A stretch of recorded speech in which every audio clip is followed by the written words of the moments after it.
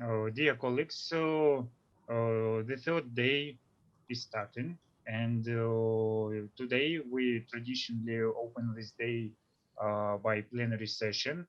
The first report goes from Professor Nazarov from Institute for Metal Superplasticity Problems, Russia. Professor Nazarov, you're welcome. Thank you, Mr. Chairman. Now I am sharing my screen. Yes, we can see. Do you see my screen? Yes, yes, My everything is okay. Okay. Hello, everybody. First of all, I would like to thank the organizers of this conference for inviting me to deliver a plenary talk at this conference. Alexander ZHILYAEV was my friend and a colleague at the Institute for Metal Superplasticity Problems. I knew him for more than 40 years. And in this presentation, I would like to tell you a few words about our studies at the university, a beginning of our work at IMSP, and then about our joint studies on the ultrasonic treatment of materials, on the problem which he was also interested very much.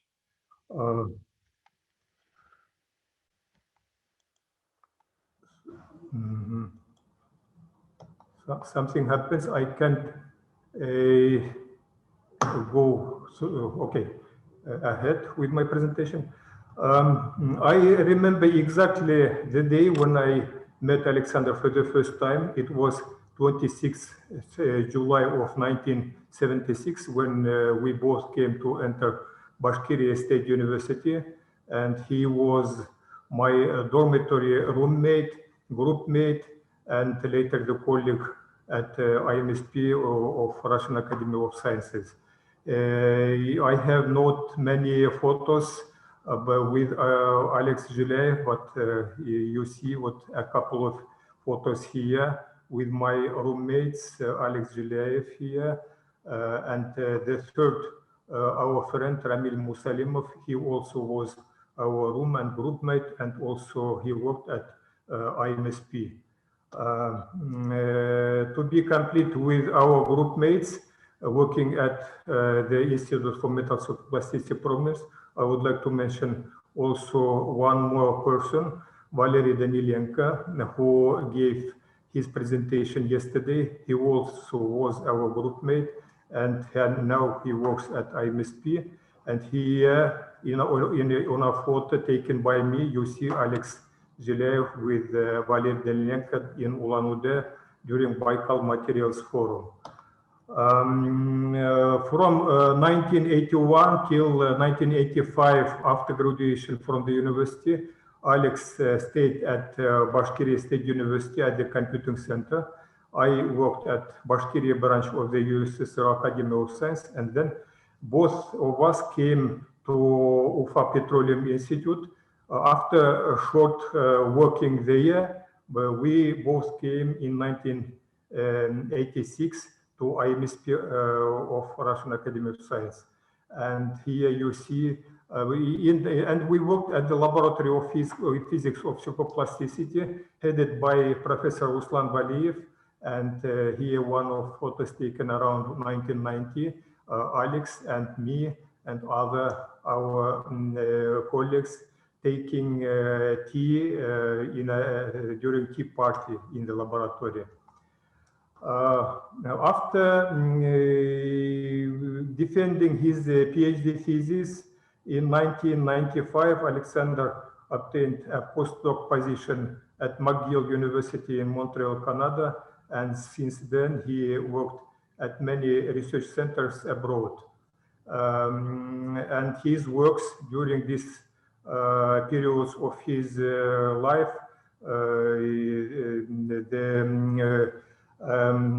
participants of this conference know very well mostly in the field of severe plastic deformation, non-structured materials. He worked very hard and became a world-known material scientist, author and co-author of many highly cited papers and books. Professor Langdon already showed some of his most important publications.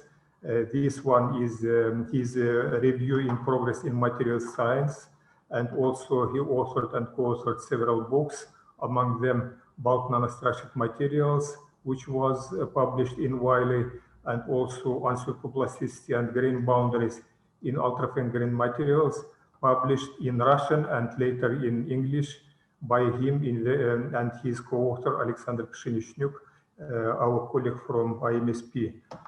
And now let me come to the scientific issues of my presentation. In 2016, Alexander as informal co-principal investigator and I as a principal investigator, we won a grant from the Russian Science Foundation for the project, which was called Study of the Processes of Ultrasonic Treatment and Welding of Ultrafine Grained Metals and Alloys for Enhancement of Mechanical Properties of Materials and Application in Additive Technologies. By the present moment, the project was accomplished successfully, and Alexander contributed it with several fruitful ideas and provided high-quality publications. First of all, I would like to tell a few words about the mechanisms by which ultrasonic waves can influence the properties, the structure and properties of materials. Any ultrasonic wave induces in material displacements and accordingly also stresses, strains and stresses. So if we consider a dislocation on its slip plane, of course this dislocation will experience oscillating shear strain from the ultrasonic wave, and this stress will produce a force on the dislocation, and the dislocation will make an oscillatory movement according to this equation. And then according to this, there may be many different effects in the crystal which are accomplished by dislocation movement. And I collected here several examples of the effects of ultrasonic treatment on the dislocation structure of materials.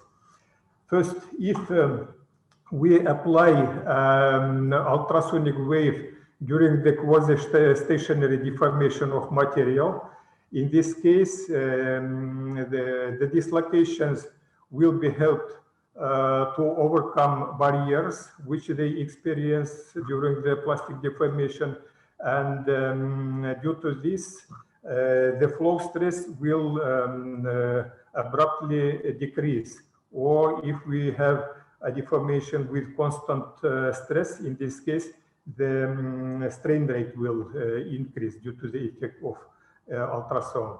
This effect is called acoustoplastic effect. Second, if there is a group of dislocations with non-compensated Burgers vector, like dislocation tripole shown here, in this case, despite the essentially symmetric change of the shear stresses acting on the dislocations, we will have a drift movement of this dislocation group in one direction. And of course, this effect will cause some structural transformations in the deformed materials. And the third effect is the refinement of loose dislocation walls, or we call it ultrasonic stimulation of polygonization. If due to the cold deformation, there is a loose dislocation wall, action of the ultrasonic wave will result in the transformation of these dislocation walls to fine plane dislocation wall, and this wall, of course, will have no long-range stress fields, and correspondingly, we will have some effect of polygonization. And finally, if the amplitude of the ultrasonic wave is high enough, this will result in the generation of dislocations by Frank-Reed sources, and there will be massive generation of dislocations during the ultrasonic treatment, and this will result in ultrasonic hardening of material. So we see that ultrasonic treatment is some kind of very versatile method of treatment of materials. And of course, it was very interesting to apply this method for the case of ultra-fine grained materials processed by severe plastic deformation. As already Professor Valiev told in his plenary talk during the first day of our conference, bulk ultra-fine grained materials which are processed by severe plastic deformation, for example, by high pressure torsion, they have a non-equilibrium structure. And the non-equilibrium character of grain boundaries in these materials are indicated, for example, by the transmission electron microscopic images of these materials. Here you see as prepared UFG aluminum alloy, and this one is after mild annealing of this material. And you see that here there is some diffuse contrast from the grain boundaries, indicating on the existence of high internal stresses. And here we have banded contrast of the grain boundaries, and this is an indication of well annealed equilibrium grain boundaries. And here you see a schematic representation of the non-equilibrium or metastable state of SPD processed UFG materials. Here, this is symbolically, this is a configuration with the lowest potential energy of the material in the configuration space, consisting of all the coordinates of all the particles, and the high energy metastable state after the severe plastic deformation. Of course, it corresponds to some state here, and in order to relax energies, we should overcome some barriers, and it's very tempting to come to this point from here by some kind of treatment. Non-equilibrium character of grain boundaries in UFG materials greatly affect the properties of materials, and there are some disadvantageous properties. For example, the ductility of these materials is much less than that of coarse-grained materials. And also here you see the dependence of the temperature of recrystallization of kappa on the energy, on latent energy of the material. And you see that when energy is low, the recrystallization temperature is more than 800 kelvins. And if we impart much energy by deformations, for example, by torsion straining, and you see the temperature of recrystallization will drastically decrease. And of course, this results in very low thermostability of microstructure of these materials. There is a method of structure relaxation in these materials. It is very known. It is mild annealing. Annealing helps to overcome some barriers and relax the energy.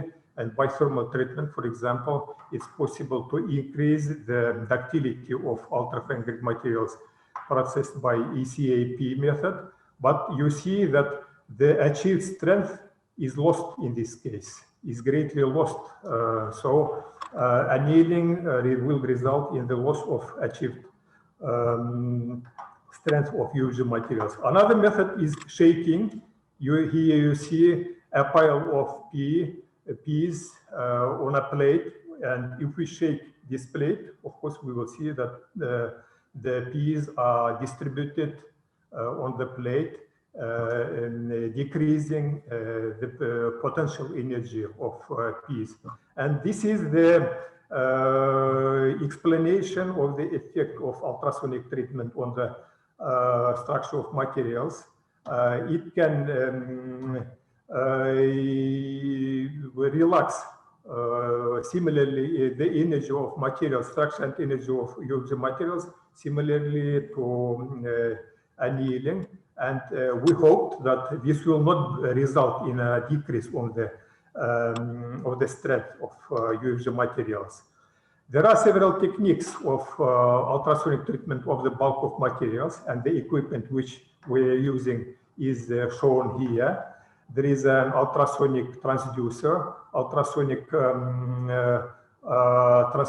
transformator here, which increases the amplitude of vibrations, and this is the main instrument which is designed to clamp inside a disc-shaped material after HPT treatment, and clamping a material disc here inside it, we can subject the material to ultrasonic treatment, and then we measure the amplitude of displacements at the end of the instrument by capacity sensor, and the amplitude in microns is indicated here by the vibrometer.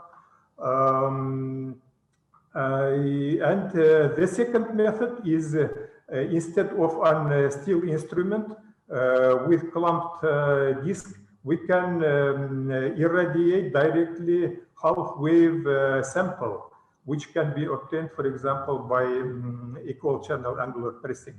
And these samples are shown schematically here. This is a bar with the length equal to half-wave of the ultrasound, and this is the disc-shaped sample inside the steel instrument, and the instrument also has the length equal to the half wave of ultrasound. And the meaning of ultrasonic treatment is to induce standing wave in these materials. And when we achieve a standing wave in the resonance regime, in this case, we will obtain the highest normal stress, oscillating stress here in the middle, and zero stress here. On contrary, the displacement will be maximum at the ends of the cylinders. And the amplitude of displacement and amplitude of stresses are related by this relationship. E is the Young modulus of the waveguide for the case of material, for example, nickel, or for the case of instrument, it is the Young modulus of steel, and lambda is the wavelength. So using this method, we can subject to ultrasonic treatment different materials. And one of the most interesting results was obtained in 2014 in this publication. We irradiated a bar of nickel, UFG nickel, which was obtained by ECAP, and we irradiated it by ultrasound with the maximum of 100 megapascal normal stresses in the middle and zero stresses at the ends, and then cut this cylinder into 42 discs, and from each of them we cut 2 samples for tensile testing. And doing this, we were able to investigate the dependence of the effect of ultrasonic treatment on the strength and ductility of material.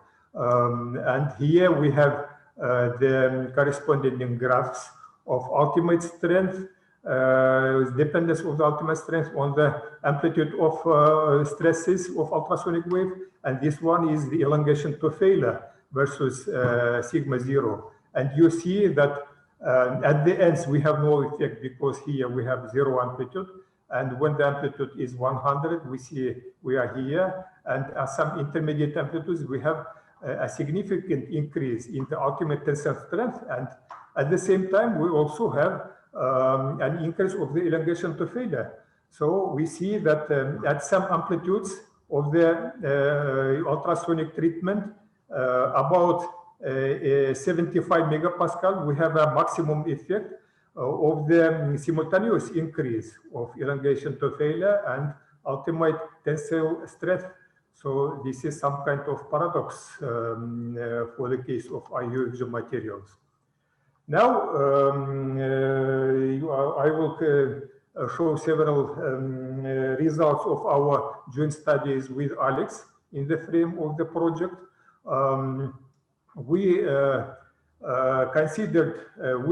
studied the effect of ultrasonic treatment with different amplitudes of stresses on the disc-shaped samples of non-structured nickel processed by high pressure torsion. And here you see electron microscopic 10 micrographs of the structures for the 6 values, for the 5 values of the stress amplitude. And from here, we see that at about 60 megapascals amplitude, we see some clearing of the grains from dislocations and relaxation of the grain boundaries to their equilibrium state. And again, we see that there is some optimal amplitude of the ultrasound, about 60 megapascals, when we achieve some relaxing effect on the structure.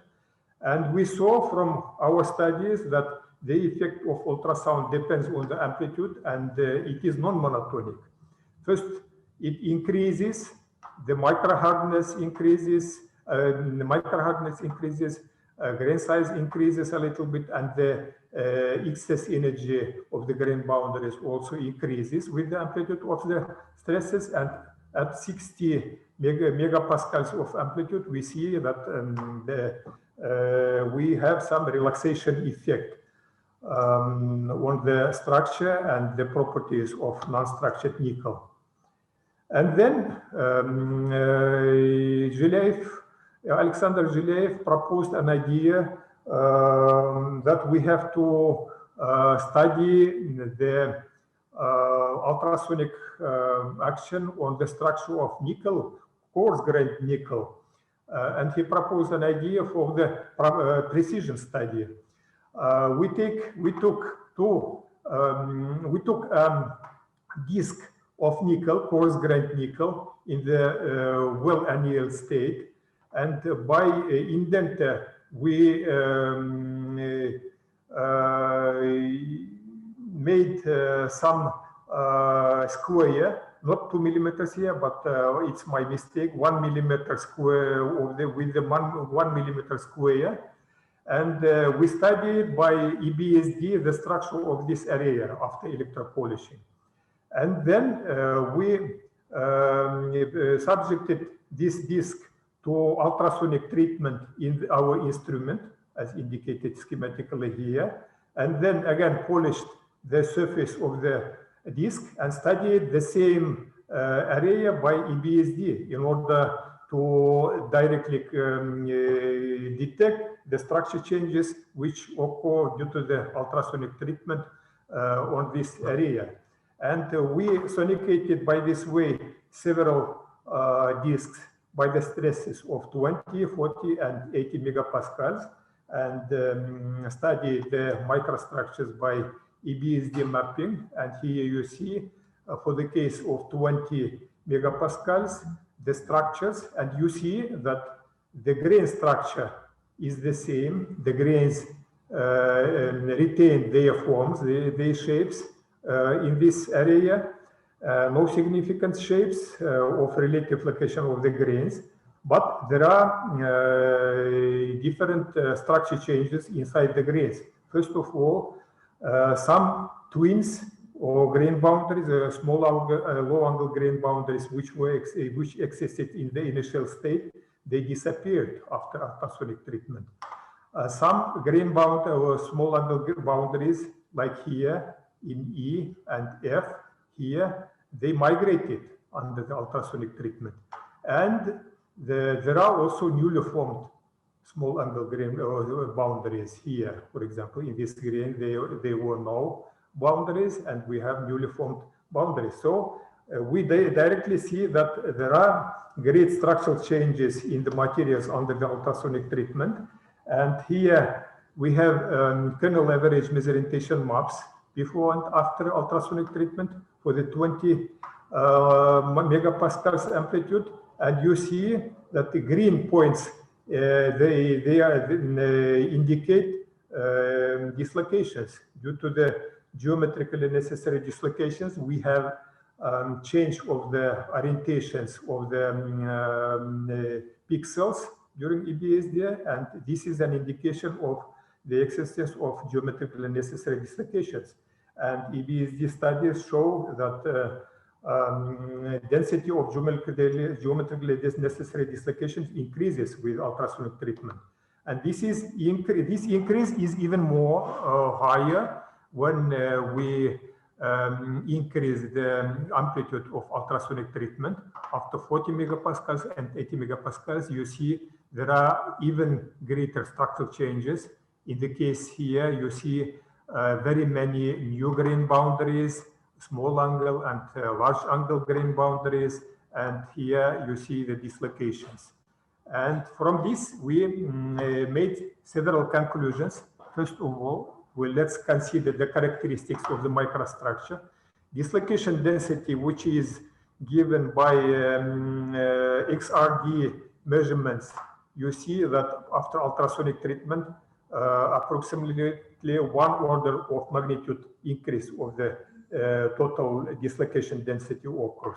Then EBSD also give the same, approximately the same increase, but we see that there is a steady increase of the density of geometrically necessary dislocations with the amplitude of ultrasound. And this is an indication that there is a formation of substructure during ultrasonic treatment. And this is also indicated very well by the fraction of low angle grain boundaries, which was very low in the initial state. After treatment with 20 and 40 megapascals, we have increase, and then it attains a maximum, again it decreases. And this means that at this stage, we have already the formation of large angle grain boundaries in the substructure formed by ultrasonic treatment.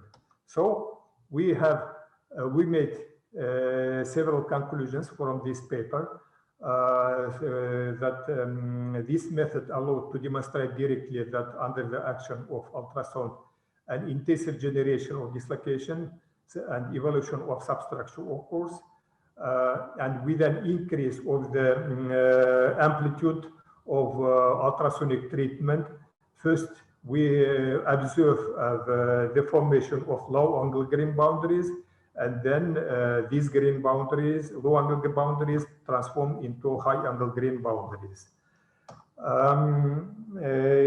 By my opinion, this idea proposed by ZHILYAEV was a beautiful idea, and shortly after the publication of these results in Material Science and Engineering A, we were contacted from Advances in Engineering, a Canadian establishment which positions themselves as the leading source of trustworthy and timely engineering research news, which ensures that the results of excellent scientific research are rapidly disseminated throughout the world in a fashion that conveys their significance for advancing scientific knowledge and developing innovative technologies for the benefit of mankind.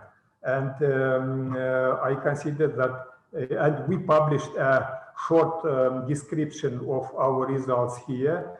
And so I consider that this result, which we obtained due to the beautiful idea of ZHILYAEV, was worthy of publishing was a kind of such news and was worth of publishing in this site.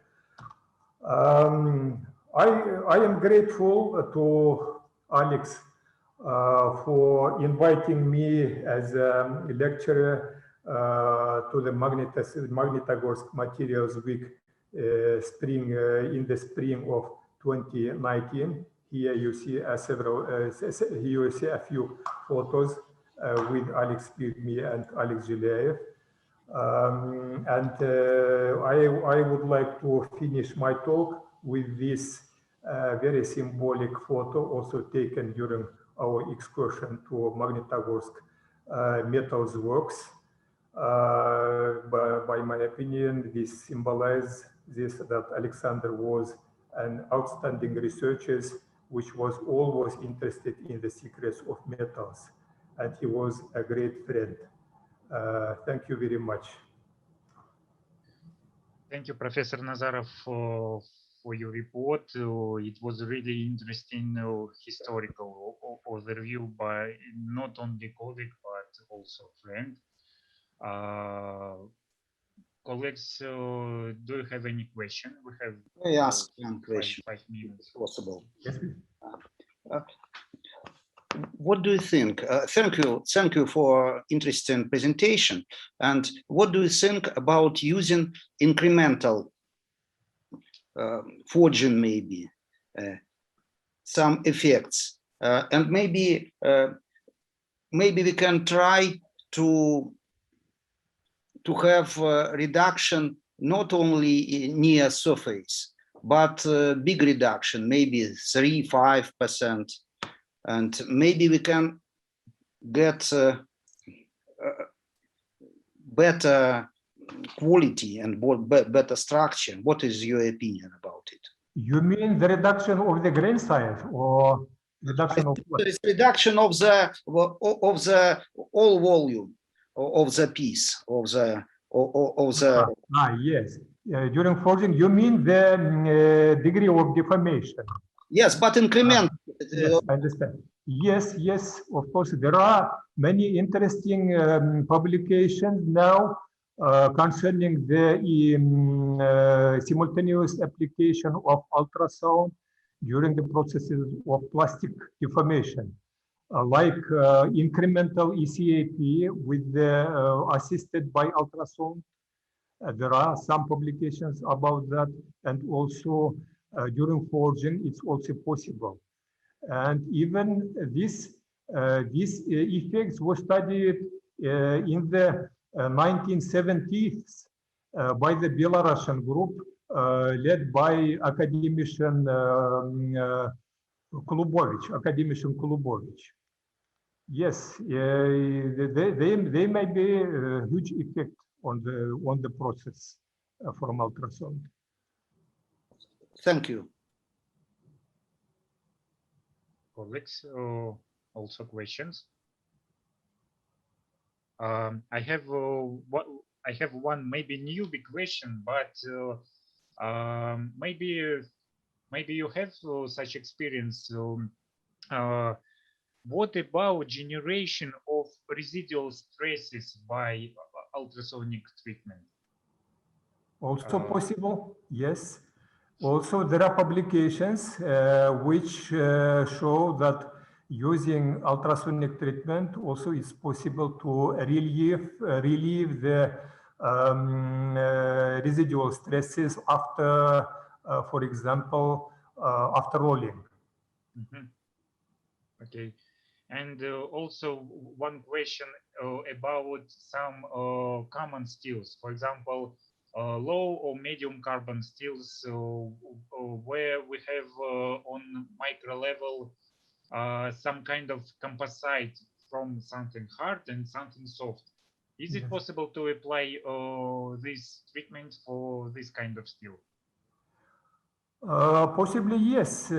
We didn't study steels yet, but we have some little experience. We are beginning some works on copper alloys with Professor Raab, and we see that we already see that there is an effect on the precipitation of particles.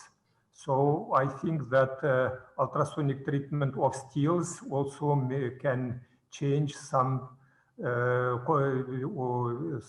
the composite structure. Okay. Okay, thank you.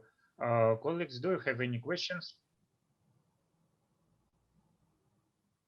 No. Thank you for your report. Next report goes from Professor Pesin. Professor Pesin, you're welcome.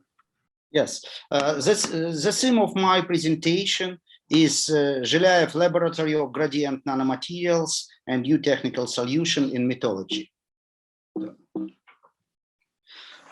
Today we'll speak about theme which you can see in content. At first, I decided to show you a short movie about Magnitogorsk and NMSTU in our university. I think it will be useful for people who.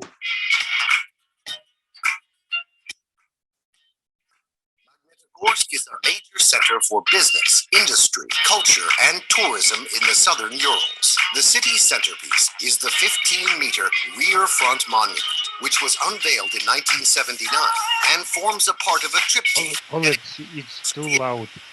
In securing victory in World War II.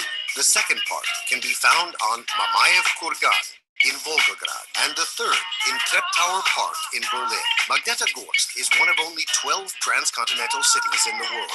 The Ural River runs through the city, dividing it into two halves, one in Europe, one in Asia. In addition, the city is famous for its arena Metallurg, home to the ice hockey team of the same name, who are multiple-time champions in Russia and Europe, and the current holders of the Gagarin Cup. The mountain ski resorts in the area surrounding Magnitogorsk are famous throughout Russia and attract more than 200,000 extreme sports enthusiasts each year. Magnitogorsk has come to be known as the steel heart of Russia. This is because the city is home to the Magnitogorsk Iron and Steel Works, the country's largest ferrous metallurgy enterprise, as well as one of the world's leading steel-making companies. The city's main higher education institution is the Nosov Magnitogorsk State Technical University, NMSTU, one of Russia's most prestigious multidisciplinary technical universities. The university boasts a developed infrastructure, impressive facilities and equipment, and high-level intellectual resources. The university is home to over 20,000 students, 2,500 teachers and staff, 100 professors and doctors of science, and 700 associate professors and candidates of science.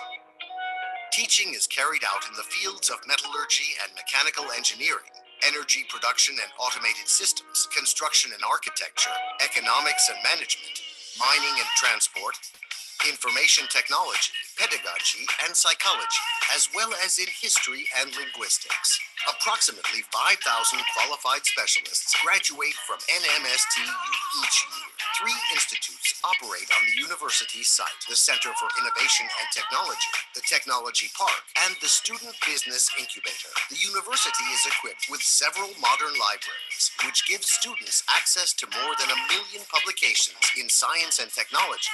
The university today collaborates in the fields of education and science with more than 60 foreign universities, foundations, and organizations from 28 countries, including France, Germany, Italy, Poland, the Czech Republic, Japan, Turkey, South Africa, India, Bulgaria, Brazil, and China. NMSTU also has an active student life with 13 art societies, 24 sports departments, 6 student associations, and more than 50 major cultural events each year. NMSTU has set up a number of convenient and pleasant spaces for the leisure and cultural pursuits of the university's students and staff, notably the University Gardens. NMSTU is the only university in the region to independently organize health resort therapy for its students and staff at the Youth Training and Wellness Center located outside the city. Great hopes and far-reaching plans lie ahead for this young and fast-growing university. Here in the very heart of the city of fire and metal, the doors of the Nosov Magnitogorsk State Technical University are always open to new colleagues and new ideas. NMSTU, your future begins here.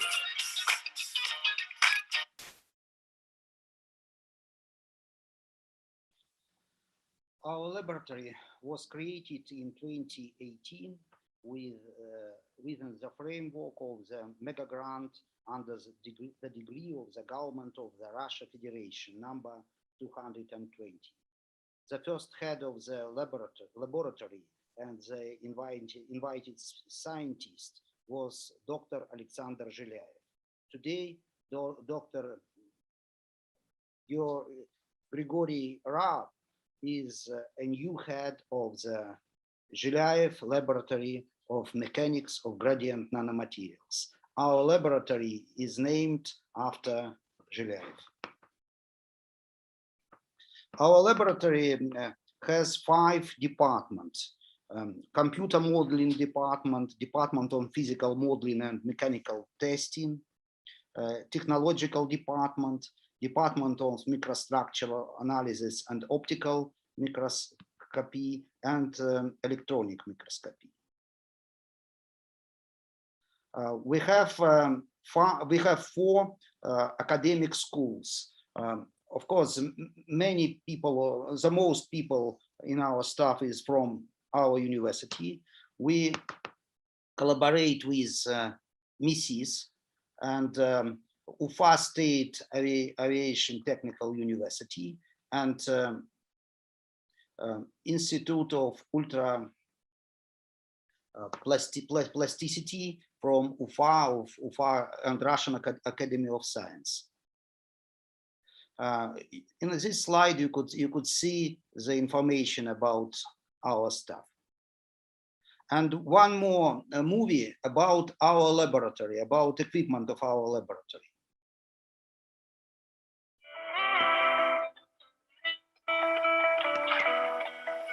Here we are at the technical office of our lab. Behind me, there is a unique asymmetric rolling mill 400. It is extremely powerful as it can roll steel sheets reaching a reduction rate of 75 to 80%. The maximum rolling force is 250 tons and the maximum power is 200 kilowatts.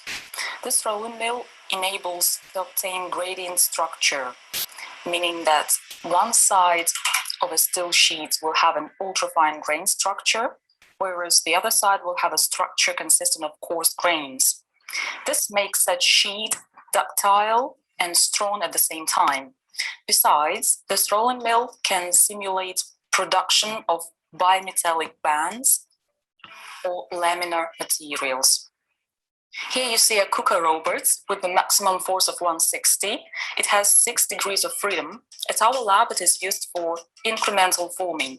Thus, we use our rolling mill to produce steel sheets, which we then deform with the help of this robotic arm.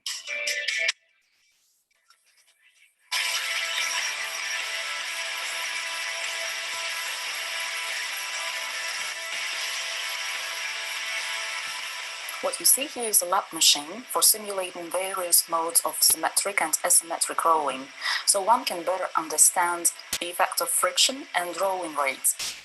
It works with flat workpieces 2 to 5 millimeters thick, made of different materials such as titanium, copper, aluminium, and steel. And now I'm going to show you how it works.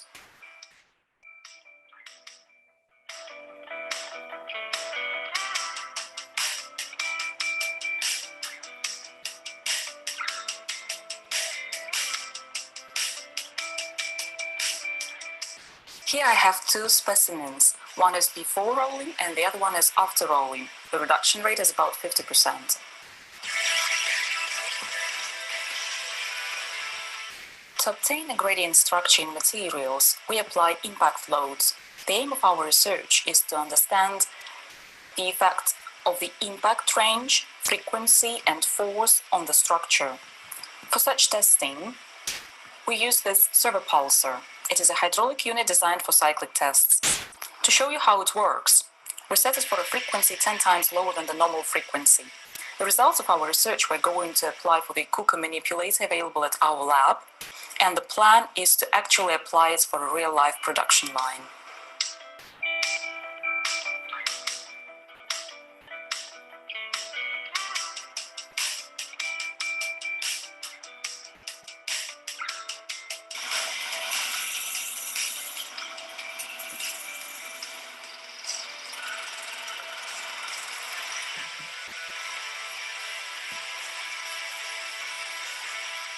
In this room, we have two tensile test machines. They are used to test specimens after they have been processed in our lab. One machine is designed for 5 kilonewtons, the other one for 30 kilonewtons. This particular unit is designed for a force of 30 kilonewtons. It is equipped with a non-contact video extensometer, a high-accuracy device that measures displacements. The measurement accuracy is up to 6 microns. The unit can perform tension, compression tests, as well as 3-point bend tests. This is a specimen after a 3-point bend test.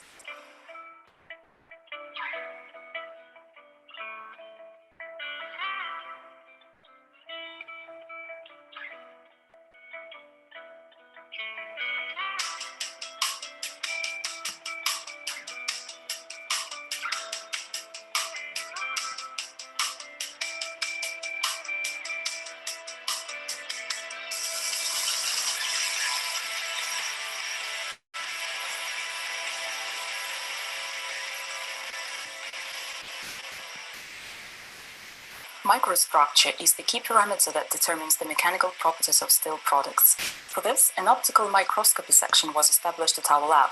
It includes a specimen preparation unit, an optical inverter microscope for processing and identification of surface microstructure Tixamet, a stereum microscope, units for duraluminum studies. Here we also have a multi-purpose device for measuring hardness, that is Vickers, Brunel, and Rockwell hardness. The main aim is to analyze the hardness of separate structural elements and areas of gradient structures. We use a micro-hardness tester and an ultra-micro-hardness tester that enables to measure the hardness of ultra-fine grained structures and nanostructured elements.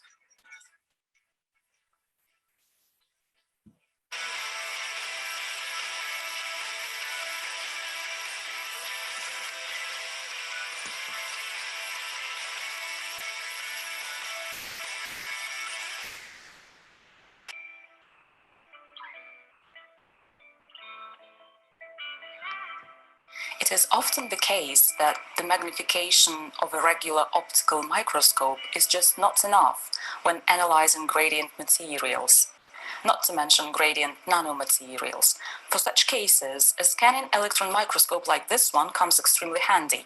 It enables a wide range of magnification from the optical range to a magnification of 100,000 times and more. Besides, this microscope can produce deep focus images which enable to thoroughly study fracture surfaces in specimens after mechanical tests. This unit has two attachments. One is for X-ray microanalysis. It enables a local chemical analysis. It can also analyze bimetallic materials, which is what we're actually studying under this project. And the other attachment is designed for EBSD analysis for crystallographic or textural characterization. We can build distribution charts or grain misorientation charts, and so on.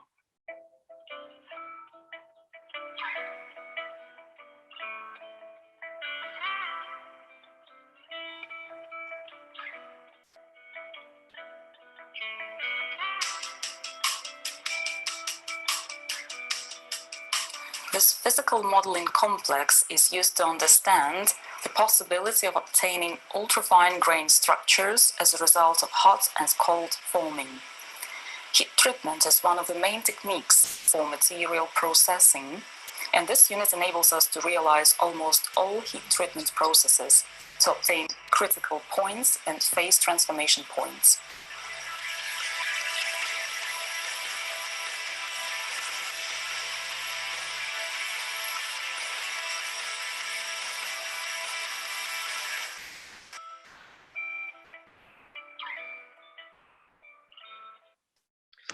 we really have unique complex of technological equipment of the laboratory. We have a real chain from the beginning of the metallurgy production.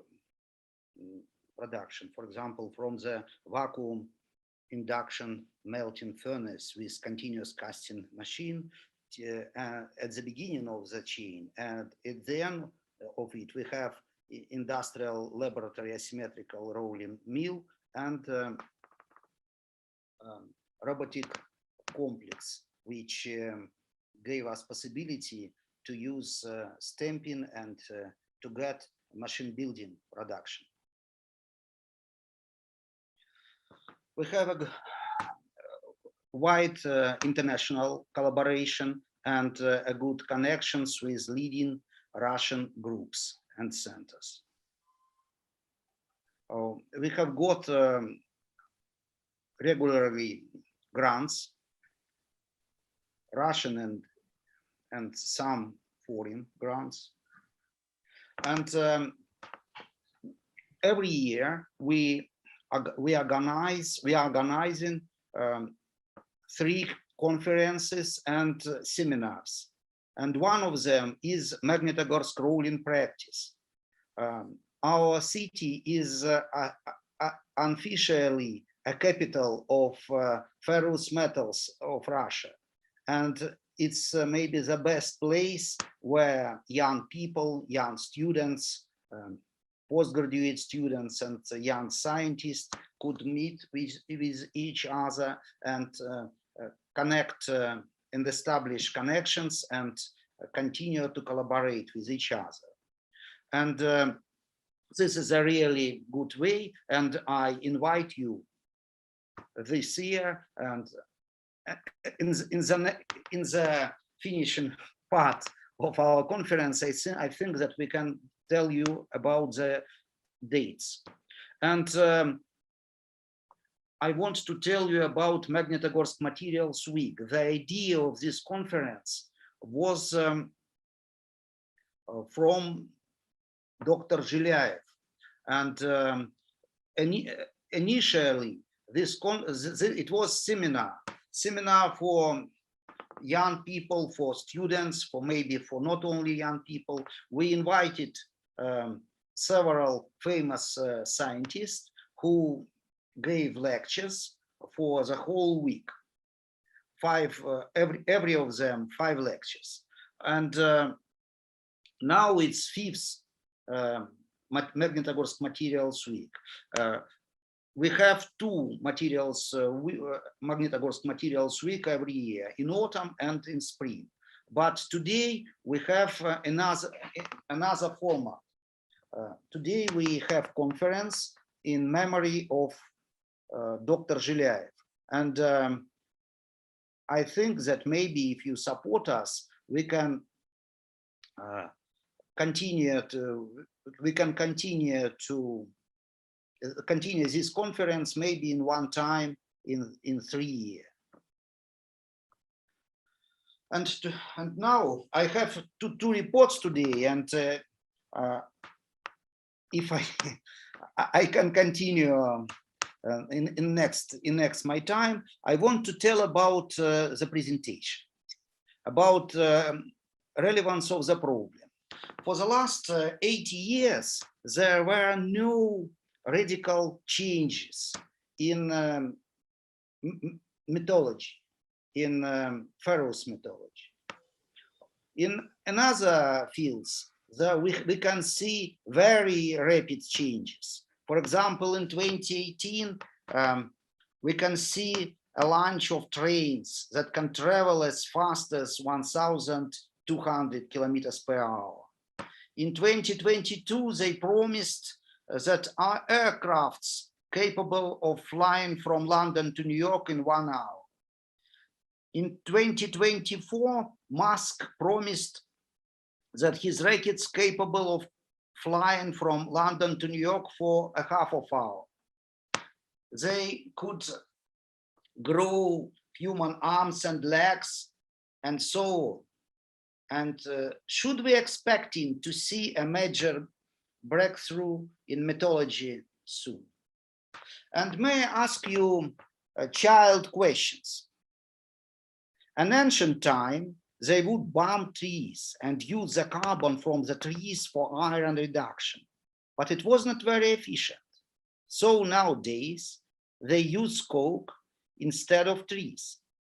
What is a child question? Does the carbon really make the best deoxidizer? Of course not. But why we use carbon? Why don't we try to and add small amounts of something better than carbon to the melt? In a conventional BOF process, scrap metal account for 23%. Today's scrap metal prices exceed about $300. Why don't we use something else to substitute a portion of scrap metal in the process? Iron and steel makers produce a lot of slag. Why don't we capitalize on the fact that it comes in liquid state? Can we extract something from slag while it is still hot? Recent years, some numerous plate mill installations around the world, especially in China, some of the plate mills have a tight production schedule, and some of them are looking for more orders. Can we use plate mills to produce machine parts, for example? Today, the scrap metal markets offer a product with 95% of ferro. Why we don't have a product with less concentration of ferro? In the shipbuilding industry, we connect with the problem of heat cracks that occur when rods are welded to steel plates. Such plates get automatically ejected. Can't we come up with a new plate profile which guarantees us from this problem? And there is a problem with adhesion between concrete and steel in reinforced concrete columns. And we can continue. And let me speak about some decisions which were getting off our laboratory. In BOF process, when compacted bundles of semi-finished product are used as solid charge before compacting gas permeable capsules and placed inside the bundles, which are filled with a special substance. And we can help save up to 20% of metal scrap. It's a very big sum only from one iron and steel works. It is proposed to use new catalysts for the production of cast iron. Before maybe last years, we can't do with the problem of the carbon, but now we can use in nanodose, for example, aluminum and so on. And we have decision how to do it. We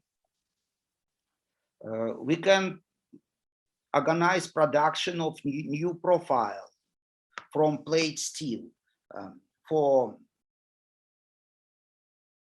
ship and bridge building and for the production of reinforced concrete. And this profile guarantee from the problems in both variants. Iron and steel makers produce a lot of slag. We can capitalize on the fact that iron and steel makers produce a lot of slags in liquid state. After mixing them in a liquid hot state and adding additional components, we will be able to produce basalt. Traditionally, in the production of basalt, 90% of cost is accounted for heating and melting of stone. And using liquid hot mixes, we have got significant savings in production of basalt and in getting utilization.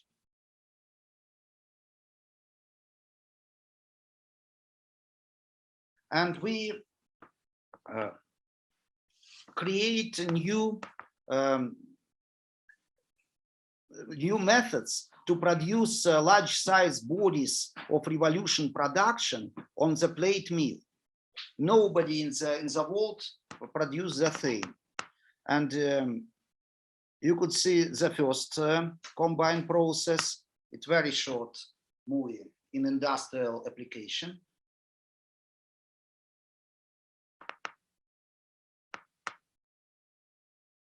And another new combined process of plate rolling and stamping. And you could see that we can produce a bottom part of the very large aggregate. And I have maybe 2 or 3 minutes. And we have some decisions in creating a technology of asymmetric rolling and asymmetric cryo rolling and asymmetric accumulative rolling. And I will speak about it in my second report, maybe more. And I don't want to speak this now in about asymmetrical. And another interesting theme is to produce bimetals, and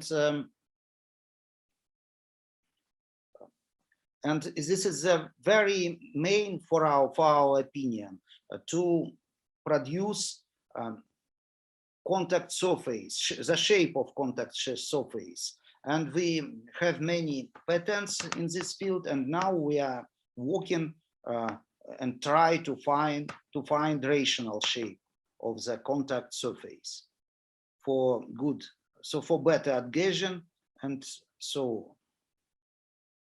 We have work in incremental rolling, drawing, and forging. We in contact with Professor Tandon and Professor Yu from India and China. Some decision. And we begin to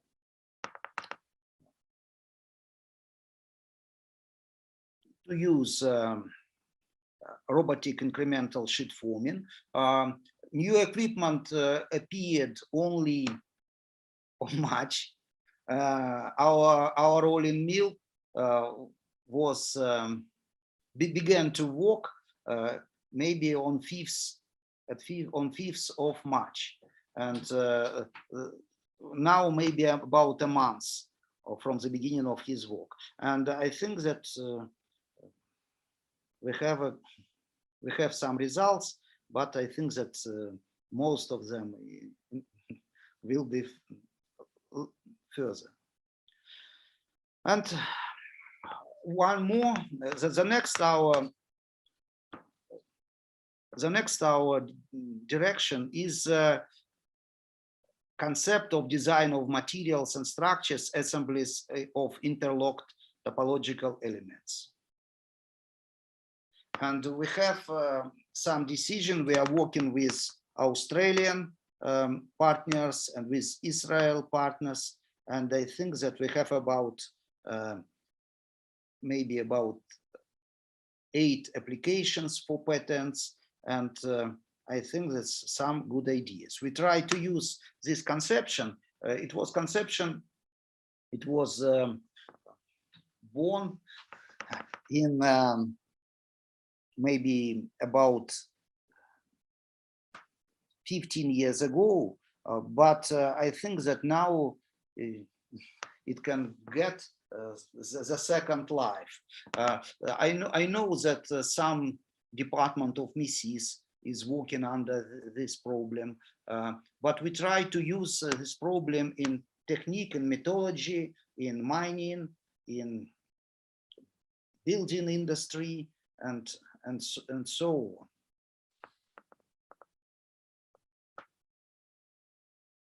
And thanks for attention, and I will continue in the next my presentation. Thank you. Thank you for your report, Professor Pesin. It's nice to see that laboratory becomes bridge between fundamental research and real industrial application.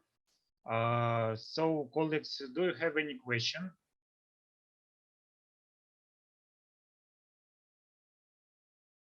So, I have one question about your role in MIL from the beginning. How is it flexible for production of wide range of products, steel sheet products?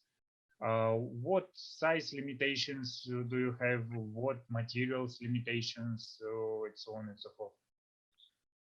I think that we can use many materials. We try to organize rolling with titanium, with aluminum, several series, with steel, with copper, and so on. And we have got about maybe from 65 till 80% of reduction for one pass. Of course, it depends on the width. It depends on the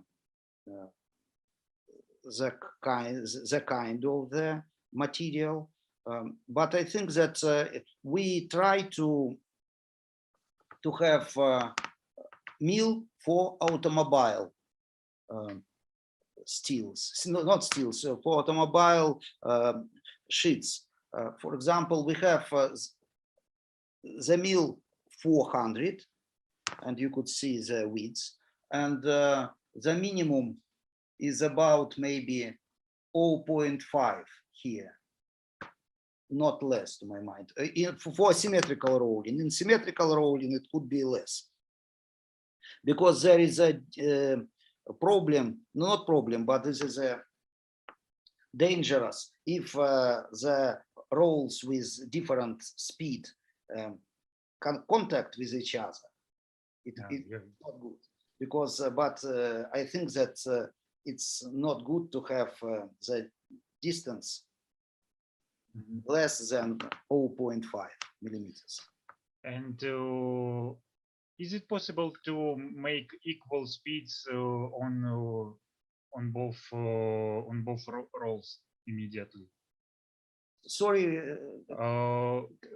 Can you provide equal speeds on both rolls? Yes, of course. We have it possible to. We have called symmetrical rolling, warm rolling, asymmetrical variants of rolling, cryo, and so on. Bonding. And one more question, maybe do you have, or maybe do you plan to have some specific roles for example, rod production?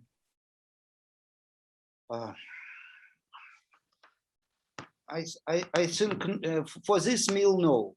I think it's not good idea to mix them. I think that we will have equipment for heating of the rolls to produce materials which is needed short diapason for in temperature, because it's dangerous for cracks and so on. Okay, colleagues, do you have any questions? No, I have one more presentation today, and I will speak about asymmetrical rolling maybe wider. Okay. Colleagues, do you have any questions? We have a few minutes. No. Thank you. So, thank you for your report. We should go to the section with reports. Professor Son, you're welcome. You can test your presentation. Thank you very much. Ladies and gentlemen, my name is Song Lingling. I'm professor with student come from Central South University, China. It's my great honor to attend this meeting. My presentation title is Microstructure and Mechanical Properties of Accumulative Rule Bonding AA1050, A5052 multi-layer composite sheet. The main content includes 4 parts: background, experiment, results and discussion, and conclusions. First, I want to introduce some background. With the continuous improvement of the requirements of modern production and the comprehensive performance of materials, in many fields, a single material has been difficult to meet the requirements of use. In the past 20 or 30 years, composites have been developed widely concerned by researchers. All kinds of composites and their preparation methods have been developed rapidly. One of the most important branches is laminated metal composites. A typical laminated metal composite was found to be the Achilles shard of 800 BC, consisting of 2 layers of bronze, 2 layers of tin, and 1 layer of gold. In addition, many ancient salts also use the principle of laminated metal composites, such as the corrugated salt of Middle Ages, the famous Damascus salt, Tang salt, Japanese samurai salt, and so on. Historically, laminated metal composites have been produced for 2 reasons. One is to improve the overall mechanical properties of the parts. The other is to reduce economic costs by overlaying the precious metal with cheaper metal materials. Modern research on laminated metal composites reported in literature began in the 1960s, when the United States took the lead in putting forward the production process of surface treatment called rebonding, annealing strengthening, which started the research boom of laminated metal composites. However, for a long time, the high manufacturing cost has limited the industrial application of laminated metal composites. The practical engineering application of laminated metal composites began in the former Soviet Union, when the Moscow Institute of Steel and Alloys proposed a unique radial shear spiral rolling technique for the formation of steel and steel laminated metal composites, which is widely used in large pipelines and large pressure vessels. In 1999, SIDO put forward a more economic and effective method, a cumulative rebonding process, to manufacture laminated metal composites on the basis of cold rebonding, so that laminated metal composites really went out of the laboratory and began to be applied in a wide range. Laminated metal composites have been widely used in power, chemical, metallurgy, automotive, aerospace, and so many other fields. In the 21st century, the study of laminated metal composites, preparation technologies, material system more prosperous. The following are 3 commonly used preparation methods, including explosive compound method, depositional compound method, and the rolling compound method. Rolling technology is through the pressure of the roll to make different metal plastic deformation and welding together, which is the most widely used to produce laminated metal composites. In the following, I will introduce a few examples about the preparation of laminated metal composites using accumulative rebonding. Evgeniy found that the resistance of aluminum and titanium composites fabricated by accumulative rebounding significantly improved with the increase of the number of cycles. Madivin reported that the copper layer began to lag in the fourth pass when ultimate tensile strength reached its maximum value. John discussed the effect of annealing after rolling on the thickness of diffusion layer of titanium and nickel composite sheet, and found that heating could not only increase the thickness of diffusion layer, but also change the diffusion mode. Moore studied the effect of annealing on the microstructure and mechanical properties of accumulative rebounding processed composite sheet. He compared the mechanical properties of the rolled and aged composite sheets and concluded that the composite sheet obtained the best mechanical properties under the natural aging condition. Although the accumulative rebounding process can be easily performed with conventional rolling equipment, less restrictions on the material and has the ability of mass production sheet and can refine the grain size. But with the increase of strain, the rate of grain refinement becomes more and more inefficient, while coil rolling by decreasing deformation temperature can reduce the grain size of the limit. By the combination of accumulative rebounding and coil rolling processes, the laminated metal composites with excellent mechanical properties can be produced. The experimental method of this study is divided into 4 parts. The first is to recrystallization annealing of starting materials. The second is using accumulative rebounding to pass 2 groups of the multilayer composite sheets. Rolling passes are 3 and 5 respectively. Then 2 passes of coil rolling is carried out for the 3 passes of accumulative rebounding process the multilayer composite sheet. The reduction of per pass is 50%. Finally, the mechanical properties and the microstructure of the composite sheet are tested and characterized. The following is the analysis and discussion of the results. The figure shows the tensile properties of the composite sheet in different rolling states. In the first 3 accumulative rebounding passes, the ultimate tensile strength increases with the increase of the number of passes. And by comparing the tensile properties of the 2 rolling schemes, the ultimate tensile strength is significantly improved after coil rolling, while it begins to decrease from the 4th accumulative rebounding pass, see figure B. It can be concerned that the fracture of the hard layer is a dominant factor for the decrease of ultimate tensile strength. There is almost no difference in the variation trend of elongation.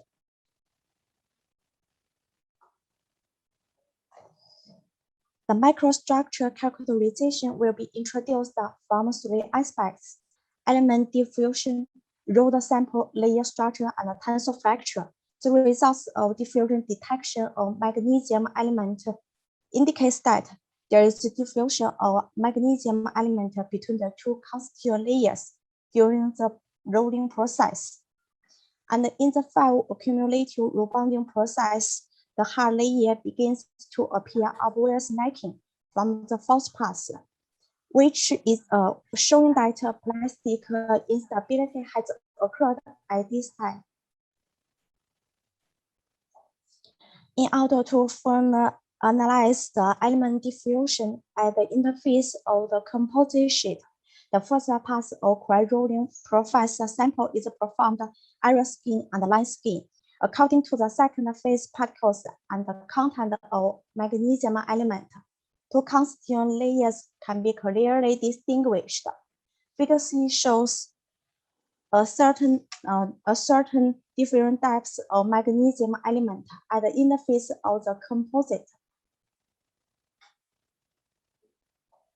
It can be seen from the layer structure that the thickness of the layer decreases with the increase of the applied strain. No cracks and micro walls occur at the interface. and the two layers are well bonded. In the first three accumulative rebounding passes, the two constituent layers can maintain uniform co-deformation, and the hard layer remains straight and continuous. However, the thickness of the hard layer changes irregularly along the length direction after the fourth pass. In other words, the hard layer occurs necking at various locations. After the fifth pass, the hard layer begins to fracture along the necking and forms lenticular fragments. In contrast, cry rolling can delay the onset of necking and fracture. The tensile fracture analysis shows that the interface bonding is weak at the initial stage of accumulative rebounding, and obvious delamination can be observed after the tensile fracture. In these weak bonding positions, the initial and propagation of microcracks will occur, which will lead to the fracture of the sample.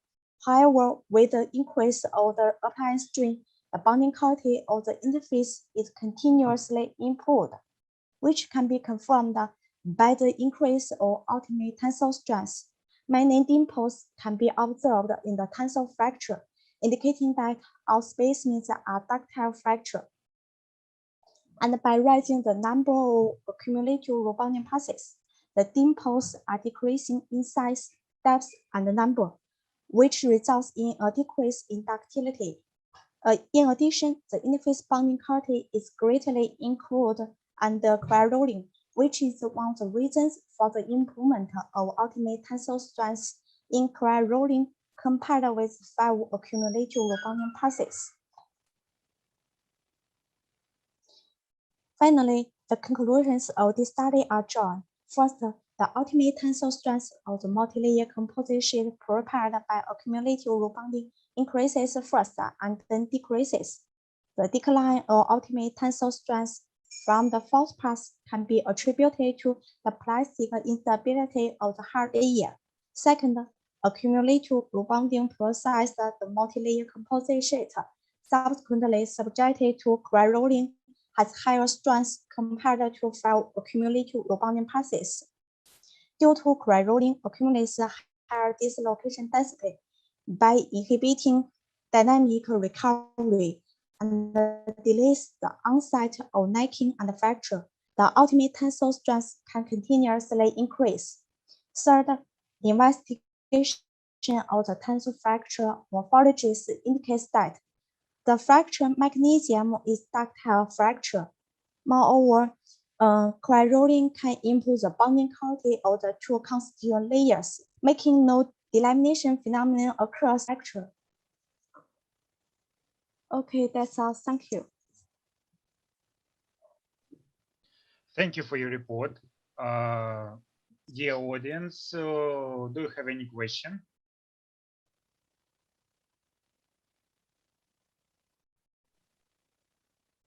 Professor Pesin. One second. Yes, in cry rolling process, of course, you have limitation in temperature, because if you have a very big reduction in one pass, the sample the temperature of sample begins to increase, and it's not good for cry rolling. But what is the limit of reduction? Have you, for example, 1%, maybe more? How, in one pass, what is the limitation of the reduction in cry rolling process, for your opinion?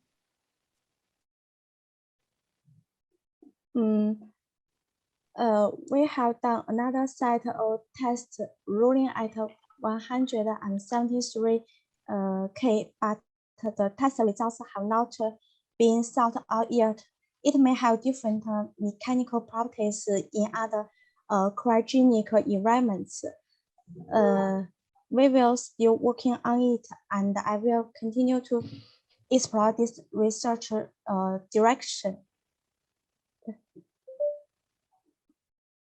Okay, because I ask you, because it's a problem, one problem, because you want to have all time the temperature as less as better. And but when you have rolling, there is a deformation, and after during the deformation, the temperature begin to increase, and of course you have to increase productivity. You have to have as more as possible reduction in one pass, but for the goal to decrease temperature, you have to decrease reduction, and it should be some optimal reduction in one pass. Maybe. Sorry. The deformation in cryogenic environment is 50%. So it's summary deformation. It's summer deformation. One pass. What is the reduction? Reductions. Summer deformation is 75% in cryogenic rolling. But for one pass.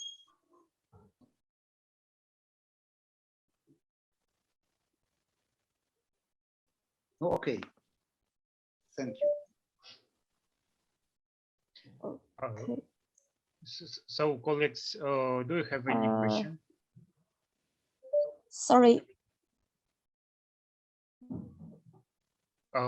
We have two questions in chat. Professor Song, could you check? Have you measured the thickness of the transition diffusion layer?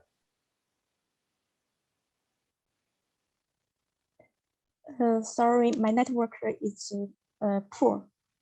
It's weak. My network okay, but could you check questions in chat? Questions in chat. There are questions from Belyakova, Olesya. Two questions in chat. Two questions.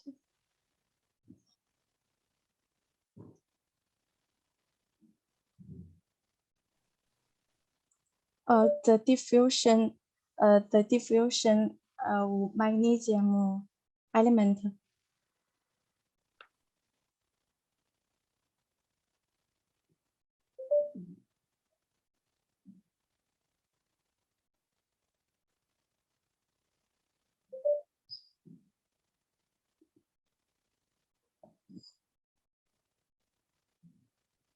This magnesium element diffusion depths before rolling, I have before accumulative rebounding, I have surface treatment like brushing.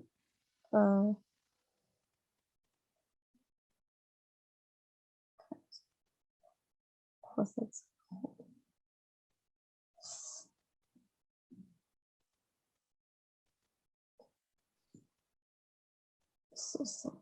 The diffusion depth is about 5.79 and 5.85.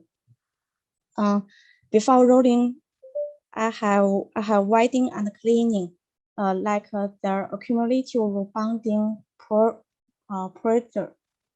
pressures. And okay, thank you. So and more questions, colleagues? No. Thank you for your report. Thank you. Thank you for your attention. And the next report goes from Arseniy Raab, Russia. Good afternoon, dear colleagues. I am pleased to welcome you and would like to present a report on methods for obtaining gradient structure and properties in bulk materials with possible practical application of gradient materials in industry.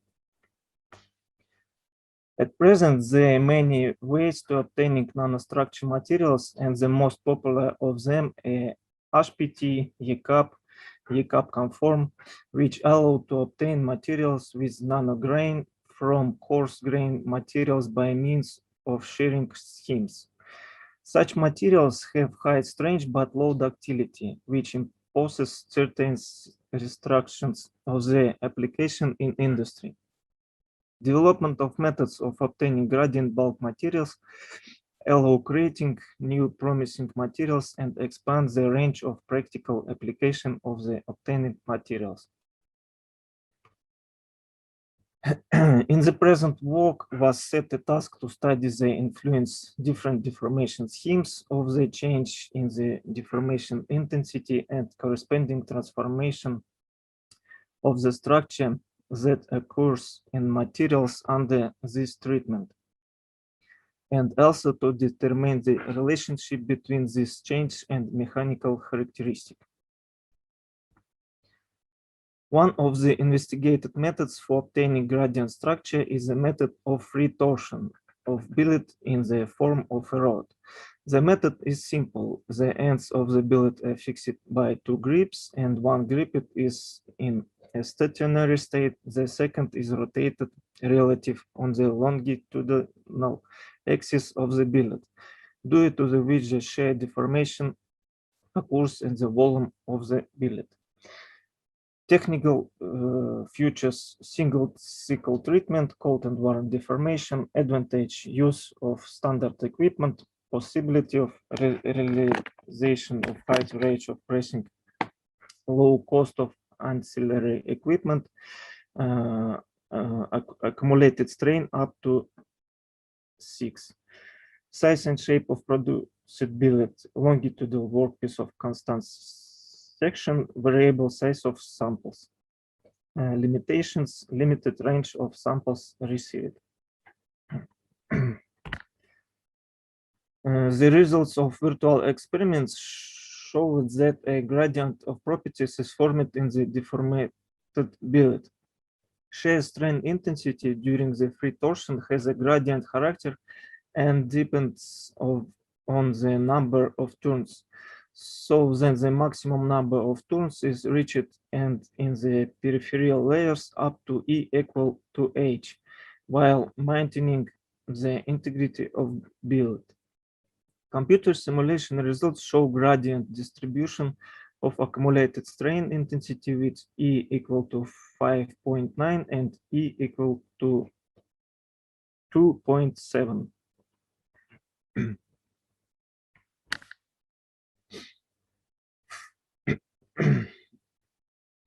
Free torsion of cylindrical workpiece in the longitudinal and cross section leads to formation a gradient type microstructure towards the peripheral regions in the workpiece with grain size ranging from 50 micrometer in the center to 1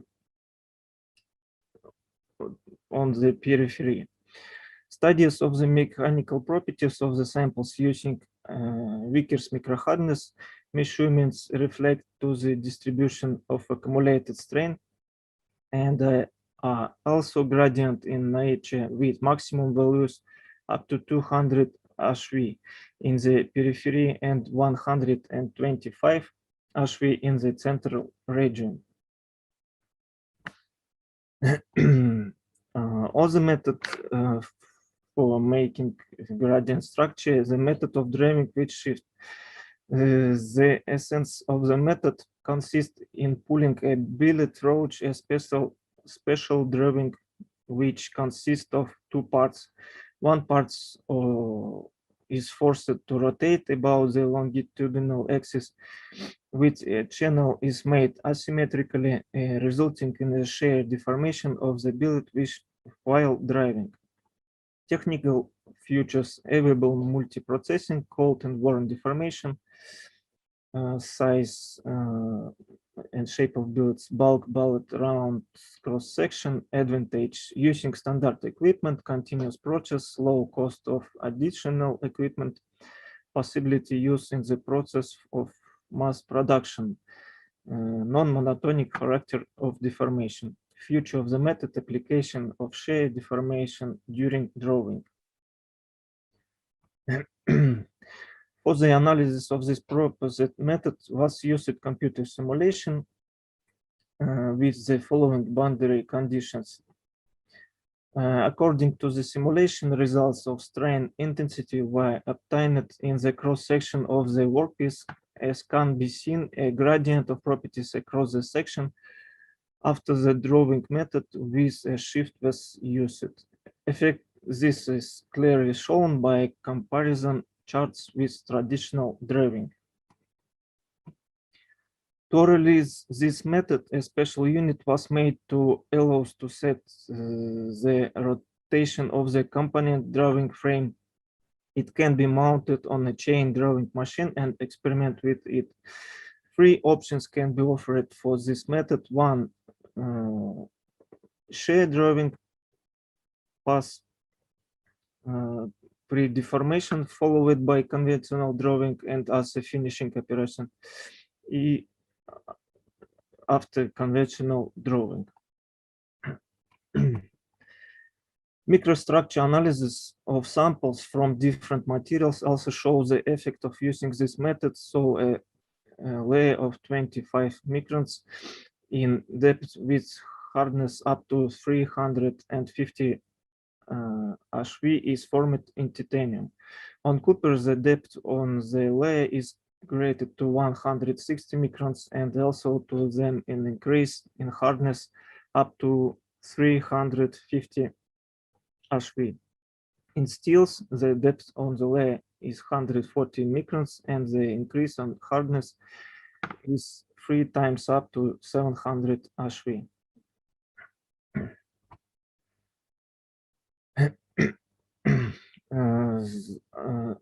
Analysis of the method revealed limitations. This is deformation heating and the need to select speed parameters during deformation. However, the proposed methods allows the formation of a gradient structure which is PD on the surface and with a large grain on the core of the sample. The possible application of the resulting wire rope, special wire contact wires. Another method to severe plastic deformation allows to obtain materials with a gradient structure, a rolling method with twisting of the rod. The scheme of the method is presented on a slide. The device includes 2 rolling rolls and a twisting unit. Technical features: single cycle treatment, combined processed cold and warm deformation. Advantage: use a standard equipment, continuous of the process, possibility of the realization of high rates of processing, low cost of ancillary equipment. Size and shape of produced billet: longitudinal workpiece of constant section, variable diametric size. Limitations: limited range of sample received. For the virtual analysis of this method of use the following boundary condition. According to the results of the simulations, graphs and patterns of the distribution in the strain intensity of the bar cross-section were obtained, from which it is clear that a gradient of properties is observed in the cross-section for different twisting angles. The results of computer modeling show that the twisting angles of the workpiece affect the accumulation of strain intensity in the surface layer of the workpiece, and the difference with the central region is 2.5 times. The result of a physical experiment also showed that a rod was formed in the form of reinforcement and an increase in micro-hardness over the cross-section was observed. Thus, the stretch characteristic of the sample increased by 30% compared to the initial state. Possible areas of application: producing rods with high stretch hardness surface for reinforcement, twisted reinforcement of constant cross-section for concrete products with increased stretch. Explicit result: increase the wear resistance of service life. Another method for producing long bars with a gradient of properties is called rotary active alternating bending. A schematic diagram of the methods is presented on a slide. The device consists of rollers through which the workpiece is pulled and bent. Also presented various options for using this method.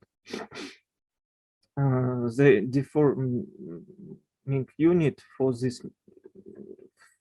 realize this method can also be quickly mounted on a chain drawing machine.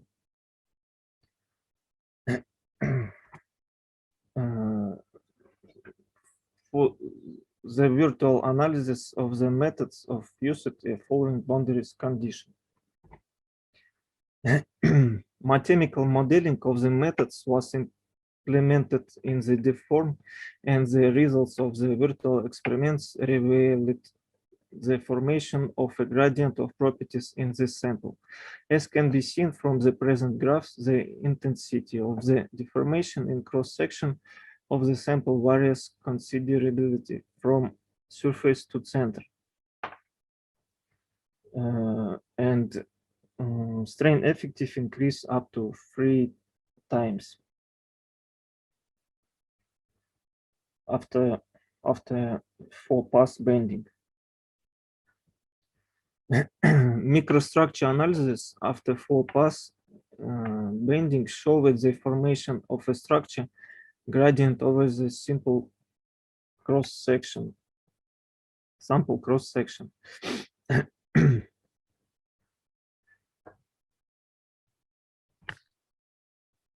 The study of the sample after the physical experiment, it showed that there is a gradient of properties over the cross-section of the sample, which an increase in micro-hardness on diameter. And on present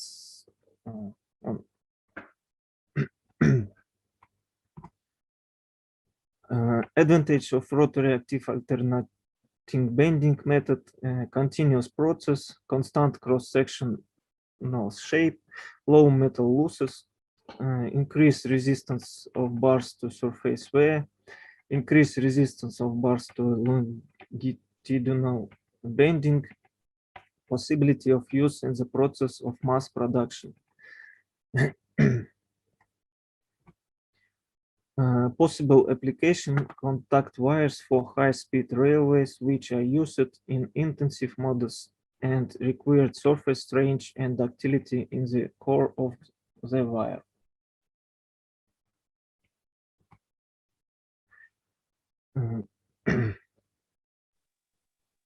The studies showed that the SPD methods can provide the formation of a gradient type of structure in lengthy workpiece with an increased level of strength in the peripheral layers of the cross-section. Future of the studied methods: gradient properties over the cross-section of samples, intensification of hardening, and the formation of high hardness of the surface layers, reducing the unit load on the tool, hardening on the peripheral surface on deformable samples without restriction, and the formation of internal defects. Thank you for attention. Thank you, Arseniy, for your report. Colleagues, do you have questions? Piotr, we don't hear you. may I ask a question? Now it's okay? Yes, yes. Arseniy, thank you for a nice presentation. You show like a lot of mechanical modeling in your presentation. In what framework you did your modeling? It was finite element method. Yes, deformate the finite element methods and how many elements did you use on average? For your... different process used different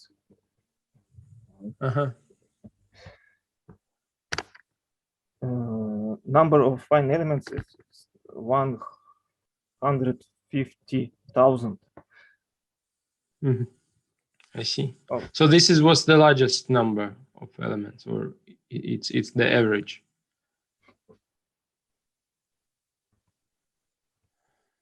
Oh, this slide is show the conditions and assumptions simulation. And the mechanical modeling give you the stresses during the processes that you obtain. So it doesn't give you the grain structure.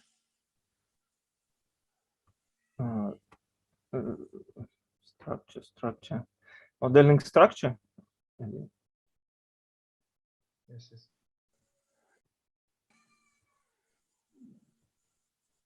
Ну, я имею в виду, что структуру механическое моделирование не давало, да? No.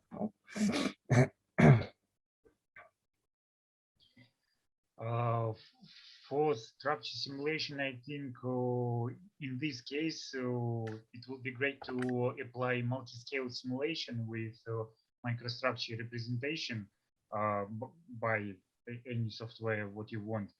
I have one question about slide number 7. Yes. In this process, we have a rather long contact zone between two tools and one billet. What lubricant do you use for such process?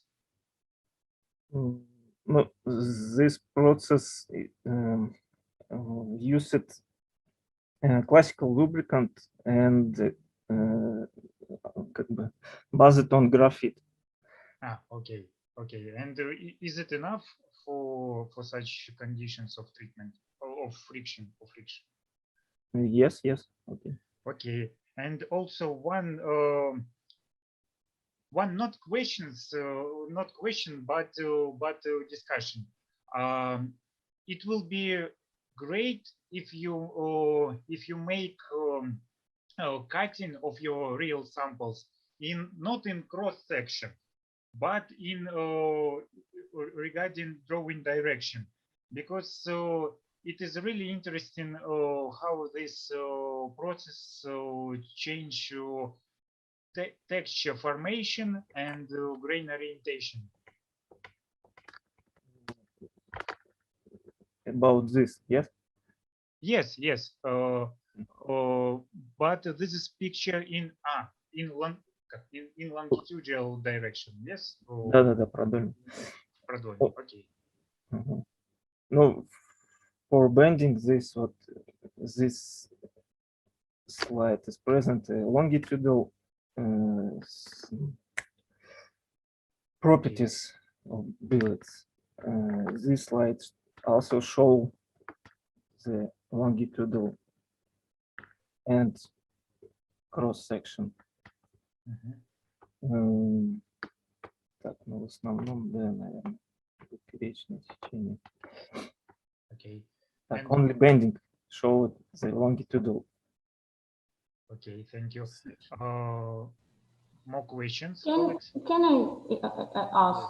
It's not a question, it's something like to think in loud. About drawing with share, if I'm not mistaken, just a second. In Poland once I saw drawing with some kind of share, I mean, but not, but they didn't rotate the sample.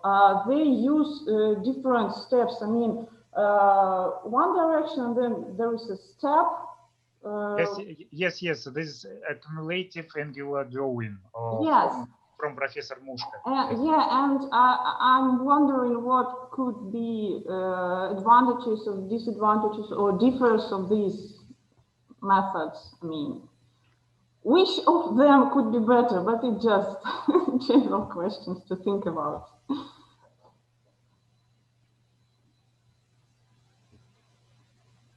In general, this process from our Polish friends uses a rather difficult scheme of rotation with rotation of die, rotation of between dies, and so on and so forth. And I'm not quite sure about the results because it is too difficult for even for medium carbon steel. They use it on titanium. I mean, they showed the results on titanium in Poland. So maybe due to unpleasant conditions for regular steels. Who knows? So, Professor Pesin, do you have a question? I have a question. Arseniy, what is the problems you can you see in using your process? It's interesting. Thank you for presentation. It's real interesting. But what is the problem? What is the limitation, maybe constraints in using them? One of the problem is money. But if you have money, no, this methods needs big продолжение работы. Continue work, yes, and investigation, and what? Success. I hope you success and really interesting. Thank you. So thank you, Arseniy. We should go to the next report from Evgeniy Panin, our guest from Kazakhstan, Karaganda Industrial University. Well, let me present the work titled Mechanism and Patterns of Chromium Steels Wear with Surface Hardening under the Action of Pulsating Contact Stresses. The plan of the report, it's introduction, purpose of the work, materials and methods, results and discussion, and conclusion in the end.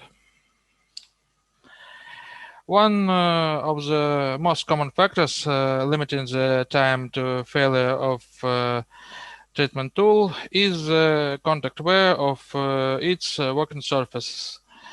The intensity of pitting formation is determined by the level of tangential stress occurring in the sublayer, which cause micro deformation at the depth of 0.2 till 0.4 millimeters from the surface. The evolution of the surface layer structure includes the stage of formation of intercrystalline defects and their growth.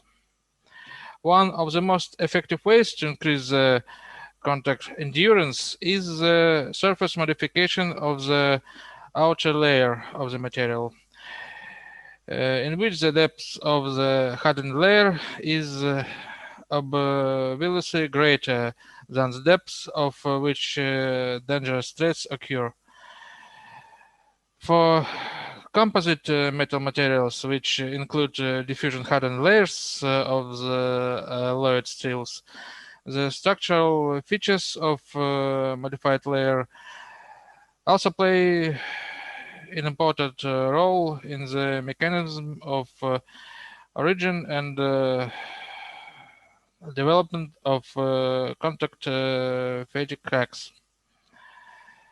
Numerous experiments of the assessment of contact endurance, as well as their design verification, usually focused on the projection criterion for determining the limited state of damage and adapt to gears with an involute profile.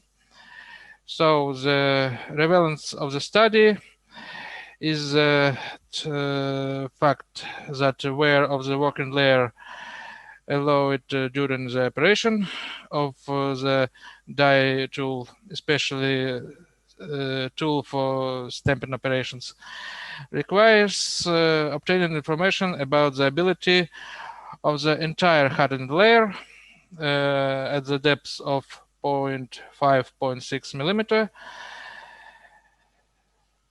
So the aim of the work is investigation of influence of contact wear of the surface layers of stamping steel formed at the preliminary stages of modification with subsequent quenching and tempering under the action of pulsating contact stress. The experimental evaluation of contact wear was carried out on the original equipment for testing materials for contact fatigue and wear. The construction of this stand is defended by Belarusian patent, and the main principle of this device is that in the left disc you can see increased image of this block. 4 workpieces installed at the outer layer of discs. Here below there are tray with a lubricant, and contact stress is formed by right disc named loading unit. Here we have a stiffness spring that provide the linear speed of wall construction with the speed of 35 millimeters per second. Here you can see the main information about material workpiece, material of counterbody. Its counterbody is the right disc in this device. The value of wear is estimated by direct measurement of wear crater that formed under loading by a DL indicator with an accuracy of 0.01 millimeter. The surface layer was modified by nitriding and nitrocarburizing. Thermochemical treatments mode were next. First,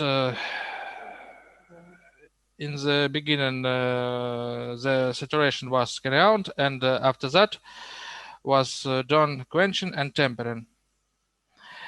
In the second mode,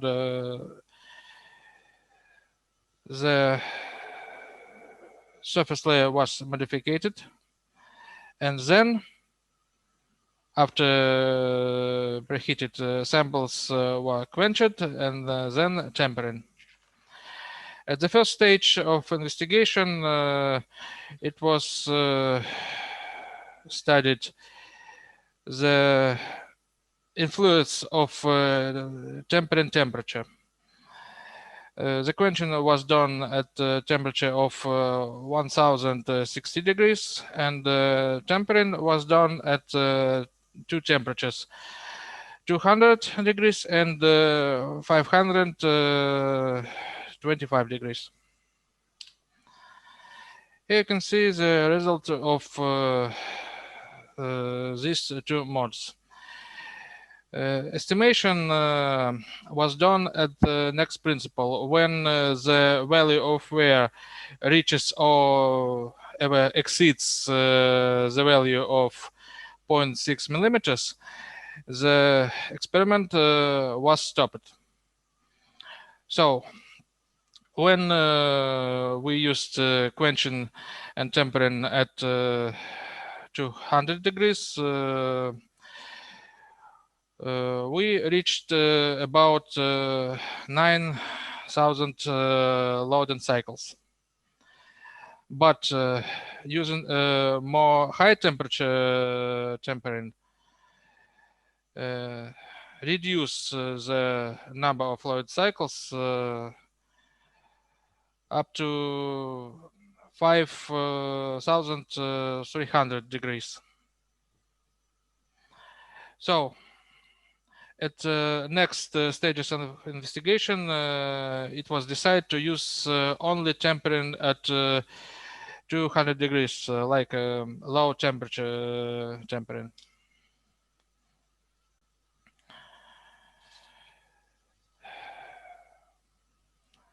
Next stage of investigation for both batches of samples, it was also two different modes of saturation and thermomechanical treatment. As both nitriding and nitrocarburizing, in the first mode, first operation was saturation and then quenching and tempering, and at the second treatment mode, first was quenching and tempering and then both type of saturation. As a result, it was indicated that using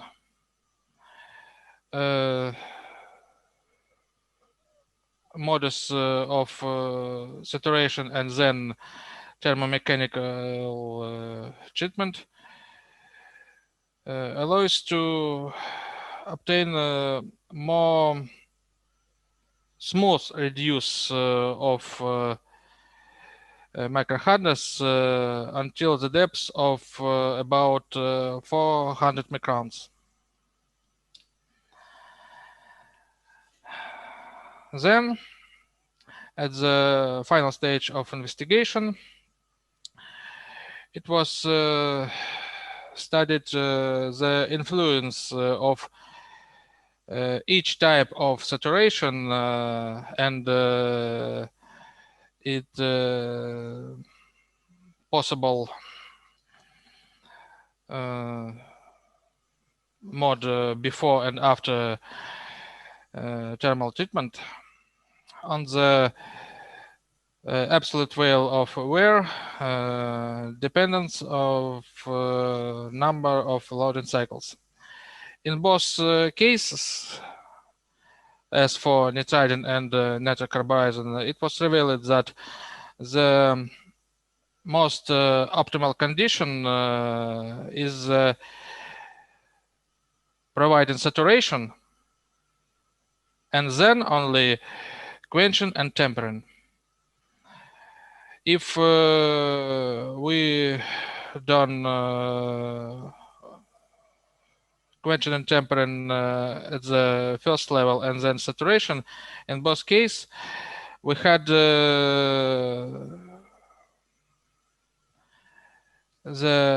wear value exceeds the critical value 0.06,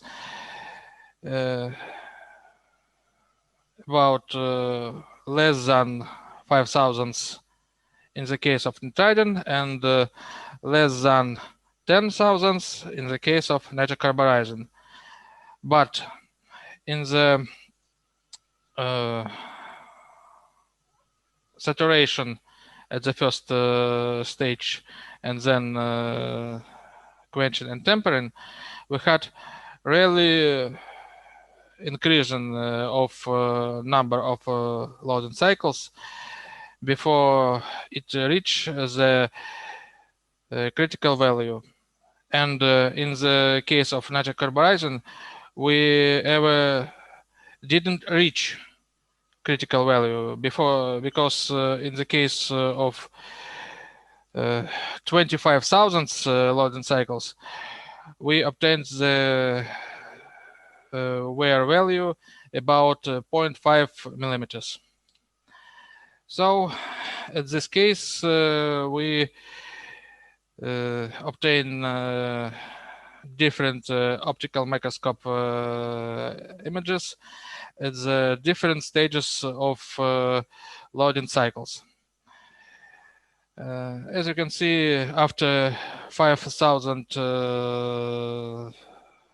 loading cycles, there is no microcracks. After 10,000, we have only initiation of microcracks, and after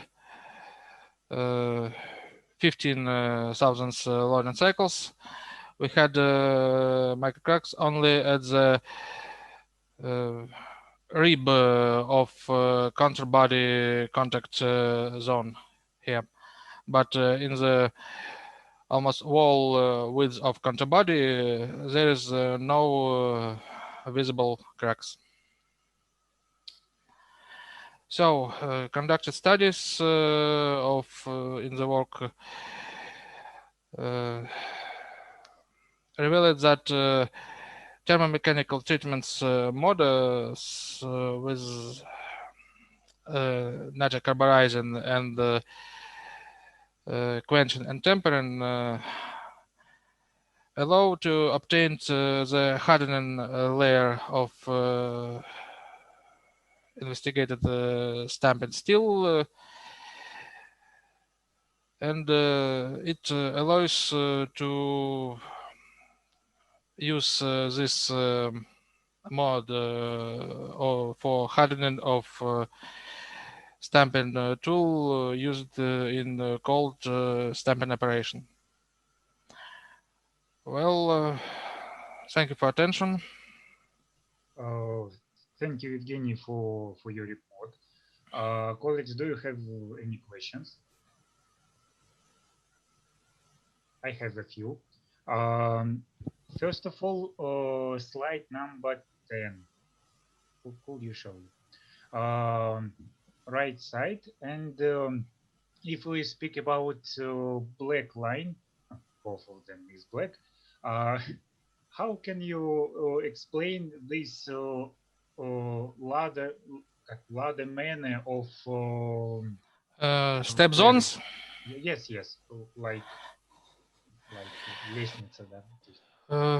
Well, we have discussion about such graph data, and in our opinion, it depends mostly that nitrocarburizin allowed to obtain the hardening layers that have multi-hardness layers, because in this case we have almost horizontal character of this curve, and because until, for example, here the outer layer, until these zones will be not destroyed under the contact stresses. The next zone will be not increased by value of wear. And here, for example, we have more smooth increased uniform increased the character of a curve. Here, nitridine allows to obtain more uniform hardened layer. Okay. We think that the reason in that, but future more deeply metallography experiments will show we are right or we are don't right. And also, I think you plan to make some computer simulation of such process, because yeah, we discussed really about this, but we need before this to make maybe more mechanical testing investigation, because of, as you know, usually the form can simulate uniform material with, for example, if at zero stage we don't have any stress, strains, and we have that value of stress that includes in the material database. But for example, in the form, there is a future to simulate the material with coating. Mm-hmm. And if we will have mechanical characteristics of this hardened layer, for example, at each 10 micrometers, so we will be able to create workpiece with multi-coatings.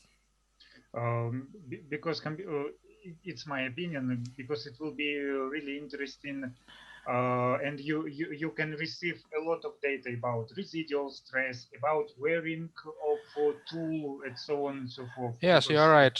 But in this case, we need before computer simulation to collect more data about mechanical properties. Okay, thank you. So we should go to. Thank you for your report. We should go to the next report from Central South University, China, Professor Gao. Good afternoon, everyone. My name is Gao Haitao from Central South University, China. My advisor is Professor Yu Hailiang. Before starting my presentation, I have some words in memory of Professor Alexander ZHILYAEV. I still remember in 2019, Professor ZHILYAEV came to China and gave us an excellent speech. I was deeply impressed by his wisdom and kindness, and I am sure that his spirit will inspire the followers forever. The title of my presentation is Microstructure and Mechanical Properties of Copper Aluminum Clad Sheet processed by the powder in tube method.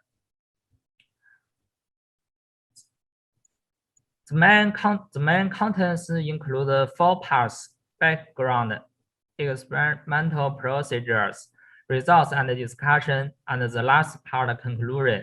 First, please let me introduce the background. Copper aluminum composite materials are widely used in the fields of electrocommunication and aerospace, whose main forms include sheet, wire, and joint. The design principle of copper aluminum composite materials is the skin effect of electric current. There are 2 obvious advantages for copper aluminum composite materials. One is the reducing the usage of copper and fabrication costs. The other is losing weight more than 60%. The traditional fabrication methods for copper aluminum composite materials are roll cladding and cast roll cladding.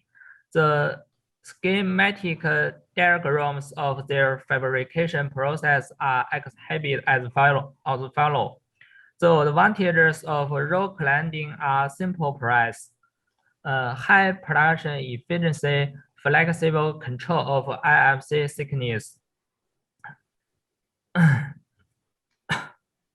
At the same time, there are still some obvious disadvantages. For example, the large reduction ratio in the first pass is necessary to obtain the ideal bonding quality, which results in the high equipment capability requirements and high input cost. In contrast, copper aluminum composite materials fabricated by the cast rolling cladding shows a higher bonding strength and a shorter fabrication process. However, the cast rolling process causes low production efficiency, high energy consumption, and difficult regulation of IMC. Powder in tube method is originally applied in the fabrication of silver conducting wire or strip. In recent years, it is implemented in many other fields. For example, Reject fabricated the foam oleum-filled tube to improve the actual compression performance of hollow tube. Zhang produced the iron-chip stainless steel-clad sheet with the favorable bending ductility. You prepare the high-performance carbon nanotube copper composite sheet by combining the asymmetrical rolling and powder in tube method. Our team fabricated the blast furnace slag-filled tube, which can reduce the usage of steel and provide a new way to efficiently use the blast furnace slag. The fabrication process of copper and copper aluminum clad sheet is provided as the left picture. Compared with the traditional cladding method to prepare copper aluminum composite materials, the obvious advantages of powder in tube method are simple process, low equipment capability requirements, high production efficiency, and less pollution. For traditional fabrication methods, the large deformation in the first rolling pass is necessary to make the oxidation film broken and defect closure.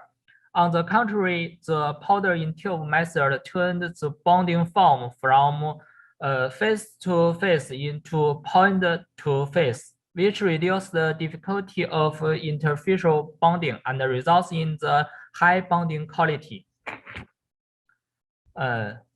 According to the SEM images of bonding interface, obvious copper and aluminum IMC layer can be clearly observed. Moreover, the thickness of IMC layer increases with the annealing temperature. Further rolling makes the IMC layer become thinner and disturb its constitutivity, especially for the clad sheet. Annealed at 550 degrees centigrade, thick IMC layer is formed at the bonding interface and completely broken under the large rolling pressure. The slag of IMC are pressed into copper and aluminum magazines.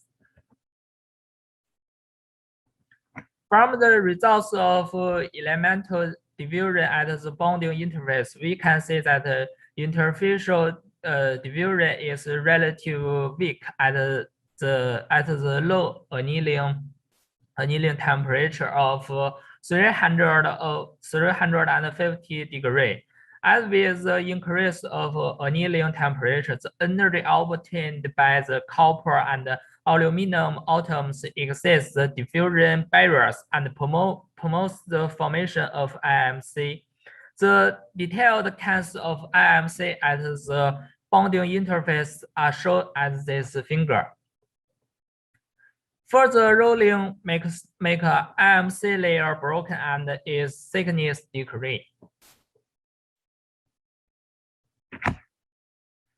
To test the bonding stress of copper and aluminum clad sheet fabricated by the powder in tube method, T-type sample is designed as the following imagine. With the increase of annealing temperature, the peeling stress of copper and aluminum clad sheet firstly increased and then decreased.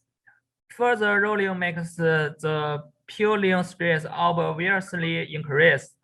The largest peeling stress of around 18 Newton per millimeter is obtained for FR 480 compared with FR 318 and FR 518. The thickness of IMC layer is relatively moderate, which becomes denser in the further rolling process and leads to high peeling stress.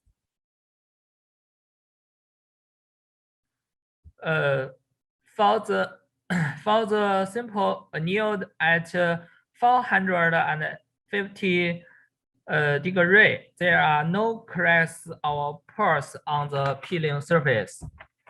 Instead, scale-like IMC layer and a rough surface can be observed. The main IMC at the peeling surface is copper aluminum 2 phase. After further rolling, the initial scale-like IMC are turned into dense and continuous blocks. The main IMC is still copper aluminum 2 phase, accompanied by the little increment of aluminum matrix.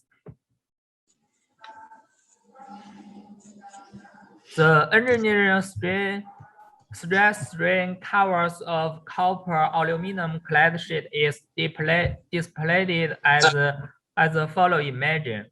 FR 450 exhibits the largest tensile stress, elongation, and uniform deformation, which is beneficial from the formation of moderate and dense IMC layer.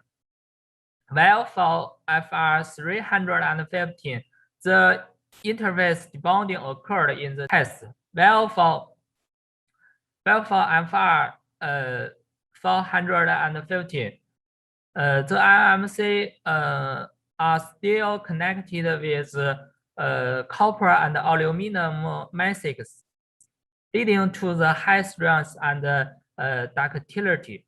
As to FR 550, obvious interfacial crack is formed in the tensile process, and IMC are almost totally peeled from the matrix. The last part is the conclusions. Copper and aluminum clad sheets were produced successfully using the powder in tube method, which can significantly improve the metal yield and simplify the production process of clad sheets. Further cold rolling process can significantly reduce the thickness of intermediate layer and improve the average peeling strength of copper aluminum clad sheets. The final peeling stress for clad sheets with different annealing temperature are 11, 18, and 3 Newton per millimeter respectively. Copper and aluminum clad sheets annealed at 515 degrees process the largest tensile stress and elongation in the tensile test. In the deformation process, interface debonding occurs in the clad sheets for FR 350, and the IMC layers of FR 515 are broken. Only the clad sheets annealed at 415 degrees can retain a complete and continuous IMC layer due to the formation of compact and uniform IMC layer. That's all. Thank you for your attention. Thank you for your report. Colleagues, do you have any questions? Ask just a small question. You're welcome. This method could be applied only for 2 components composites. I mean, did you try, for example, put not only alumina powder, but some kind of mix with, I don't know, magnesium, for example?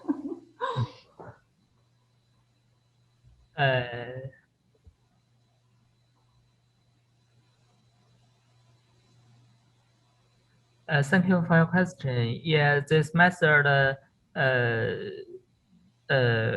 have been applied in many other field except superconduction wire. Thanks. And also, in addition to previous question, this is just for discussion. What do you think? Is it possible to scale this process to industrial application for massive production, or this process has some limitations at this moment? Thank you for your question. This method have achieved industrial application in Jiangsu province of Wuxi. The master limitation is how to match the input of aluminum powder and the process speed. This is difficultly to control. Okay, thank you. And what is the biggest size of billet or samples you can achieve in industrial? Maybe you know, in industrial field. What is the biggest size of sheet? The biggest the weight of this clad sheet now we can produce as weight as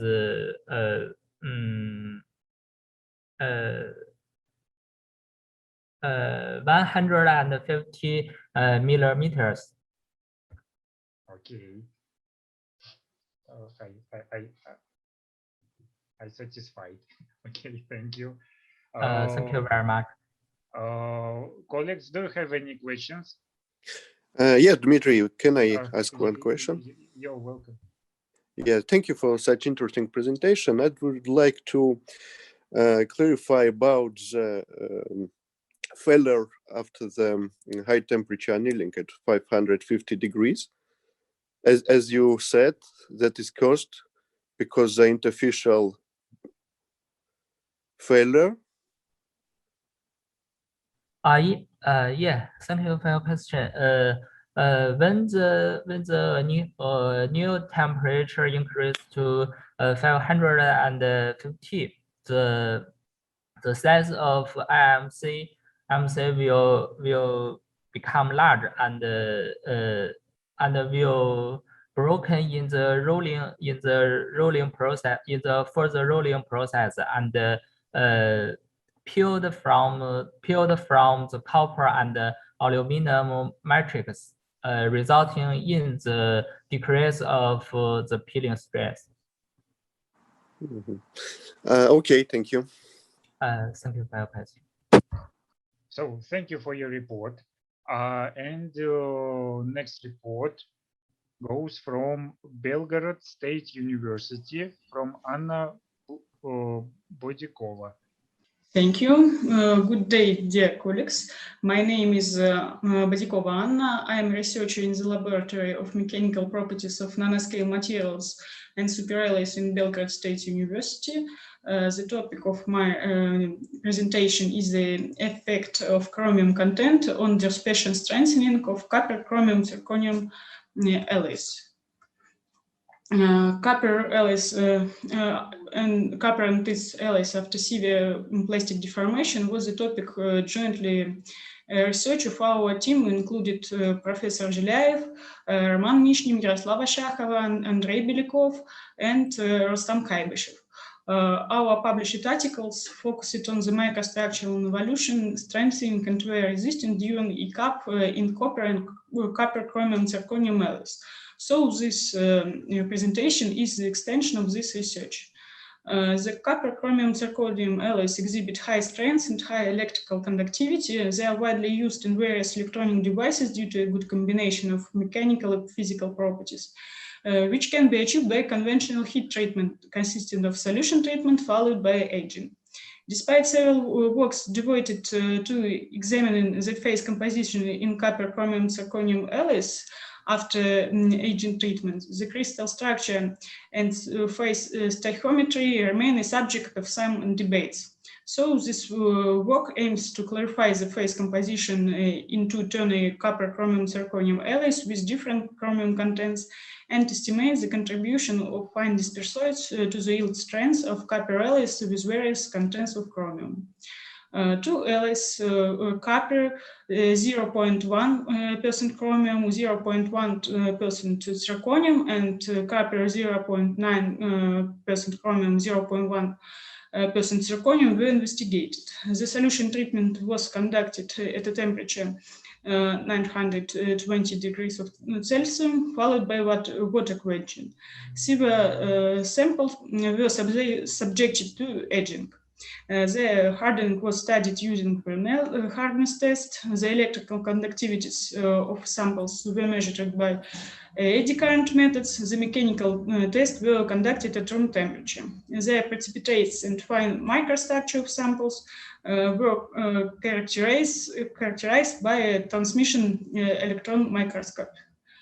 The microstructure of copper alloys are presented by grains with average grain size of approximately 12 micron in 0.9 chromium alloys and 125 micron in 0.1 chromium alloys. The fine microstructure of 0.9 chromium alloys consists of several coarse chromium and zirconium-rich particles with sizes above 200 nanometers.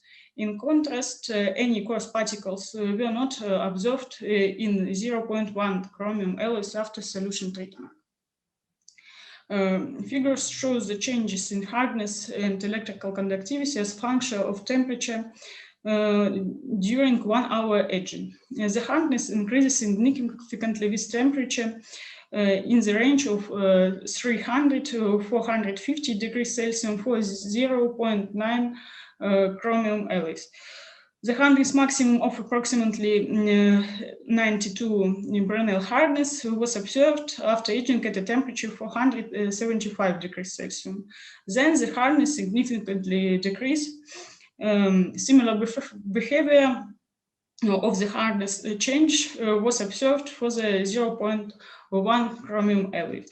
The hardness reaches a maximum of approximately 67 Bernal hardness after aging at 550 degrees Celsius. An increase in the aging temperature leads into a gradual increase in the electrical conductivity. Note here that in 0.1 chromium alloys is surprised by the least electrical conductivity in temperatures of 400, 500 degrees Celsius, despite the highest electrical conductivity after solution treatment. The influence of the aging time on the hardness and electrical conductivity of copper chrome zirconium alloys are presented on the slide.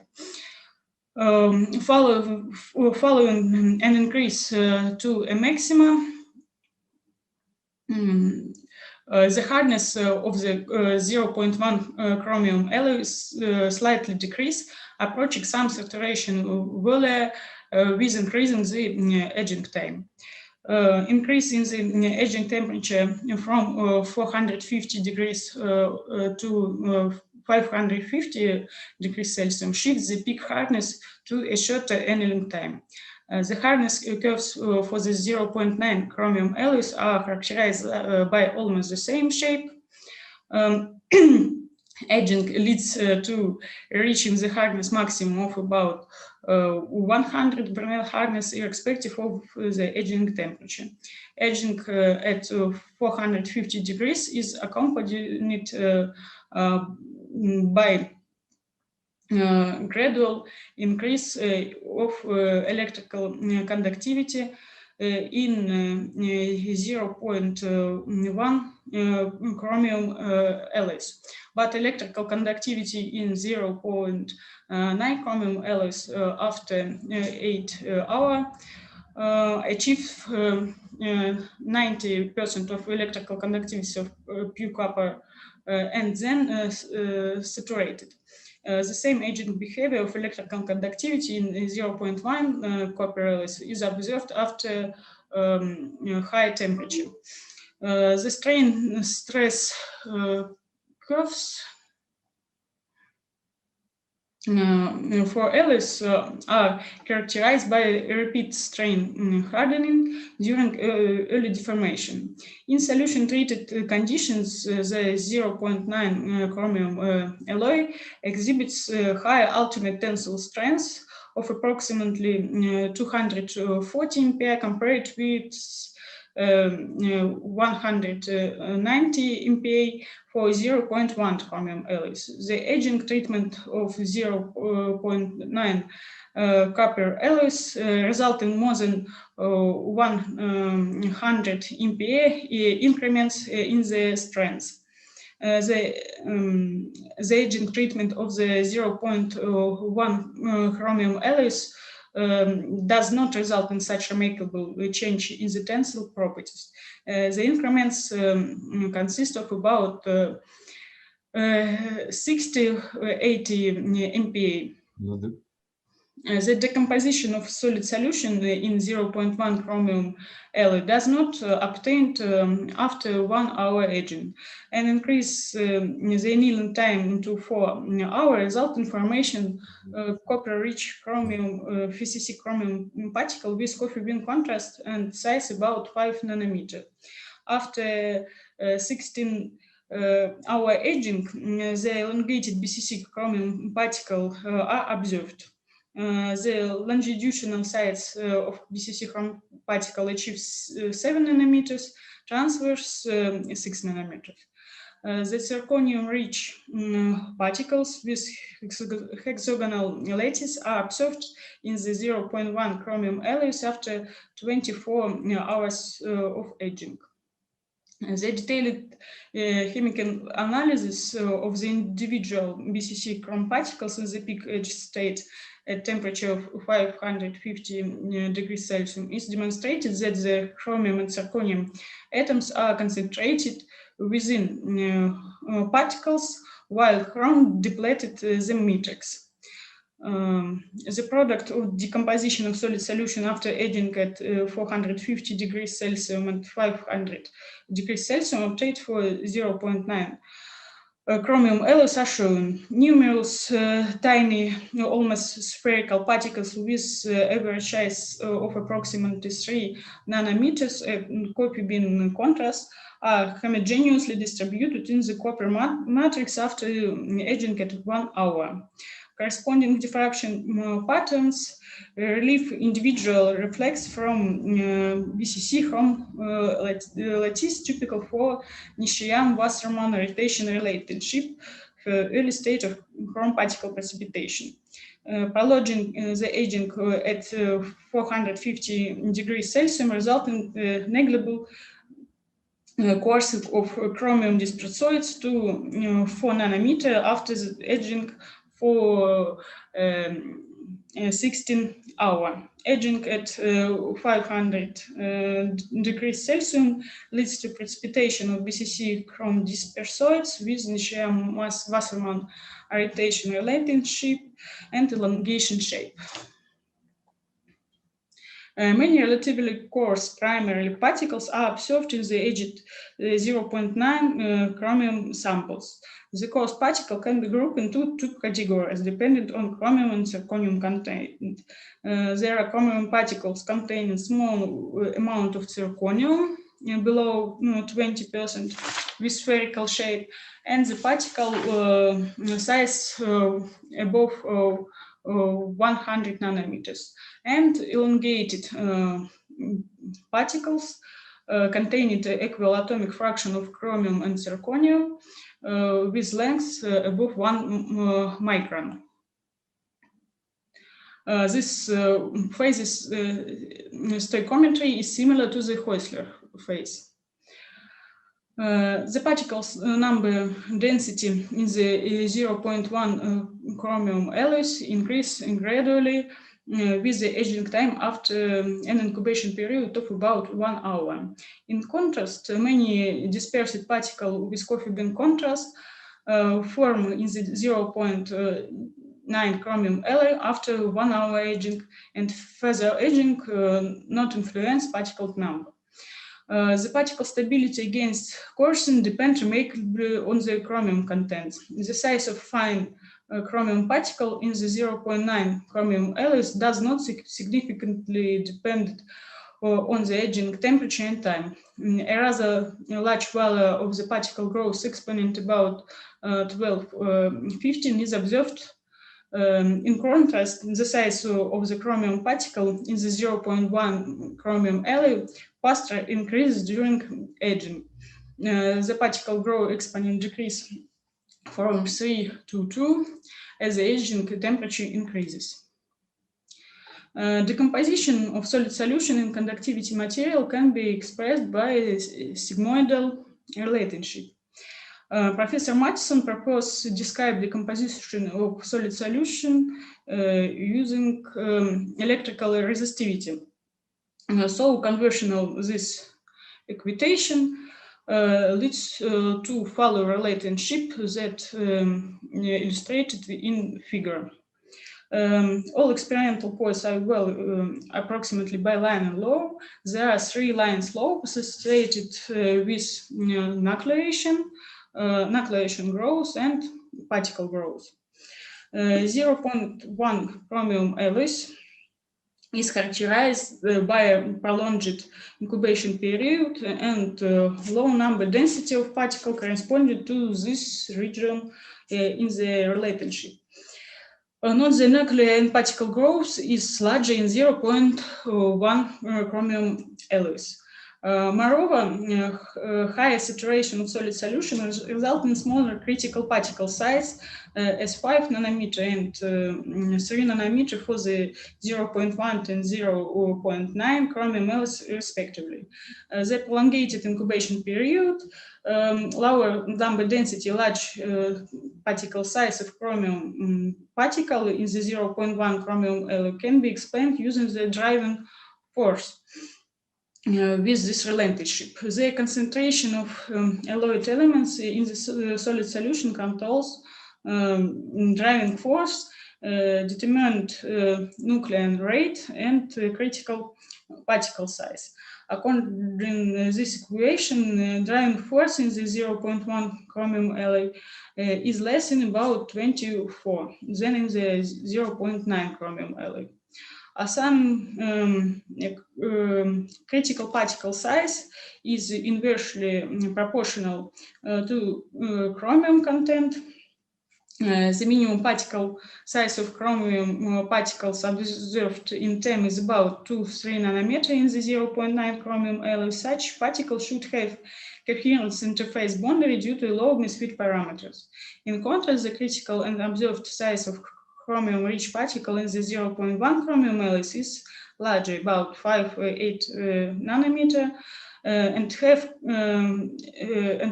have semi-coherent interface boundaries. Moreover, the kinetic of nucleation growth and subsequent Ostwald tripling predict high particle growth in 0.1 copper alloys. High initial critical particle radius and small initial concentration of chromium in the matrix of the 0.1 chromium alloys correspond to high growth kinetic of nucleation.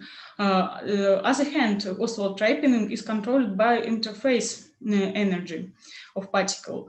The high energy of semi-coherent interface boundary in the 0.1 chromium promotes the coarsening of chromium particles.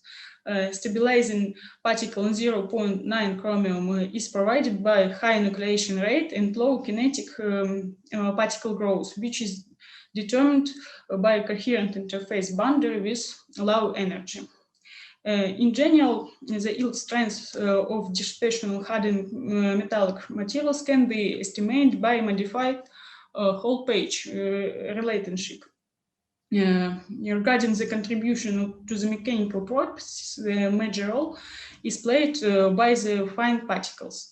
The nanoscale disperser plays a role as obstacles for the movement of dislocation. There are two types of interaction between particles and dislocation.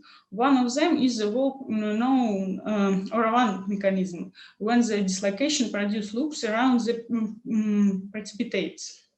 The R1 equation gives closer calculation values of yield strength to the experimental data for 0.1 chromium alloys aged at various temperatures. However, there is a significant deviation of the calculation values from the obtained values for 0.9 chromium alloys. So the mechanism of precipitation strengthening for 0.9 chromium should be different. The other type of interaction is the sharing of the precipitation by dislocation, included coherency strengthening and modulus strengthening. The yield strength of 0.9 chromium alloy is reasonably consistent with the experimental data. In contrast, the application of the sharing mechanism to 0.1 chromium alloys result in overestimate values of the yield strength. Therefore, the sharing mechanism of precipitation strengthening can be applied for 0.9 chromium alloys with tiny chromium coherent particles, but not for 0.1 chromium alloys with relatively coarse particles with semi-coherent interface boundaries. In conclusion, I'm going to say that the size of second phase particles and strengthening mechanism depended remarkably on the chromium content. The strengthening of the copper 0.9 chromium alloy in the peak edge condition was mainly attributed to uniform dispersion of tiny chromium-rich particles with size of 4-5 nanometers, which could be overcome by moving dislocation through sharing. In contrast, the microstructure of the peak edge condition of the copper 0.1 chromium alloy was characterized by the dispersion of relatively large chromium particles with size of about 8-10 nanometers, which result in strengthening accordingly R1 mechanism. Thank you for your attention. If there are questions, any questions, I will be glad to answer. Thank you, Anna, for your report. Colleagues, do you have any question? Yes, Dmitry, may I ask one question? You're welcome. Yes, thank you, and for such interesting presentation. I have a small question about the zirconium addition. What's the purpose of this addition in this alloy? What's the role of it? That zirconium can promote precipitation more particles. In literature, there are information about copper zirconium particles, and we show that zirconium segregate on chromium particles. So we alloyed zirconium for strengthening, additional strengthening of copper chromium alloys. Yeah, did you compare the properties of the alloy without the zirconium to confirm its influence?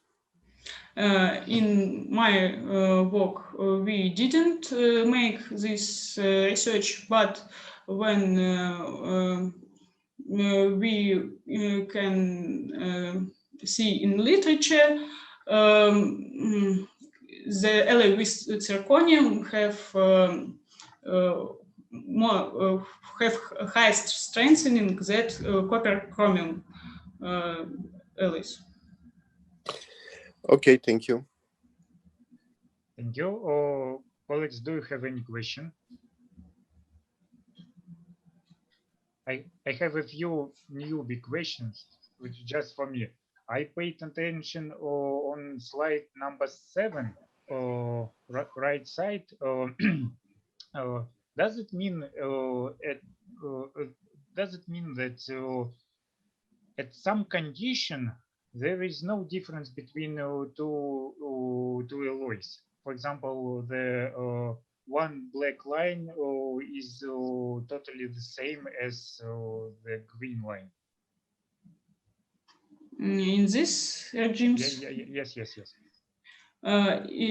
It is because all chromium and zirconium atoms precipitate in particles, and the matrix is depleted of alloyed elements, so the electrical conductivity in these regimes is the same.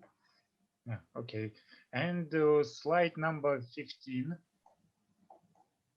about mathematical equations.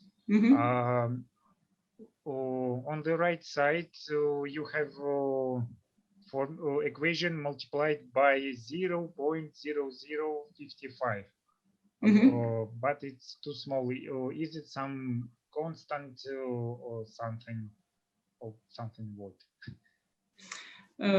So it's not my equation. I use equation of Lavergne.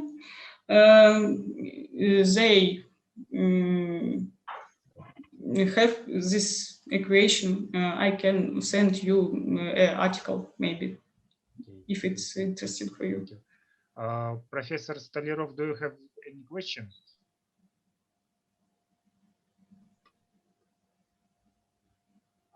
No. As for me, no. I have no questions. No, thank you. So, can I ask one question? Of course, you're welcome. Hello. Yes, you can ask. Can I ask you one question?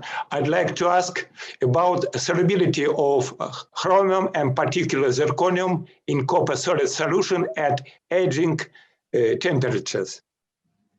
What is the value of solubility? The value of solubility, maximum solubility of chromium is about 0.6, 0.7. At aging temperatures? Yes. No. I mean aging temperatures. At aging temperatures is about 0.05. And zirconium? And zirconium 0.0.2. So it's much smaller than 0.1, your concentration. Yes. Thank you. Yes. So, colleagues, thank you. We shall go to the next report from, thank you, Anna. For the next report from Professor Pesin again. The theme of my presentation is development of asymmetric rolling technology as a method of severe plastic deformation. I'm sorry that Associated Professor Pustovoitov should be here, but he is ill, and I will make this presentation, but it's of course our presentation. And I think that when we use SPD methods, we have two main problems. The first problem for sheet production. The first problem is fundamental. It's low ductility. As usual, we increase strength, but decrease radically ductility. And of course, it's famous. And the second problem, it's the same famous, that it's very difficult to find methods to produce sheets and strips using SPD methods. Of course, there is a roll bonding and so on. And but in every SPD methods, they use one of the main thing is shear strain. And if we compare ECAP and conventional rolling process, you could see that in ECAP we have simple shear, and conventional rolling we have poor shear. And of course, if we speak about application in industry, we need to get a continuous scheme.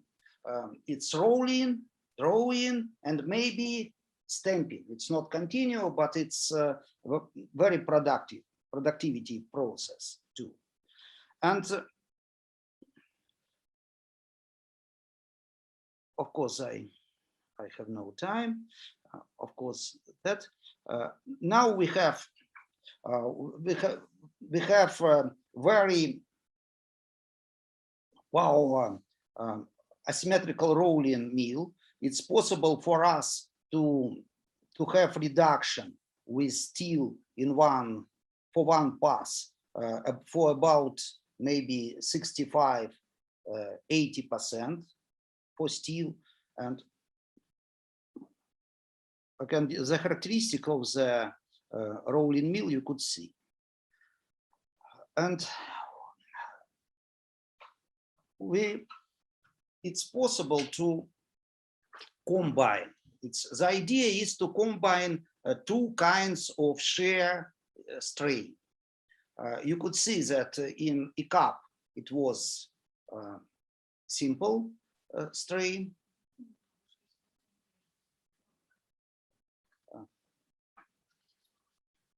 Is it okay in my presentation? I'm sorry.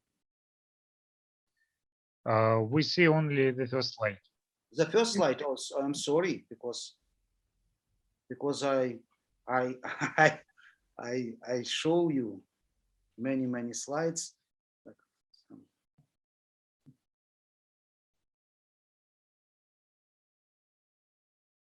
You have no changing, yes, in your. Yes. I closed and. Попробуйте перезапустить демонстрацию.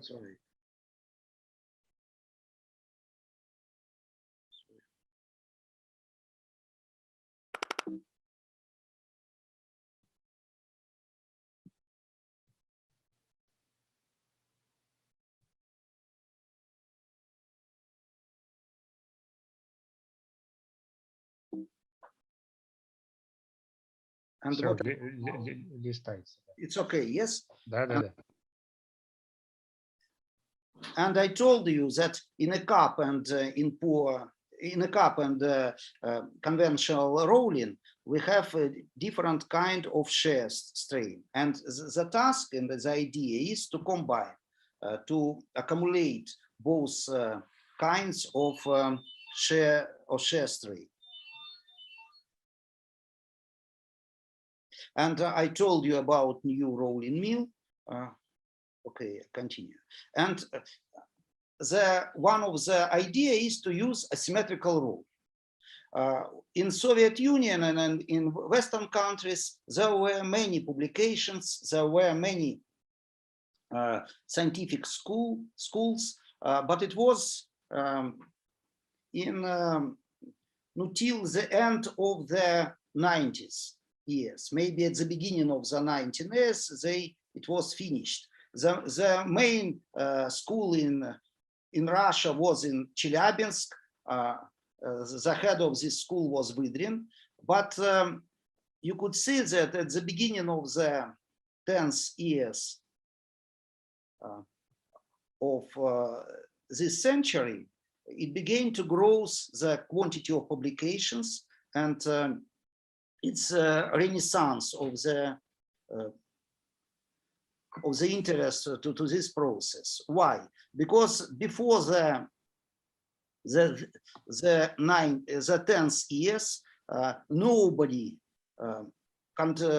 wanted to control texture, and did not think about grain size. Of course, think about mechanical properties, and they did not use the coefficient of asymmetry more than 2. And you could see, I have no time, we could see the many publications, and you could see for years that at the beginning of the 90s, there were few publications, and now it's nearly okay. You could see the quantity of publication by country. The most quantity of publication is in Korea. There is centers in Korea which are studying in this process. The second center of now is in China. You could see the centers of asymmetrical rolling in China and Japan. You could see the centers here and in Russia. And you could see that in simple shear, you could see how to deform the circle, and you could see there is the same process is in the cup and poor shear during convenient rolling. And in asymmetrical rolling, you could see that we have changing,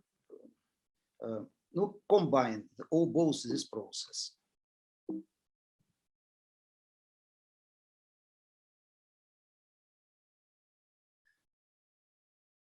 And if we have equivalent strain during asymmetrical rolling, the formula, and if we have poor shear, we can get conventional roll. If you have simple, you can get IK process. The main thing which we can get is that we find the area. When we try to find influence between shear angle, it's one of the main parameters in SPD process, and equivalent strain, shear strain deformation. You could see that, for example, conventional rolling with deformation 60% is here, the point. One pass IK process is here, and 4 pass IK is here.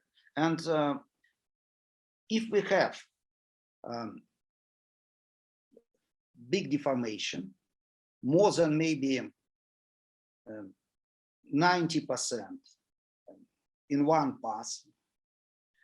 And you have a very big friction. I will speak about it. You can get, you can be here in this field for one pass of using a symmetric roll.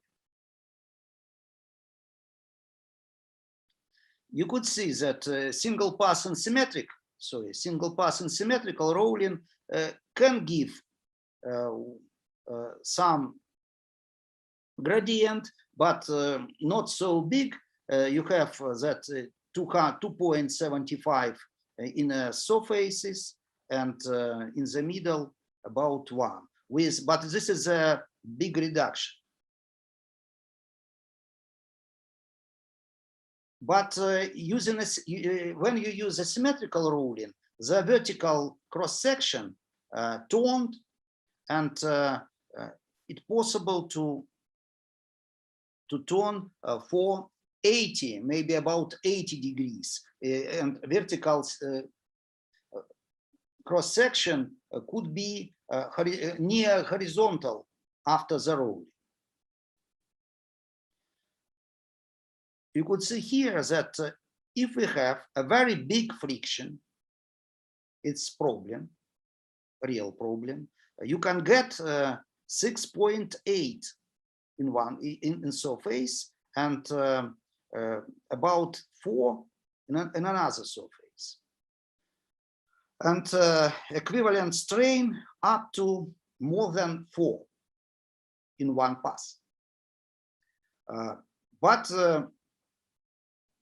you could see the mechanism of this process, that ellipsoid, the circle begins to ellipsoid, and then turn radically for more than 80 degrees. We found an optimum, because the difference between roll speed should not be very high. It should be a bit less than reduction, and we could see that everywhere we can get it. And you could see the gradient of the in the effective strain. Here you can compare asymmetric and symmetric rolling. I will speak about here theoretical decision, and strain distribution, the same.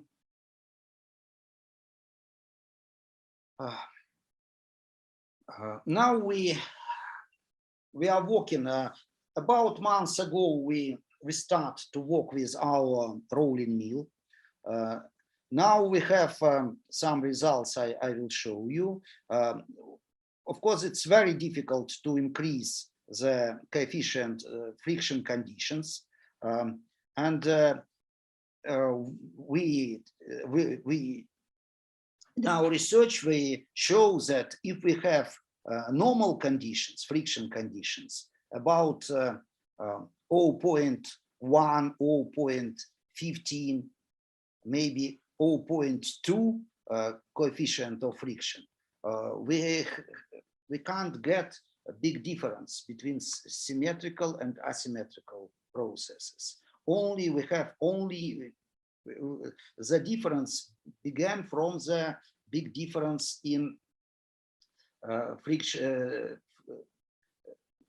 coefficient of friction, and we have some problem. Of course, it's possible to find the decision, and we can do it. That if we increase radically coefficient of friction, we decrease the quality of surface. Maybe for some materials it could be limitation, because it will be a big increasing of temperature. But for some of them, for some materials, it's good. For example, for some kinds of aluminum, it's critical situation. But for another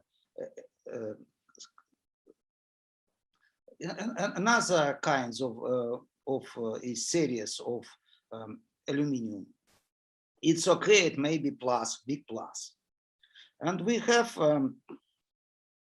the same research. I have no big time, but we have research with a few minutes bimetals and 3 metals, and we began to have the first results.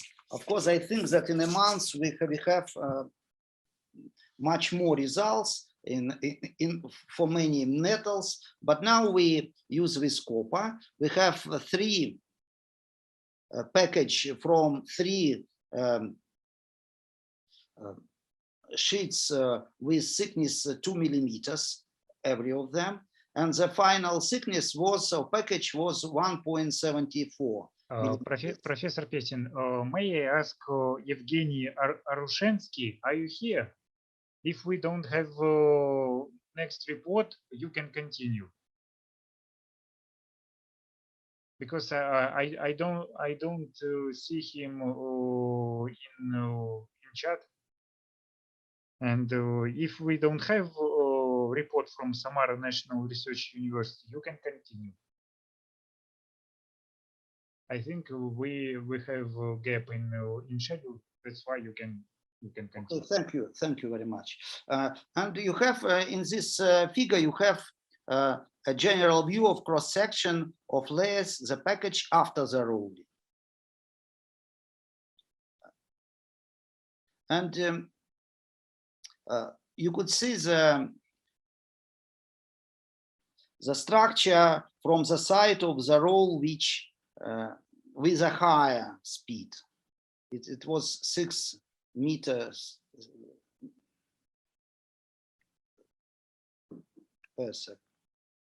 per minute, not second, per minute. I'm sorry, it's mistake. Experimental, and you could see that from the side of roll, the same with the roll, with a lower speed. And in the first variant, we have a structure with the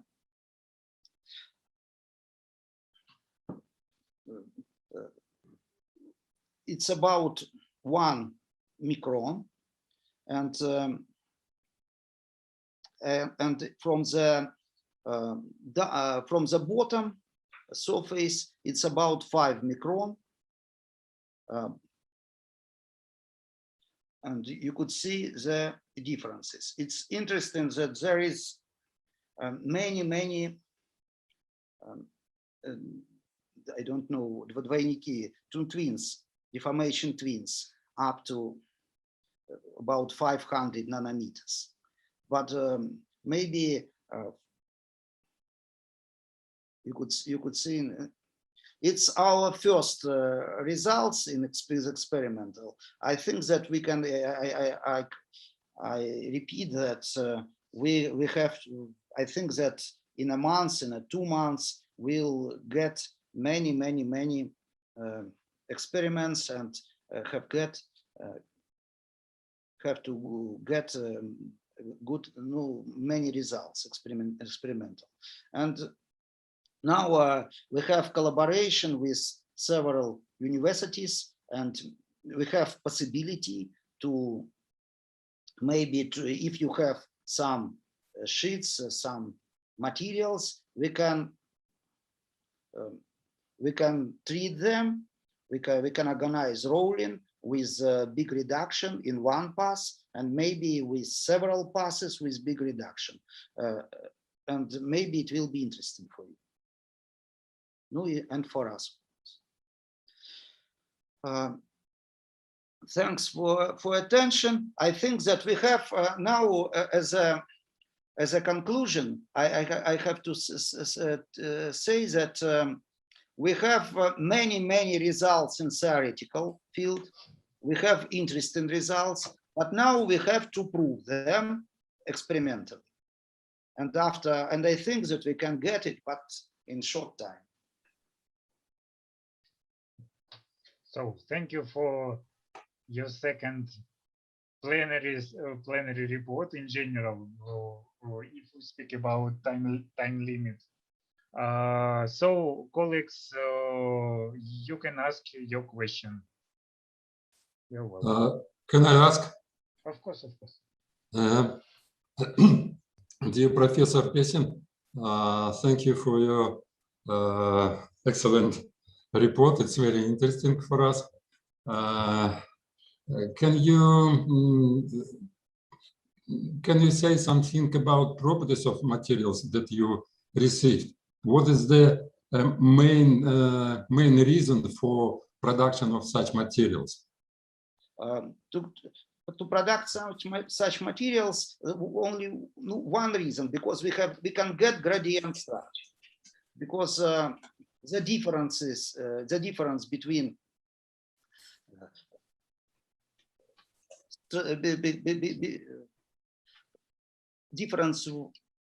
strain on this one surface and other very big, and as we see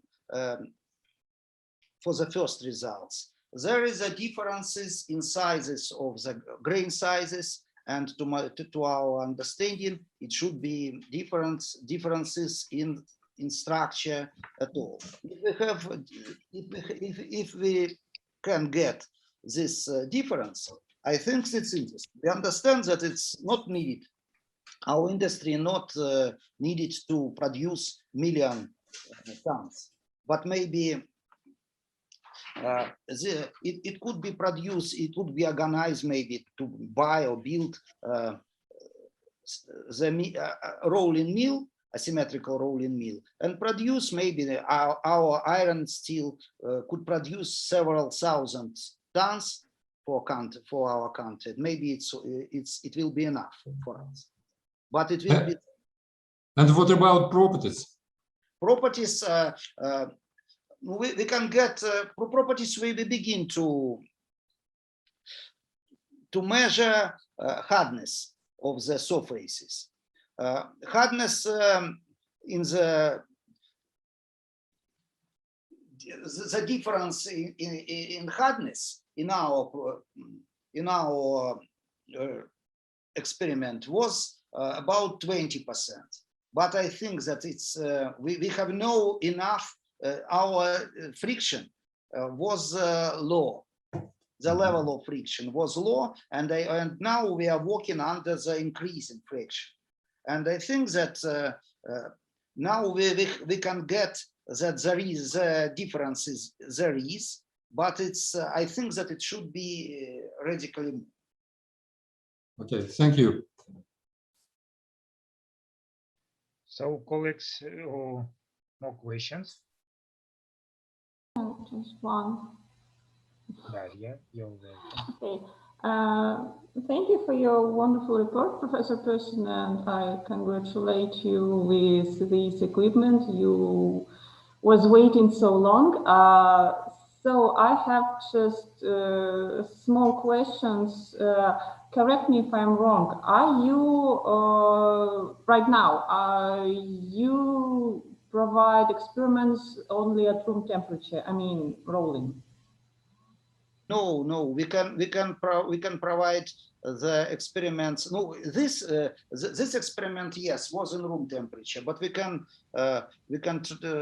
use warm rolling, and I think that this year, maybe in several months, we can get equipment for increasing the temperature of rolls, for producing special materials which needs short diapason of the temperature in treatment. You mean increase at higher temperature, yeah? For about maybe 400 degrees, we can increase the temperature of rolls. Okay, and what about, I don't know, cryogenic deformation? Sorry? Cryogenic, I mean, what about to decrease temperature to perform cryogenic deformation? We can do it. We can do it cryo-rolling. Okay, thank you. We have not done yet, but we can do it. Maybe it's next step. Not now, because now we have so many tasks in room temperature. And of course, when we use asymmetrical rolling, the temperature, the deformation is too big, and we have increase in temperature. For example, for 300 degrees, if possible, or 400 degrees. And now we have some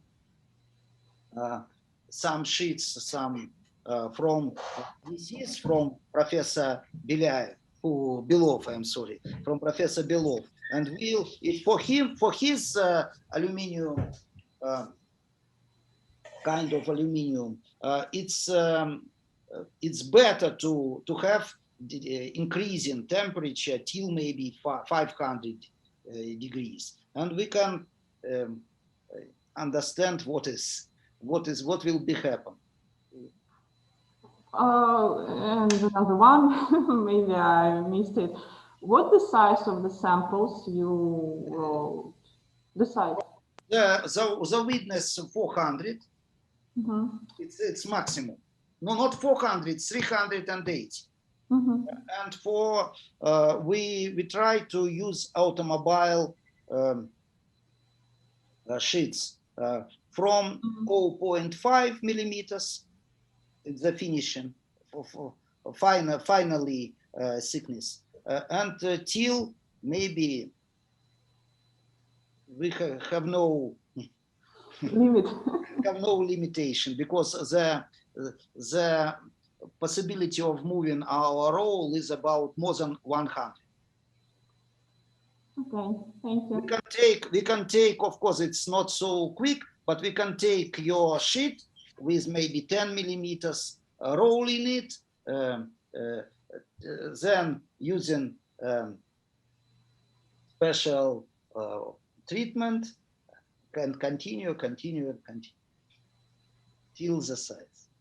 We have no limitation. Okay, thanks for your. Thank you for your report.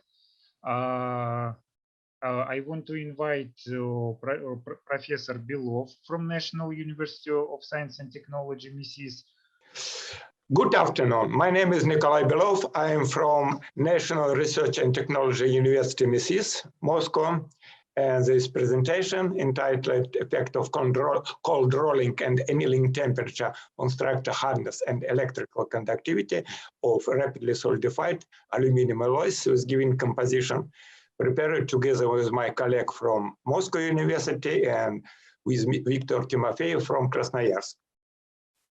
My presentation consists of three main parts. First, introduction focused on electromagnetic casting technology. Second, principle of designing of a heat treatment alloy on the base of aluminum, copper, manganese, zirconium system.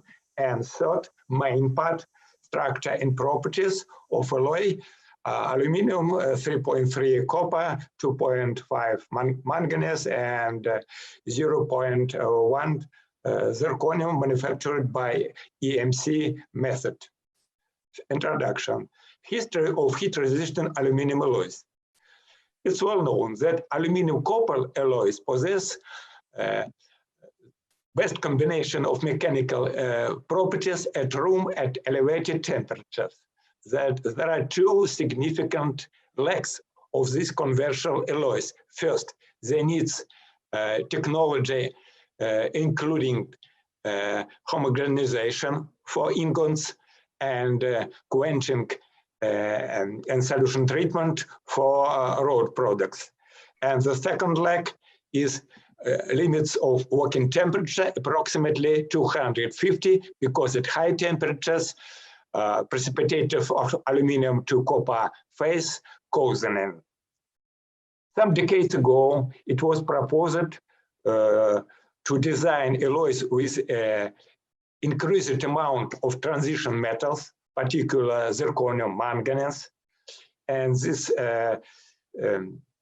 method was called ICPM, that means Rapid Certification and Powder Metallurgy. But this is a very complicated technology, and final products are very expensive. So this technology are not used at present time. As alternative, we proposed to develop aluminum alloys with high amount of transition metals for method of electromagnetic casting. This method provide casting at a sufficiently high temperature, up to 900 degrees centigrade, and very fast solidification, over than 1000 Kelvin per second. That means the same for technology ISPM. So it's possible to realize the same structure, but much more cheaper. The principal scheme of EMC shown in the slide. The main parts of this technology is furnace with aluminum melt and electromagnetic crystallizer, which provide extra rapid cooling during solidification. Existing equipment we used was designed and located in Krasnoyarsk, in the center of magnetic hydrodynamic. The product of this technology is continuous cast rod, this spool of this ready-made 2 millimeters diameter rod, and this product is very suitable for wire production, the same as wire rods used for production in conventional technologies. This equipment was successfully used for manufacturing of aluminum alloys with increased amount of zirconium. It's well known that aluminum alloys with zirconium have excellent combination of strength, electrical conductivity, and thermal stability, but conventional technology may be used only for alloys containing up to 0.3–0.4% of zirconium. Detailed information about these results may be found in papers given in this slide. So our next stage to produce alloys with increased amount of zirconium. Because we consider such alloys as the most creep-resistant alloys compared with all known aluminum alloys. The idea of alloy design for EMC technology consists of 3 main items. First, to realize inner cast rod of this quaternary system near single-phase structure, that means with minimal amount of eutectic particles, aluminum to copper, and full dissolving of manganese and zirconium in aluminum solid solution. Second, to realize and deform products, particularly in wire strips, and so on, the structure with high amount of dispersoid, particularly ternary compound aluminum 20 copper manganese, and aluminum 3 zirconium, I mean cubic metastable phase, instead of aluminum 2 copper precipitators, which take place in conventional aluminum copper alloys. And third, to propose energy efficient technology for such alloys without homogenization, solution treatment, and quenching process. Details may be found in papers given below. This idea may be illustrated by phase diagram of aluminum copper manganese system, where shown on position of conventional alloy 2219 with high amount of copper and small amount of zirconium. We propose to decrease copper content and increase manganese content to produce structure with maximal amount of ternary phase. To dissolve, and what is very important, this phase should be fully in form of dispersed solids with minimal size, desirably below than 100 nanometers. To produce zirconium nanoparticles, zirconium should be dissolved in aluminum solution during solidification, and casting temperature should be above liquidus, because if temperature should be if temperature will be at below temperatures, or cooling velocity will be insufficient, primary crystals of aluminum zirconium three-phase will form during solidification, so the structure unsuitable. These principles were successfully realized on the example of alloy consisting 0.55 copper and the same content of manganese and 0.0 zirconium. It was found that such composition possess excellent combination of strength, electrical conductivity, and thermal stability up to 400 degrees centigrade. To increase manganese content, it's necessary to consider another technologies. That means electrical magnetic castings. We used existing equipment. The composition of used alloy given in the slide. This composition was selected according phase diagram to provide maximal amount of ternary compound and at the same time minimal concentration of zirconium at aluminum solid solution. This alloy was produced by method of AMC in form of 8 millimeters in diameter rod, and then it was directly cold rolled into the strip with thickness 2 millimeters. And the strip was the main subject of the investigation. This slide demonstrates the structure formation during solidification. In case of slow solidification, modeling using shale glare simulation show formation of primary crystals aluminum-3 zirconium and aluminum-6 manganese. And structure after slow solidification confirms this modeling curve. But in case of AMC structure, fast solidification suppress formation of these primary crystals, and all content of zirconium and manganese enters in aluminum solid solution. Copper distributes approximately 50-50 between aluminum solid solution and eutectic particles, aluminum to copper. Such structure is very suitable for cold deformation without any preliminary annealing. We used multi-step annealing starting from 200 degrees centigrade and up to 600 centigrade with step 50 degrees centigrade and holding 3 hours on each step. During solidification, dispersoids of manganese phase and zirconium phase should form from a supersaturated solid solution. Concentration of these elements in aluminum solid solution should change according equilibrium we calculated in thermocalcs, and we may see that fraction of manganese containing zirconium is very high, about 10%, comparable with those for conventional aluminum alloys of 2000 series.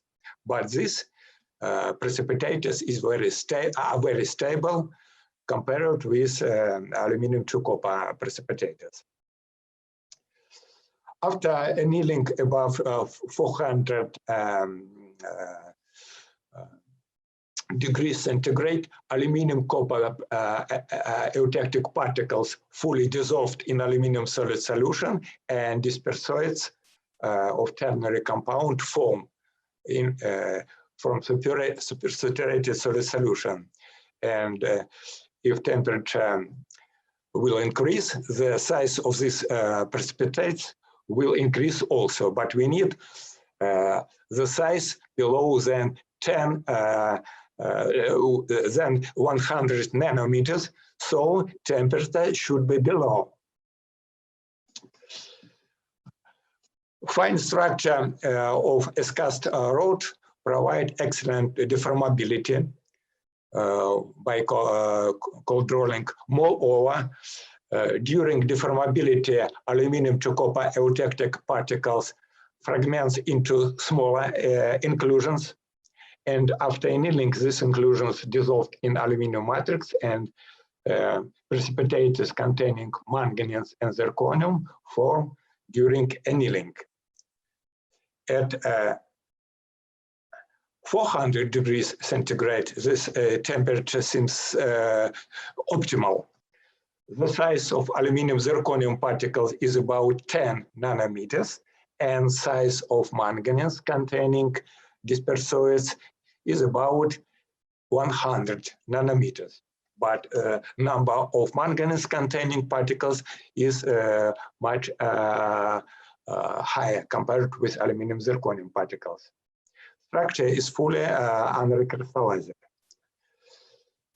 And annealing increase hardness of initial S-cast rod because formation of aluminum zirconium 3 nanoparticles. These nanoparticles form at temperatures above 300 degrees centigrade, and this particle prevent recrystallization in cold rolled strips up to 400 degrees centigrade. At the same time, electrical resistivity decrease sharply during decomposition of aluminum solid solution, and it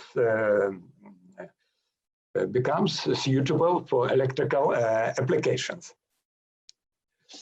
If we compare alloys with different concentration of manganese, we may see that alloy with increased manganese content, that means experimental alloys of this study, the hardness is much higher. The difference is about 40 Vickers units. At the same time, electrical resistivity is approximately the same.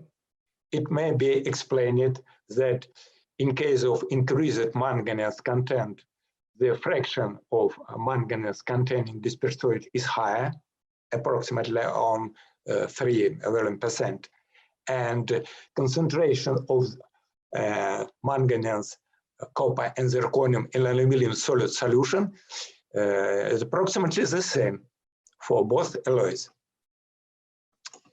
It's well known that any alloying increase electrical resistivity compared with pure aluminum. But elements containing in aluminum solid solution have much more negative effect on electrical resistivity compared with insoluble particles.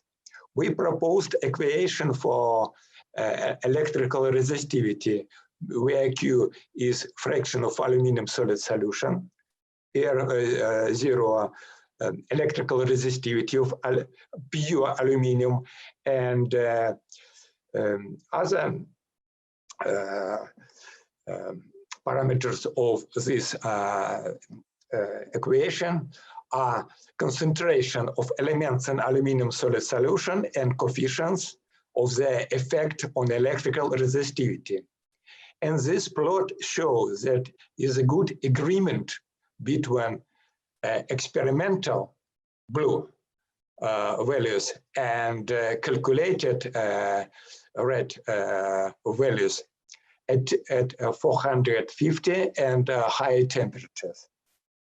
At lower temperatures, experimental values of electrical resistivity are higher. It may be explained that diffusion at such temperatures during 3 hours is insufficient to reach equilibrium concentration of alloying elements in aluminum solid solution, particularly of zirconium, having the minimal diffusion in aluminum solid solution. So we calculated the time to reach equilibrium solubility of all elements in aluminum solution at various temperatures using known coefficients.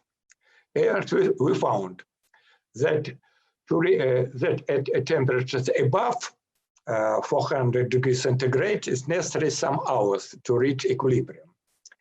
At 400, it's necessary 12 hours.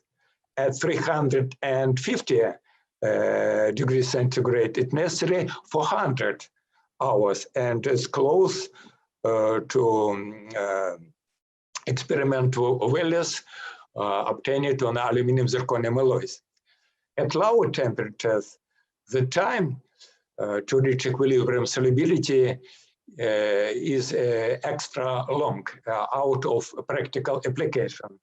So the temperature range between 450 and 400 degrees centigrade, this range is optimal to reach the optimal combination of desired properties. And summary shown in the slide draft, the method of electromagnetic casting is very promising technology to produce aluminum alloys with increased amount of transition metals, particularly manganese and zirconium. And this technology is very suitable for wire applications. First of all, for conductor, where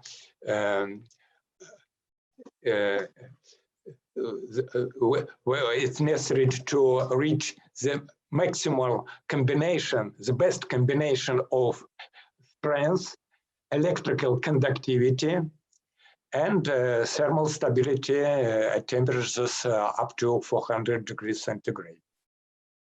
Thank you for your attention. I'm ready to answer your question. Thank you, Professor Belov. Alex, do you have any questions? Professor Stolerov. Yes. Yeah. Thank you for your presentation, Professor Belov. My question concerning the main goal of your investigation. Please explain me what's the role of the electromagnetic process? Why do you need electromagnetic field in comparison with traditional technology, melting? No, first of all, it's not our technology, it's technology of a Center of Magnetic Hydrodynamic, first of all. But we interesting this technology because this technology provides extra high solidification. Yeah. In conventional technology, it's impossible to reach so fast solidification over than 1000 Kelvin per second. But this technology provides such velocity. Okay, but what is the physical reason for using the electromagnetic field?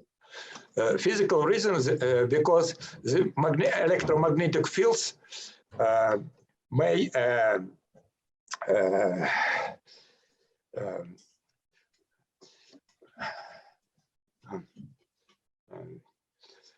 because in this case they form a rod, a kind of ingot without crystallizing graphite or copper. They form aluminum melt in form of rod, for example, with diameter 10 millimeters, and water cool this melt. Direct contact between water, cold water, and aluminum melt. This contact provides fast solidification like in granular technology. Okay, it seems me clear. Thank you. Thank you. Colleagues? more questions?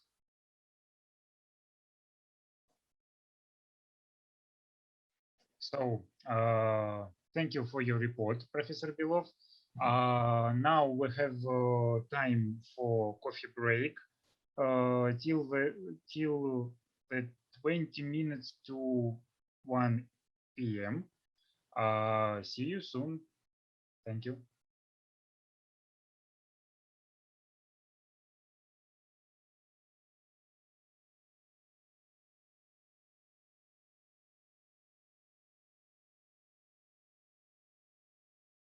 We have our colleague from Spain, from Universidad Politécnica de Valencia. So, thank you. Well, good morning. I will present you the work about the interlaminar fracture toughness of low curing temperature vinyl ester composites exposed to severe service conditions, realized in collaboration between Polytechnical University of Valencia, Spain, and IMASH in Moscow. First of all, just a moment. First of all, let's see why we are speaking about these materials. Glass fiber vinyl ester composites are increasingly used in the manufacture of equipment and facilities due to their advantages over metals in many engineering sectors, where high temperature or corrosive environment are present. It is useful in many applications and environments. For example, in contact with fumes, in spray heaters of scrubbers, contacting with the hot dust suspensions, in civil infrastructures in fresh water and in contact with seawater, in desalinization plant piping, resisting the brines, and solutions of other salts of hypochlorite, for example. So the typical service conditions are temperature between 30 and 70 centigrades, a variety of solutions as brines, acids, bases, and organics, and the atmospheres as vapor, combustion products, and so on. All these possibilities are due to the outstanding properties of vinyl ester, bisphenol A, VBA, which are high chemical and thermal stability, great strength and toughness. Vinyl ester are stronger than polyester and more resilient than epoxies, and competitive versus epoxy resin because of its lower cost. The flexible nature of the molecular chain produces parts that withstand impacts and repeated flexing without developing cracks. Molding conditions for vinyl ester are similar to those for polyester. So it seems to be useful, to be in use, and to be studied enough. And so what are we speaking about? It is quite typical situation for many materials. They are already in use, but they need the investigation to be continued in order to determine the real limits of their possibilities. In our case, on the one hand, the alterations in curing conditions can lead to VABA composites with unsatisfactory mechanical properties. This is particularly important when in situ manufacturing and repair tasks are carried out on large pieces of equipment, and also when high curing temperatures or post-curing are impossible. On the other hand, composite materials laminates show weakness out of the sheet plane owing to an anisotropic constitution. Interlaminar delamination is the main drawback because of stress concentration in composites and structures and leads to catastrophic material failure.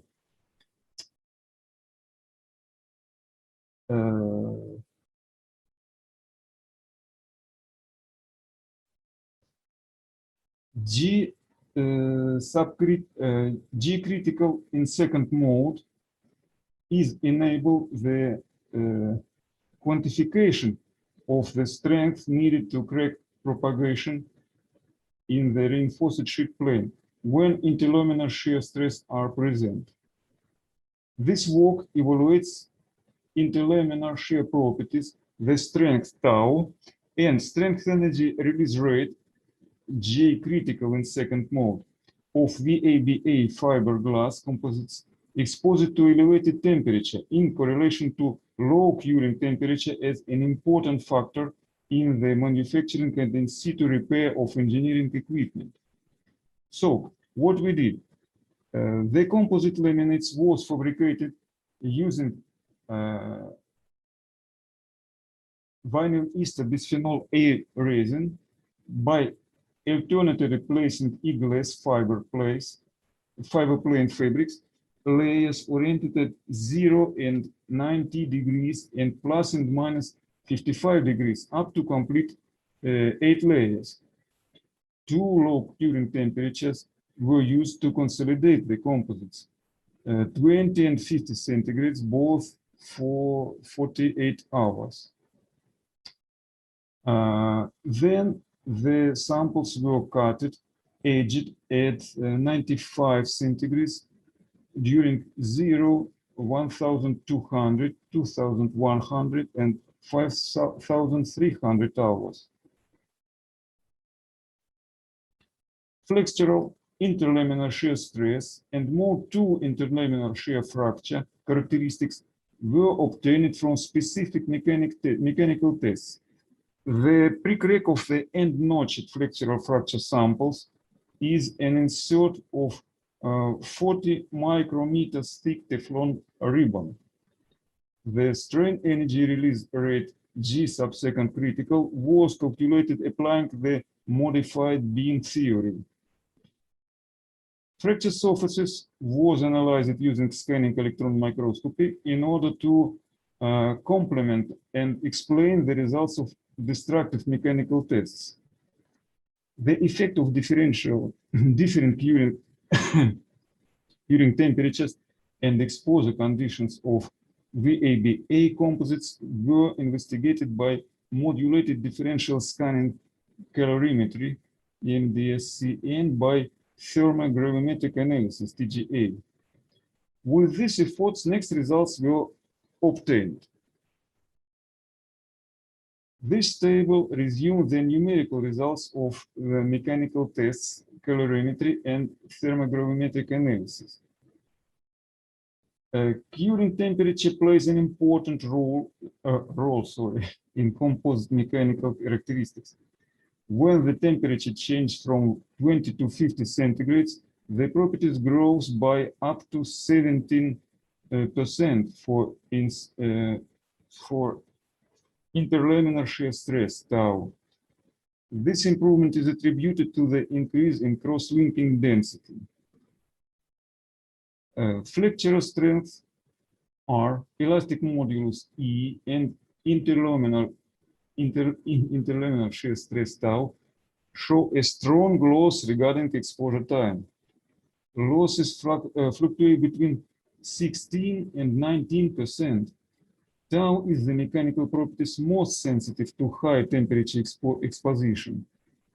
It falls between 38 and 48 in case of composite cured at 50 centigrades, and increase up to 56 for those cured at 20 centigrades.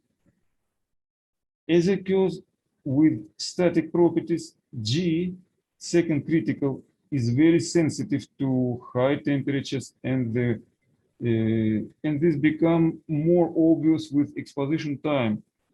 It decreases exponentially with aging time. The differences between the two cured composites achieve 45%, reached 5,300 hours.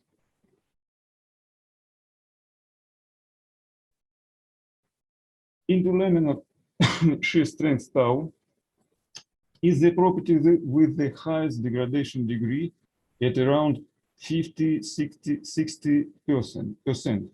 This means that curing temperature not only influences the resistance to crack propagation, but also the surface fiber matrix adhesive strength.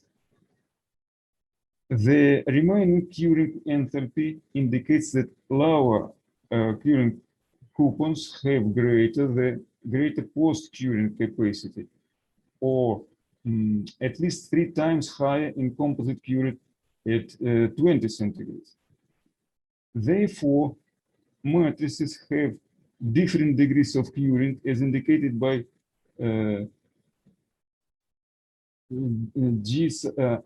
T sub G. It is a glass transition temperature, where higher curing temperatures enable higher resin cross-linking.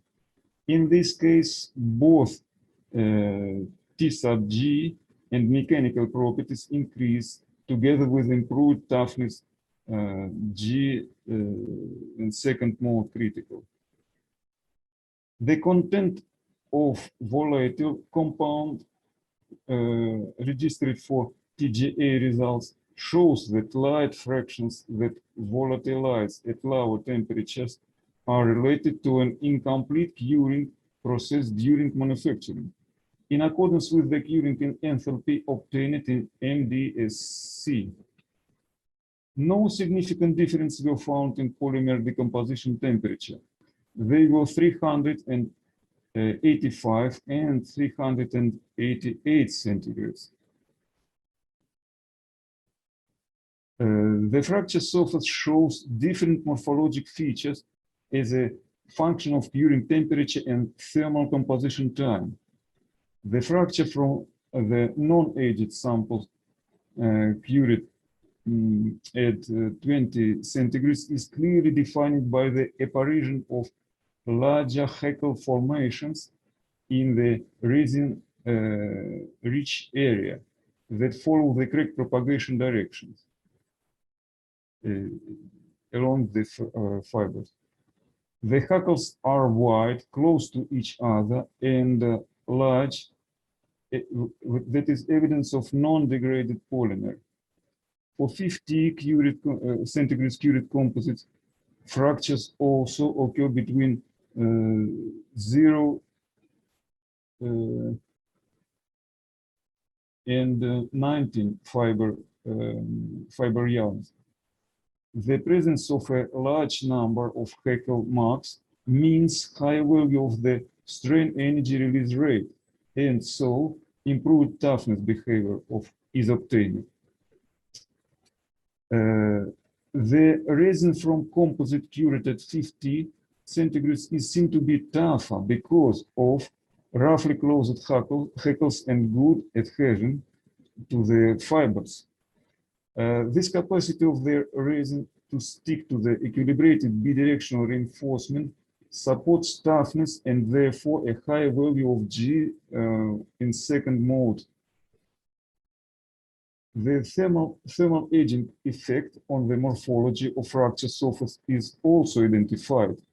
After long exposition, the aged samples show a Haeckel packet reduction, sharp facets of Haeckel morphology, and a lack of relief on the surface of these facets. This morphology supports an increase in resin embrittlement as a consequence of thermal degradation. But resin is not only responsible for decreasing the interlaminar fracture toughness. Glass VABA interface adherence is also impaired. Composite turns brittle when the resin near the fiber has been thermally degraded.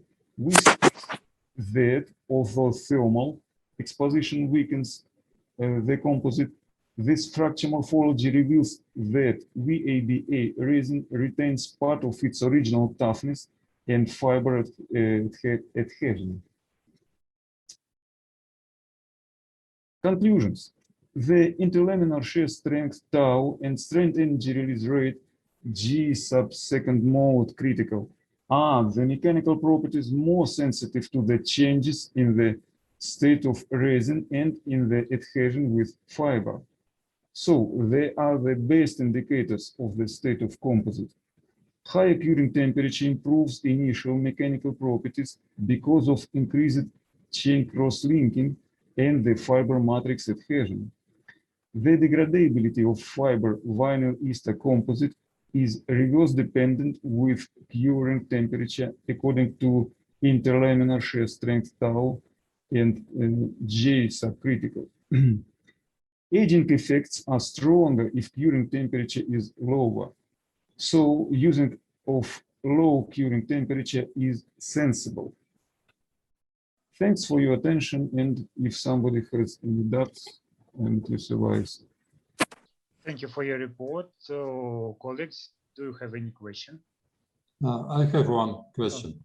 You're welcome. Dear Professor Bolinches, it's nice to see you and hear you, and your presentation is interesting for me as well.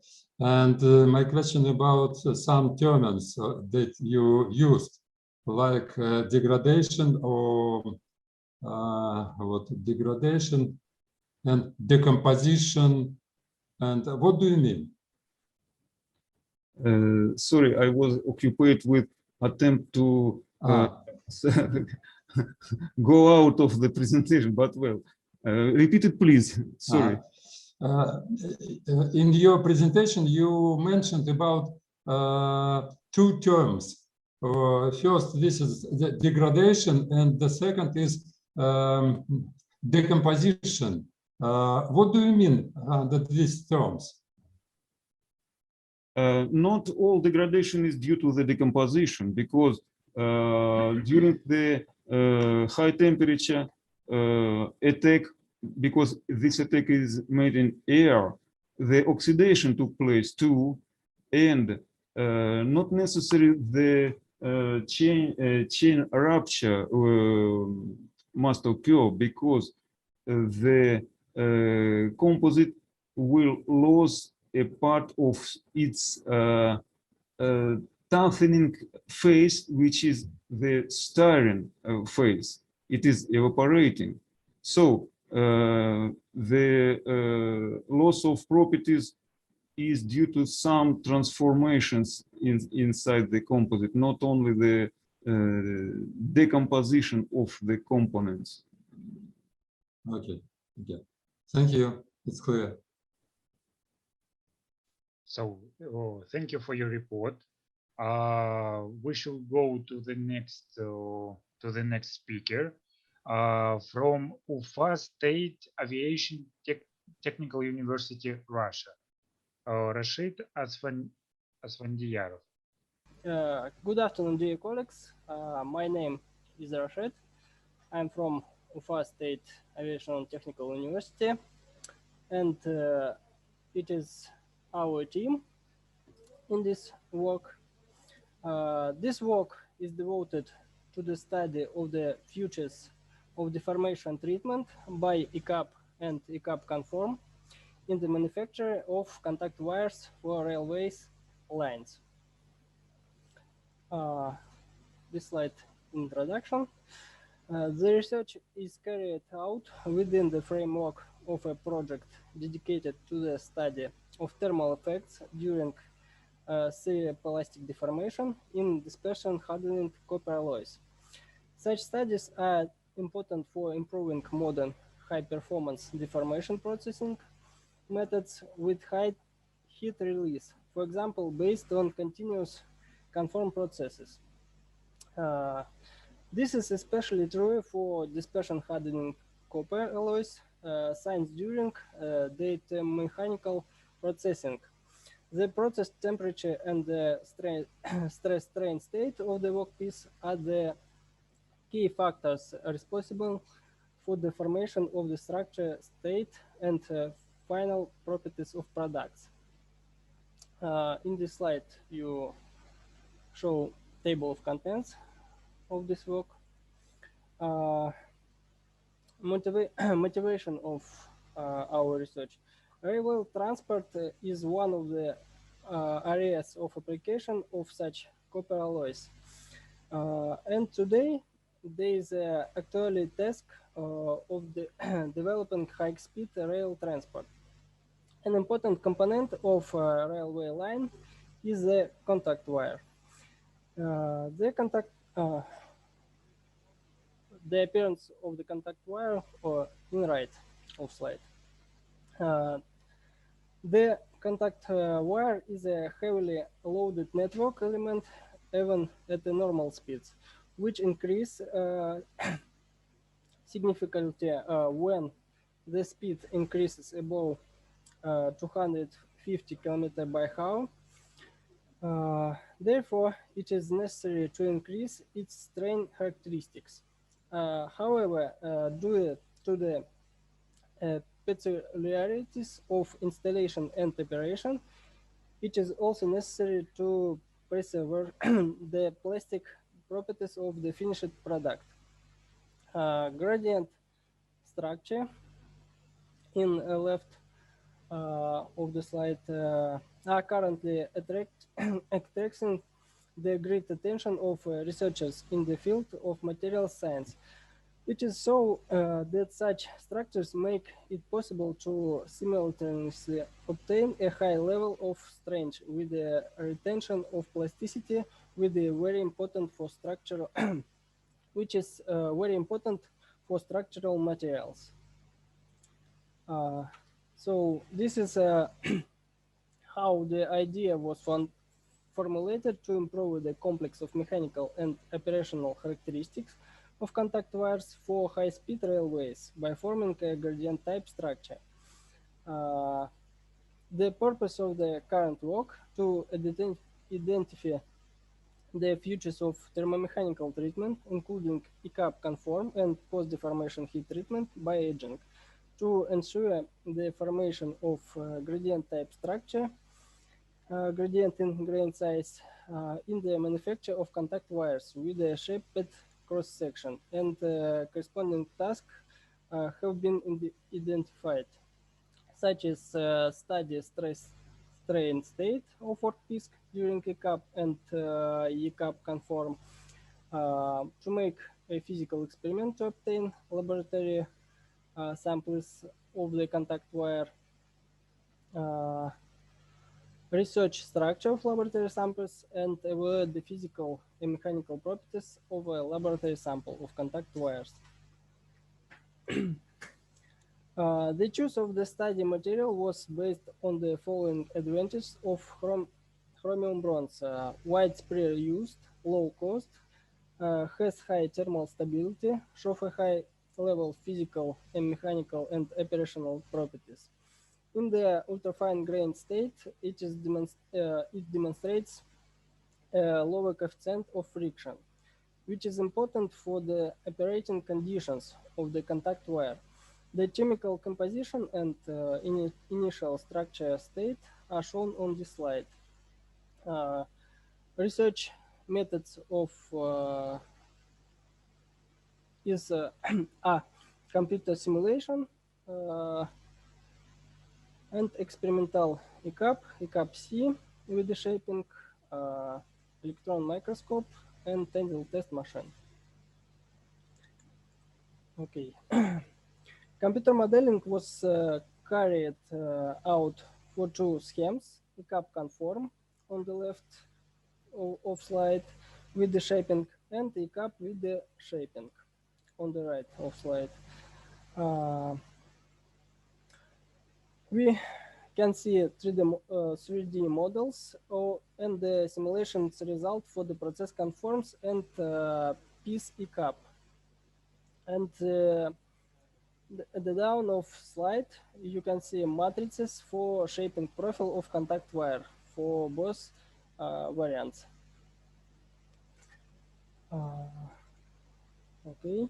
Previously, with the help of the global complex, we carried out studies of the rheological behavior of the cuprum chrome alloy under conditions of large one-time deformations. Based on the data obtained, the material was set in the form 3D. Boundary conditions and material properties are shown on this slide.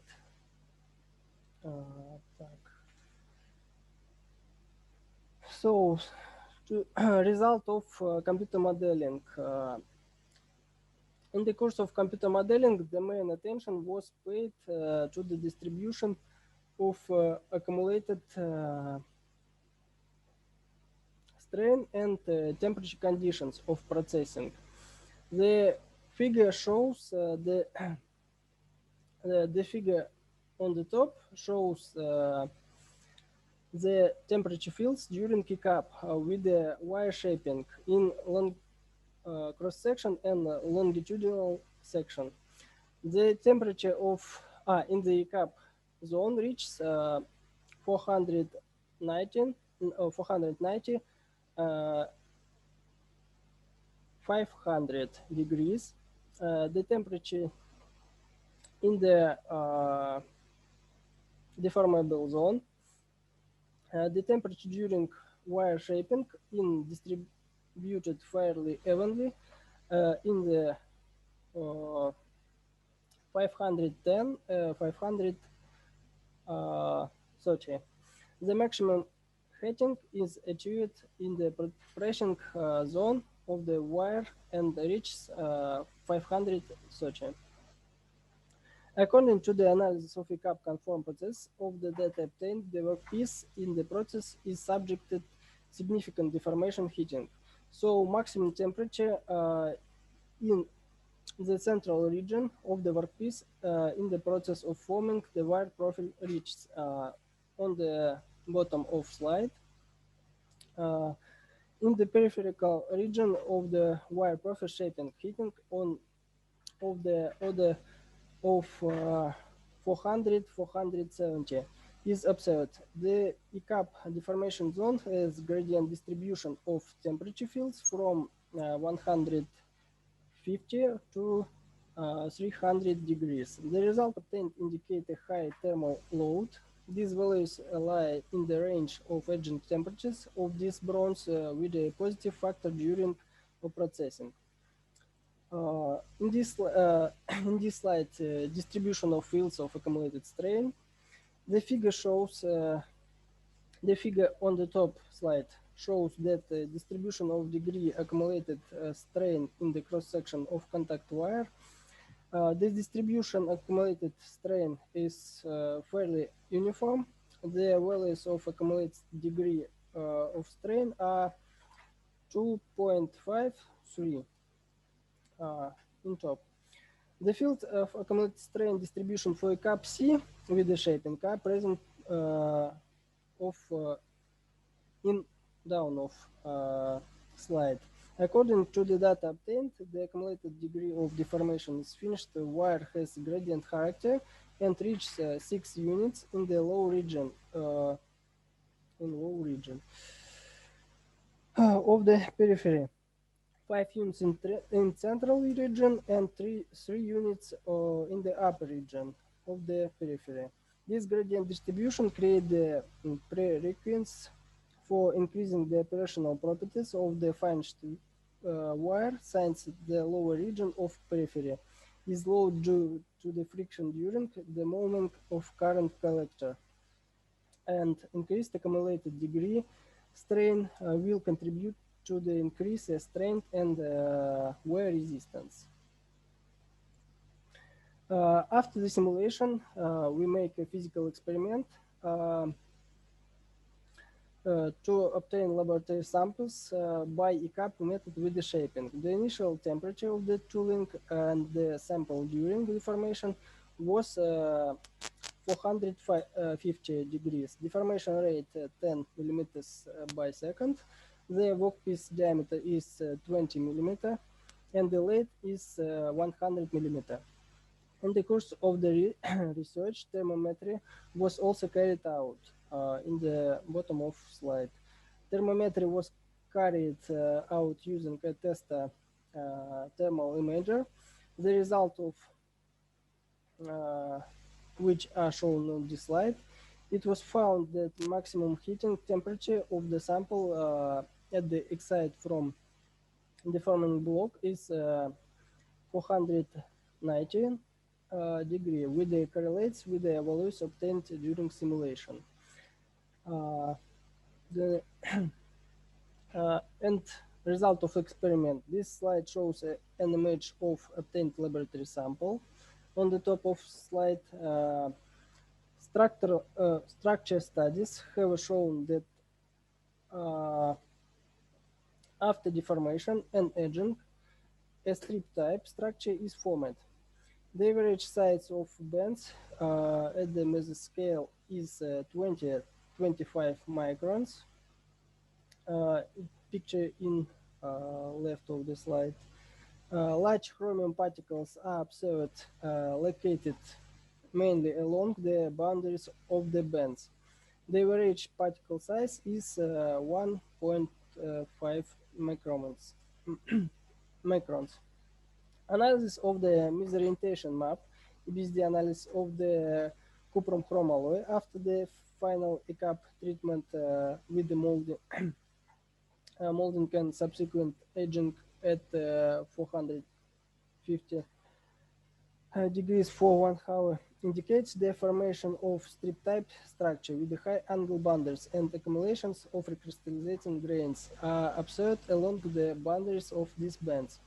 The size of recrystallization grains are on the order of 3 microns.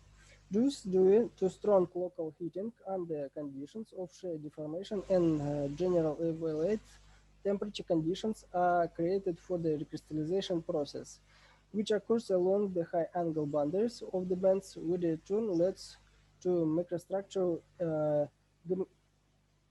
heterogeneity with the can characteristics a gradient 1. The next investigation of physical and mechanical properties. Studies of physical and mechanical properties have shown that after ECAP, with the shaping, the ultimate is 470 MPa. Left graph. Additional precipitation hardening after edging makes it possible to increase the value of the ultimate stretch to 540 MPa, and in the slide right graphs, the relative elongation of the laboratory sample of contact wires has a relative elongation with a 19%, most likely due to the strip structure and the formation recrystallized fine grains along boundaries of the strips. The restoration of electrical conductivity to 69% of AX during deformation by ECAP with the shaping is explained by the high deformation temperature and higher local heating up to the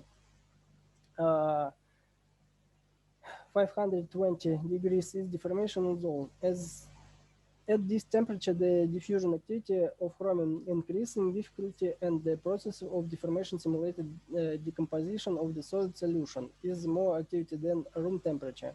An increase in electrical conductivity to 75% after aging indicates that not all the solid solution decomposes during deformation, but most of it. The next experiment, ECAP conformed with the wire shaping. A physical experiment was carried to manufacture a laboratory sample of contact wire using ECAP C with the model material, technically pure copy. In the course of the experiment, long laboratory samples in the bottom of slide. In the course of the experiment, the linear velocity of the material flows was 16 millimeters by second. Initial billet temperature 350 degrees. The structural state is shown on this slide on the center.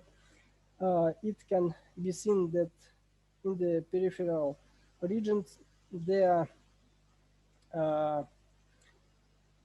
is a more efficient refinement on the structure than in the center, which is associated with the deformed building equipment. These results show that the possibility of applying the ECAP conform method with the shaping in the manufacturer contact wires. On this photo, longitude a sample of laboratory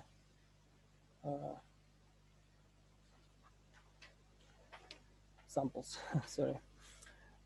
And summary. As a result of the study, the following main conclusions can be drawn. By the method of fine element computer modeling, the temperature parameters and the formed state of the workpiece in the process of ECAP with the shaping and ECAP conform with the shaping. It was noting the significant impact of processing speed. Verification of computer modeling of the ECAP shaping processes by method of physical experiment showed that deformation by ECAP method with the wire shaping at the 450 degrees and speed of 10 millimeters by second, subsequent agent provides a strip type structure. The average size of bands 20-25 microns, large chromium particles is observed, located mainly along the borders of the bands. ECAP with the shaping and subsequent agent provides high physical and mechanical characteristics of laboratory wire samples from cuprum chrome alloy. Ultimate tensile stress about 540 MPa, plasticity about 19%, and electrical conductivity 75 MPa. And thank you for your attention. Invite for cooperation. Okay. Thank you for your report, colleagues. Do you have any questions? May I ask a question? Of course. Please, can you explain the reason for increase in electrical conductivity after ECAP in comparison with the initial state? Okay. Yeah. Okay. Strange in the process of head treatment, after 1 second, please. How to say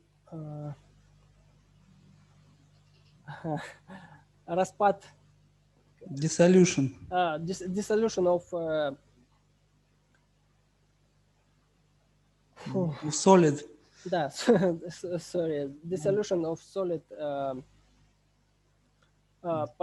particles and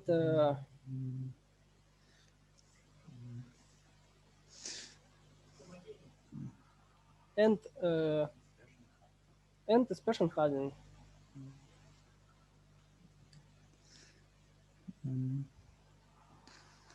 Thank you. Daria? Yeah, just a couple of questions. On this slide, tensile tests were performed at which rate and which size of samples you used? We can use, or we used standard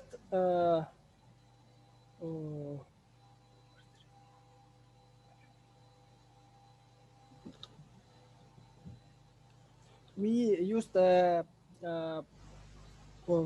mass sample of wire, not standard sample. We used this sample. Okay, and at which rate? Rate is 1 millimeter by minute. Okay. And another question, maybe you mentioned it, but I could miss it. How long the rod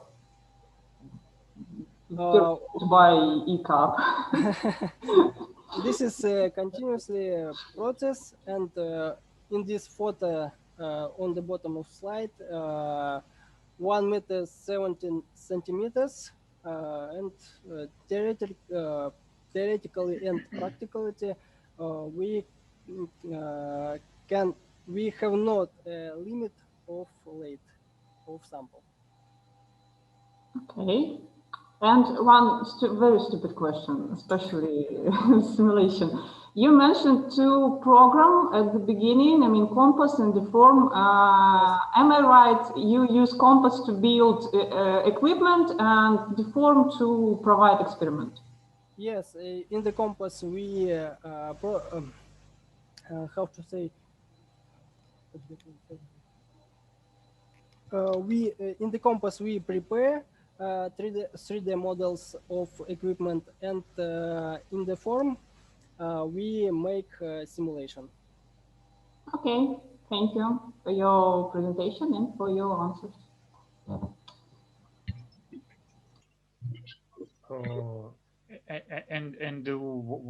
One more question about simulation. During this process, you have rather severe stress strain state and changes of size during this treatment. But did you use some remeshing rules in your simulation? The size of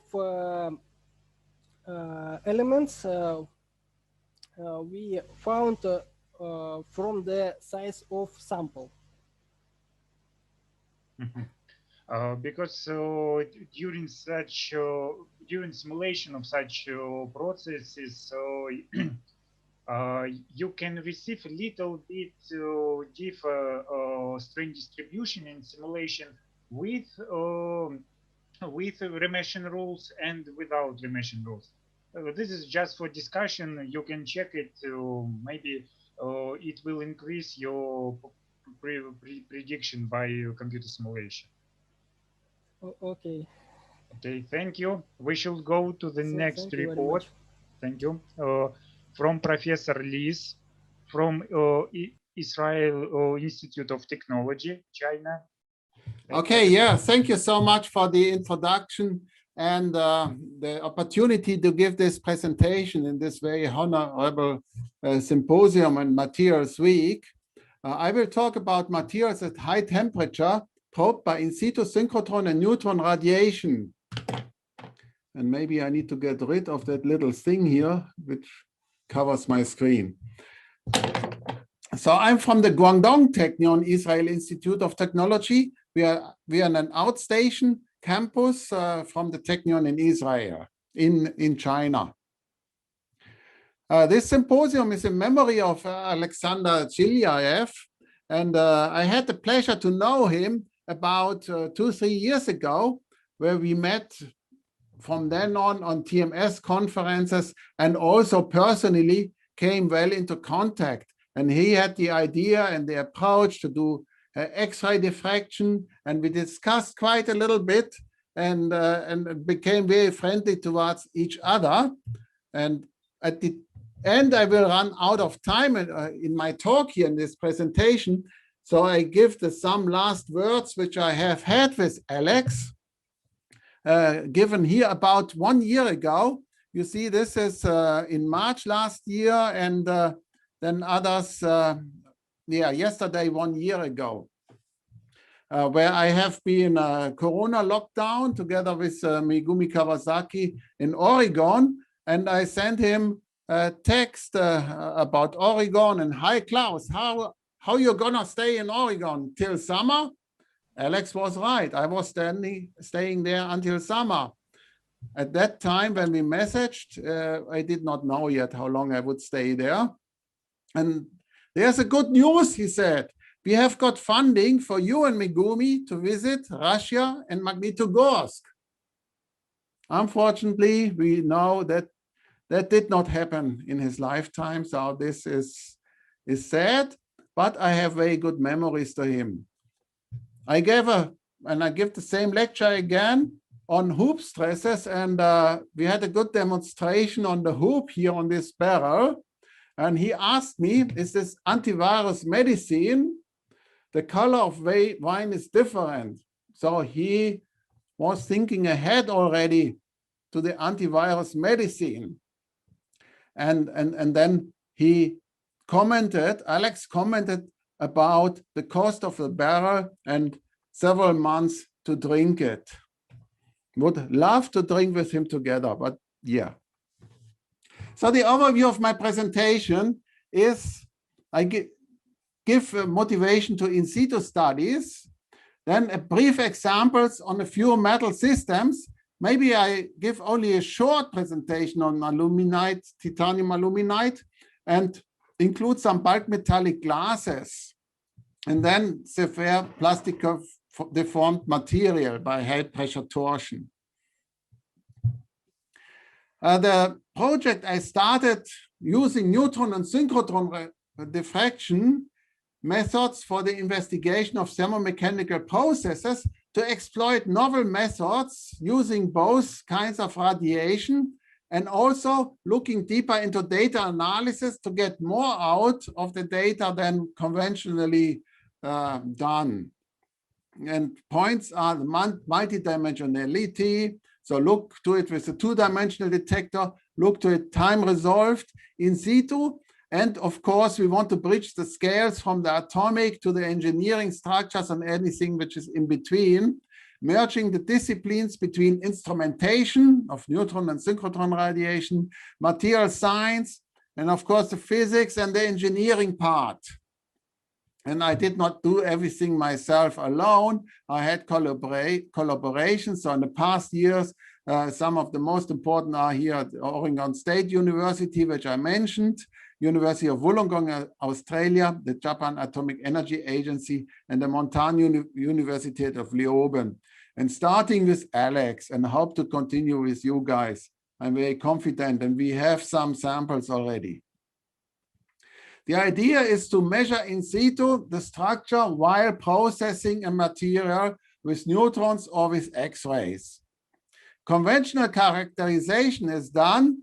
You process the sample, you quench it, cut it, and then you look to the cut surface, either with microscope, optical light, electron microscopy, or even not so deep penetrating X-rays, and start over and over again with other different processing parameters.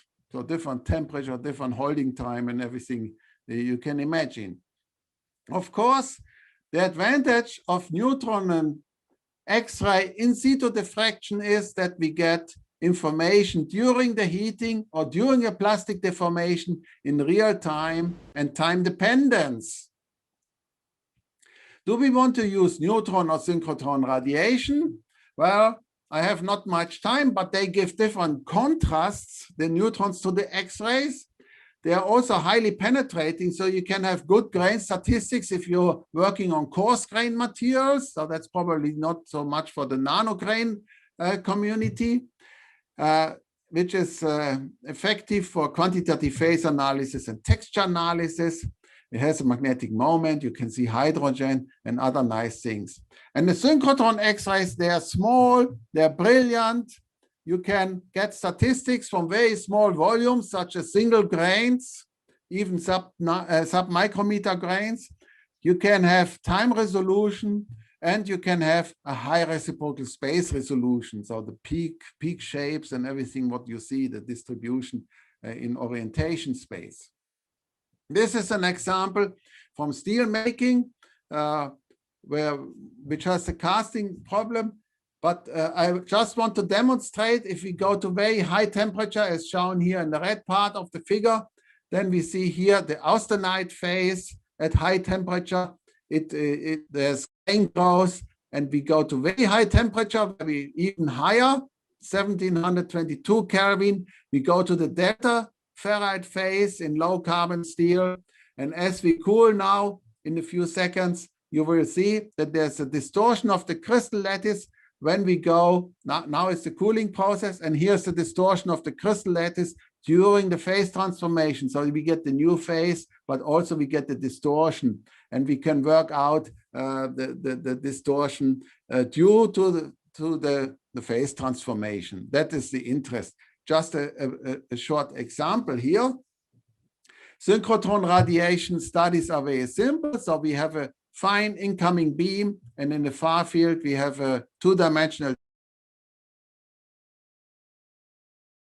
by diffraction rings, concentric rings in this case, shown here on titanium 45 aluminum 10 niobium. And this was before some heating process where we have a very fine-grained material, and after the heating cycle, and we would get all the information in between during the heating as well, like shown in the steel example, what is happening. Of course, going from here to here, we have grain growth, we have accumulation of intensity here. There's already accumulation of intensity, so there's already some texture in the starting material, which then may emphasize into larger crystal grain orientations after grain growth. Not too much time to go there. When we do plastic deformation, we can look now to the azimuthal angle as a function of time. So we reproduce the intensity along the azimuthal angle as a function of time and get these azimuthal angle time plots. So the angle is on the X scale, the time is on the Y scale. For various reflections, you can do that for each reflection ring and get these streaks, these streak camera images. And as we start plastic deformation, before we have some sluggish grain growth while we heat up, but then and some recovery, but then as we are at high temperature, as you can see here to the right, as the temperature, we start plastic deformation, the green curve, and see how the grains reorient. They may reorient with a shift to the left, with a shift to the right. This is grain rotation due to the slip, but we also see the distribution within this this cone of breaking into subgrains, and the spots, the dots in there due to dynamic recovery. These are temporal fluctuations, so the time scale is here vertical. They occur only, these orientations, they may, in the beta phase, only occur in short moments of time due to a high rate of dynamic recovery, competing the grain breaking process and the grain healing, annealing process. And we can work that out in titanium aluminide. That would be the beta phase would take the high plastic deformation load, while the alpha phase deforms sluggish, and the crystals, so to say, they swim in the beta phase. So the beta phase is the grease of the plastic deformation process. We could do more with neutrons. I just want to point out, if we have conventional X-rays, we may have peaks at these positions, very high peaks. With neutrons, we see these peaks here at those positions, which are the superstructure reflections. And the superstructure reflections, they are sensitive, very sensitive to the order and the disorder of the material. And this is because titanium has a very different contrast with a minus negative scattering length. But now time to go there, because I like to talk a little bit about more into nanostructured material. So this is quaternary bulk metallic glass, which I like to present here. A mixture, now these are the compositions, so zirconium-based, copper, nickel, aluminum, and mixtures of binary deep alloys, and they have a high glass forming ability, as shown here by the group of Professor Xun Shen here in China. And he also made the specimens for those studies. So the material is fully amorph, and in selected area diffraction, you also get amorphous, typical amorphous diffraction patterns. Then with X-rays, this is now synchrotron X-rays, we can calculate from the diffractograms the pair distribution function and see that we have a near range order where we see the change of the bond lengths as we change the composition of the material. And as we go far out here in this range, we see coordination spheres. However, what I want to show you now is in situ heating and compression studies of this bulk metallic glass. So two independent experiments. The one is compression at room temperature and the other is heating. So what happens if we compress the material? Then we get elastic strain, and the elastic strain leads to a strain ellipsoid. So in the longitudinal direction, the Debye-Scherrer rings, it's 1 over the lattice spacing. So the Debye-Scherrer rings become larger in the longitudinal direction, and with Poisson's ratio, they shrink in the transverse direction. And as we plot now the radius of these diffraction maxima as a function of sine square psi, the orientation angle when you go around the ellipse from the longitudinal to the transverse direction. So it's a lattice strain or the atomic strain. It's not really a lattice in amorphous material. Then we can fit a straight line to each color family here. Each color family is a different compression step, what we have done. And this is the strain ellipsoid as we go along one ring. And from that, we can calculate Poisson's ratio. So we can calculate the lattice strain. The lattice strain in the compression direction goes down, and Poisson's ratio is going up, and it goes up to 0.5. So this is really a volume conservation. I put this on this slide. So we have in bulk metallic glass the macroscopic strain and engineering stress curve, and also the atomic strain curve here in red. With atomic strain, we only see the elastic part, we don't see the plastic part after yielding. But then looking into the atomic strain versus the total strain, we get in the longitudinal direction some saturation, some yielding, while in the transverse direction, we still get increase of strain. The atoms dilating further. And Poisson's ratio then, upon yielding, increases. Now, so we have a certain strain about 15 times 10 to minus 3, where the material starts to flow. Now let's do atomic expansion upon heating experiment, where we can look to the thermal expansion, so the lattice strain or the thermal strain as a function of temperature, and we can do that for the first peak here in our scattering function, in the measured signal. Then we can do it for the second peak, for that peak as well, and we get a different slope. We get a different thermal expansion. We also can calculate the pair distribution function and then plot the first nearest neighbor position and the second nearest neighbor position. So the first nearest neighbor, they have a minimum slope, and the second nearest neighbor, they have a much stronger slope. So what is happening? In bulk metallic glasses, you may find these building blocks, icosahedral building blocks, but you have the nearest neighbors, and we have the second nearest neighbors across here. And what's happening, what the observation is, the nearest neighbors, they somehow expand, but the second nearest neighbors, they expand much faster from the first, from the zero atom, meaning we get a shear stress, we get a shear strain. And of course, if you put now building blocks together in different orientations in the vicinity of each other by the continuity of the matrix, we get shear stresses.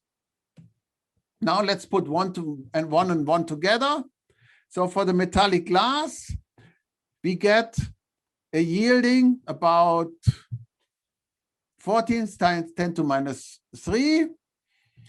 And we get here a shear strain in the thermal expansion about 8 times 10 to minus 3. This is the same order of magnitude for both of the materials. And therefore, we conclude that the glass transition is the point where the shear of these building blocks yields. So we can put glass transition and shear yielding strength together on one scale. I think I'm running out of time.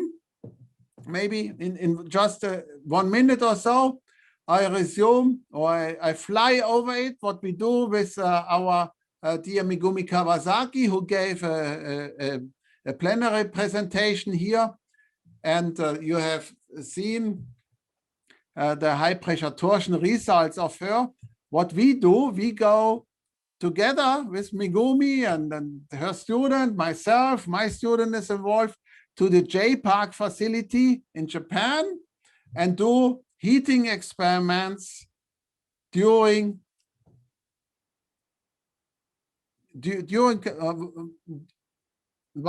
capturing neutron radiation. And now I'm a little bit puzzled because my screen does not continue.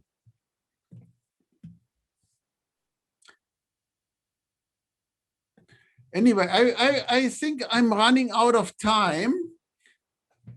Yeah, I can scribble here. So what we see, basically, we get a peak width. We measure peak width with neutrons. And as we are near, this peak width shrinks. And the shrinking, if we plot now, the shrinking or the peak width versus the temperature, we get sharp transition temperatures. And these sharp transition temperatures, they indicate the recrystallization temperature. We also can do Williamson-Hall plots and get measures of the strain, of stress-related strains, so residual stresses between the microstructure building blocks, which relax before the recrystallization temperature. So we can observe and get recipes how to make ideal microstructures where the deteriorative stresses relax before recrystallization sets on. I'm sorry that my screen is blocked, but I think my time is over anyway. So I just wanted to give a brief introduction into in situ neutron and synchrotron studies. And at the moment, we are doing a lot on high pressure torsion materials together with the group of Megumi Kawasaki and with samples which even have been prepared by ZHILYAEV. With this, I really would like to thank you. Thank you for your inspiring report. Some pictures look like modern art. Future is coming, I think. Colleagues, do you have any question?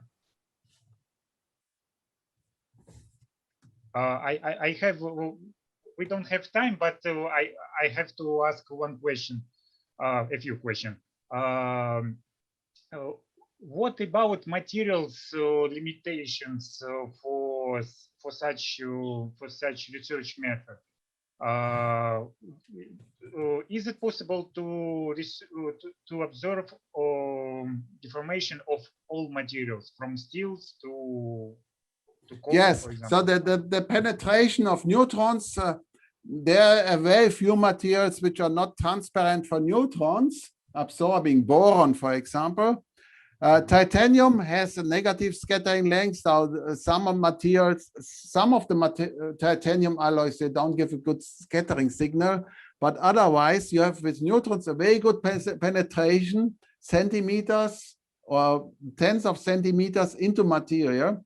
With high energy X-rays of 100 keV, you also can get millimeters to a centimeter into the material.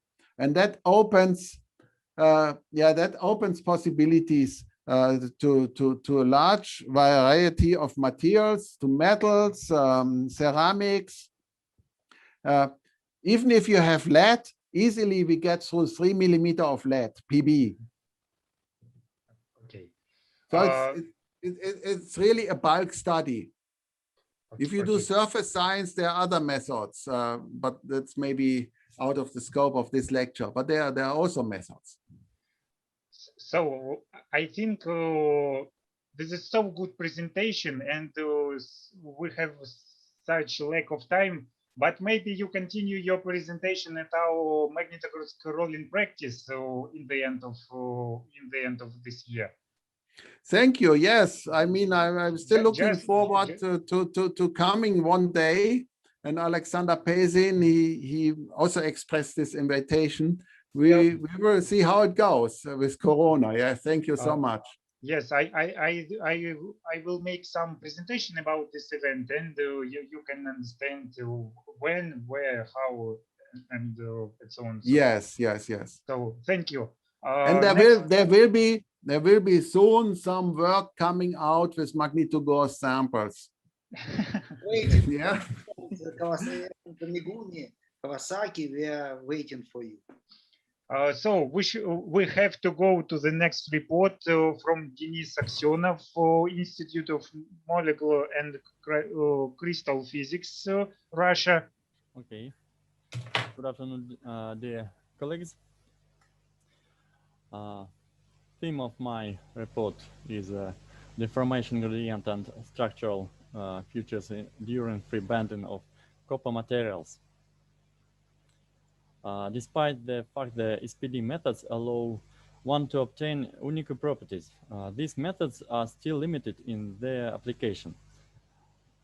For example, the method of ICAP conforms has tribological difficulties. During its implementation, there is a high heating of the material and high stresses.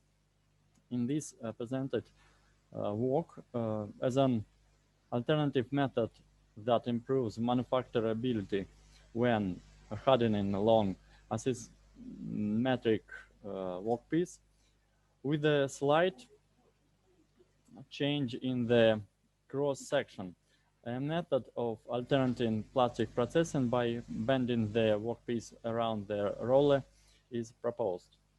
It is known that with alternative bending, active hardening takes place up to the appearance of a fracture. This effect of bending hardening was taken as the basis for developing the method.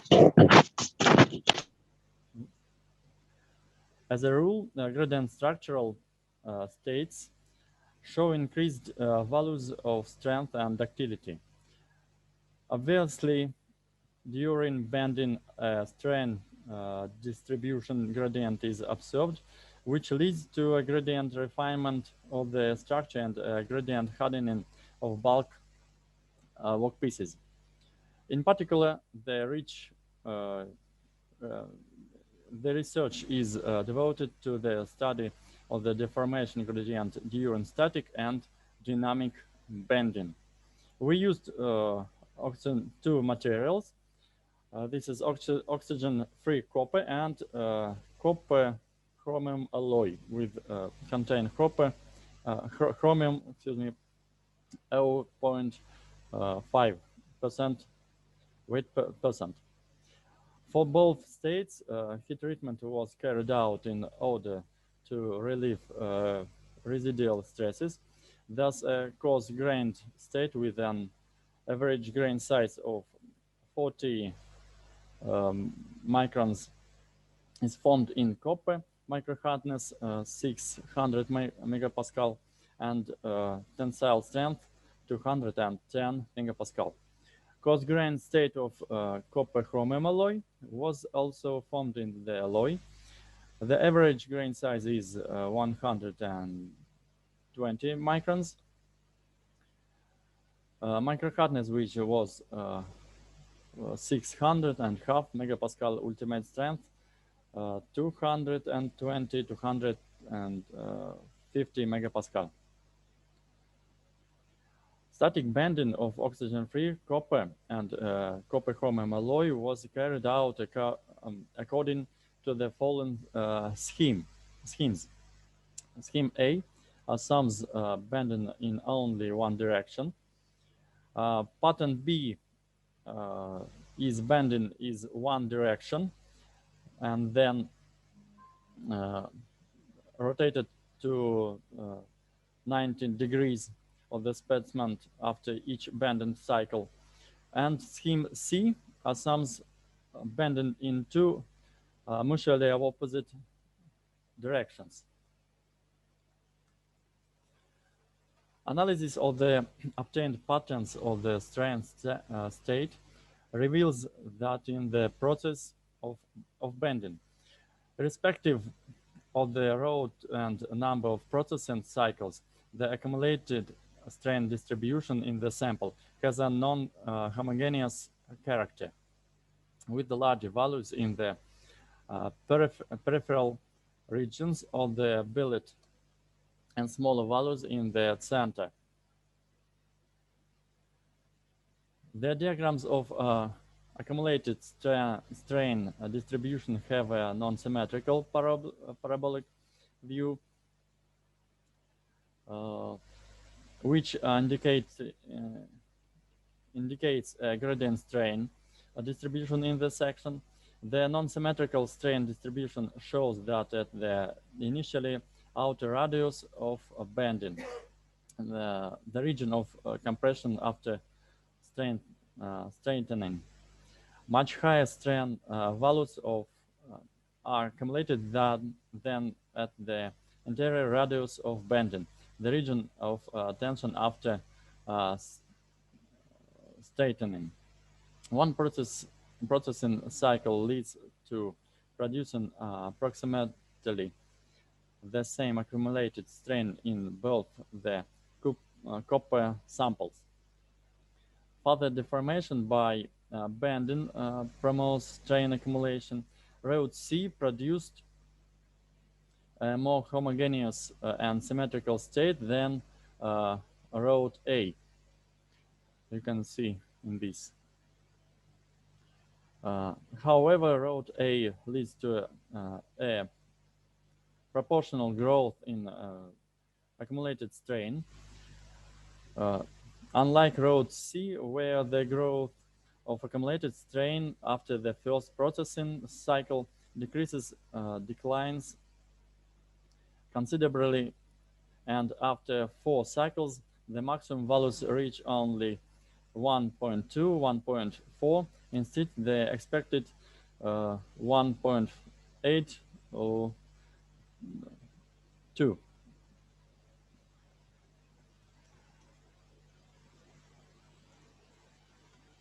In the initial state, oxygen-free copper is characterized by a coarse grain structure with a mean grain size of 40 microns. Multiple growth twins are observed in grain interiors. After one cycle of processing by bending, a surface deformed layer with a thickness of 20-40 microns is formed. The layer structure represents elongated cell with a mean size of 1 microns and the elongation factor 1/2. In the rest of the volume, a coarse grain structure with a grain size of 35 microns is observed. An increase in the number of bending cycles to 4 does not lead to an increase in the thickness of the deformed layer, and the grain size in the central region on the sample is preserved as 34 microns, irrespective of the road. Growth twins are preserved in the grain interiors. The macro hardness values across the section of copper processes by bending indicated a gradient strain distribution. The minimum micro hardness values are found in the central region. The micro hardness in the peripheral region subjected to tensile stresses is 1.2 times lower than micro hardness value in the compression region. In both oxygen-free copper, in copper, considerable strengthening takes place already after one bending cycle. The maximum micro hardness values are reached after 4 cycles and amount to 1090 megapascal. According to the result of mathematical modeling for static bending of copper chromium alloy, the pictures of the deformed state of the copper alloy after 1 and 8 bending cycles at room temperature were obtained. Analysis of the obtained picture of the deformed states shows that after one cycle of processing, the copper alloy accumulates approximately the same deformation, and its similar distribution is observed in the longitudinal section of the sample. The result obtained indicates that the deformed state is responsible for the geometrical parameters of the workpiece and the roller relative to which there is a bend.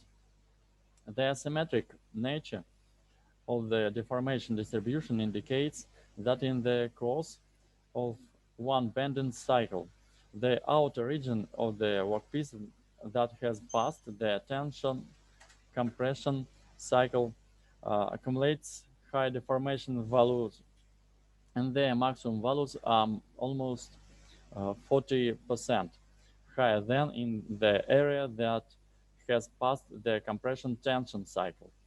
In this regard, it is apparently advisable to change the direction of bending to the opposite to obtain a more symmetrical deformed state. Further deformation by bending contributes to the accumulation of deformation. The result obtained indicates that the deformed state of the samples becomes more uniform with an increase in the level of accumulated strain.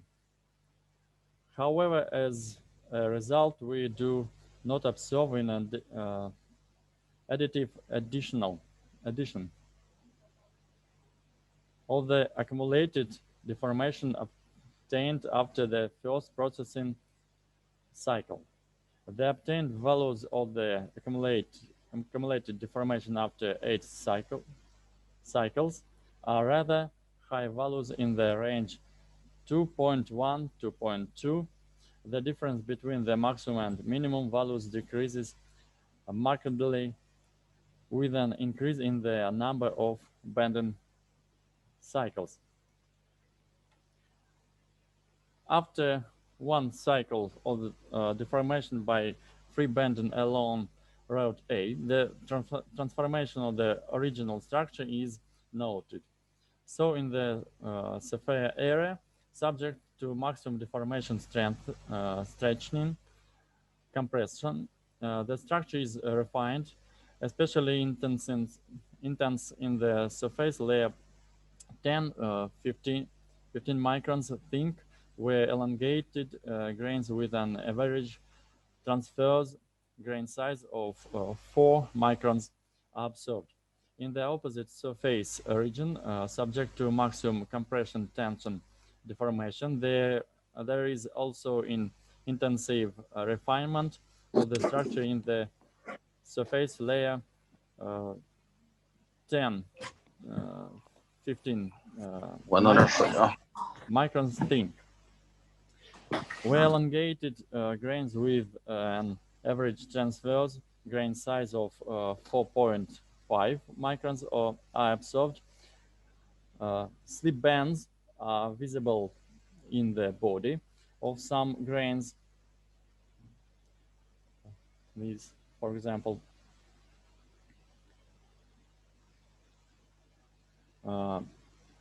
perpendicular to the action of the main tensile strengths. The central region is little subject to change, while large grains with initial growth, twins, and undeformed boundaries are observed.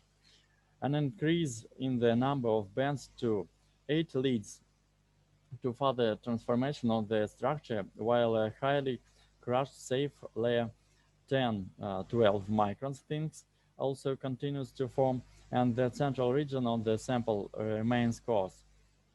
Elongated grains with an average size of 4.2 microns are observed in the peripheral layer of the outer face. In the peripheral region of the inner face, only a crushed deformed layers is observed, and closer to the center, large initial grains.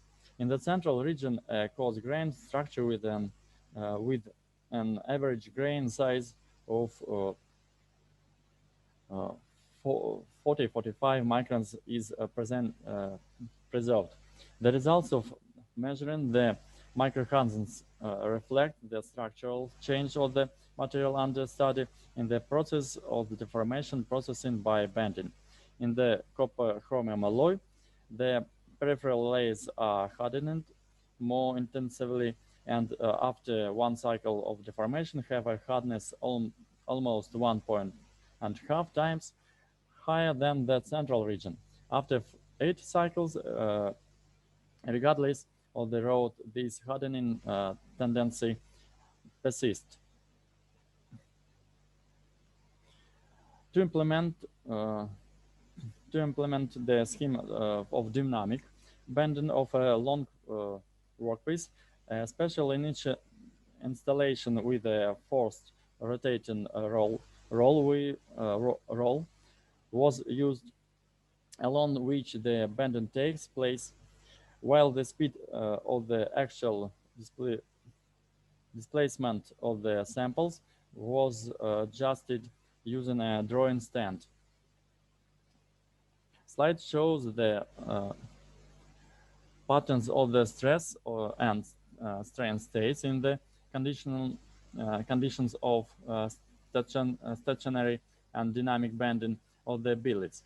Analysis of the patterns reveals that during the continuous bending of a rod, alternating strain is observed around the rotating roller.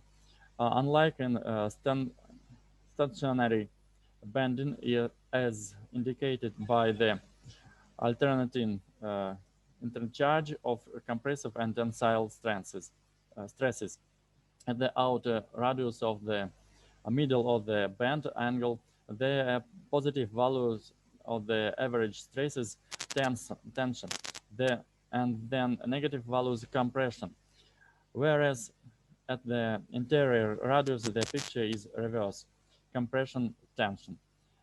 As a consequence, unlike in static bending where only tensile stresses are active at the sample outer radius and only compressive stresses are active at the sample interior radius, in the continuous bending of the sample, alternating extremely non-monotonic strain is observed. The accumulated strain level is also influenced by the bend angle. It was found that with increase in bend angle and number of processing cycles, the level of accumulated strain and its absolute values in one processing cycle grow, which is quite consistent. For instance, for the bend angle of 60 degrees, the maximum accumulated strain is 2.7, and for 140 degrees, 5.8. However, this value is not directly consistent with the bend angle, since a triple increase in accumulated strain is not observed. Analysis of the stress state shows that the average stresses particularly do not depend on the bend angle. With increasing number of bending cycle and correspondingly strengthening, the maximum level of average stresses increases and can reach critical values. Considering this fact, virtual studies can be used as a method of control and compression with permissible stresses during the bending of metallic samples, depending on the grade of the material and study. In addition, this type of analysis is useful for designing a processing chain where the permissible stresses are ensured by means of varying the processing parameters in the conditions of multi-cycle processing and fabrication of defect-free billets.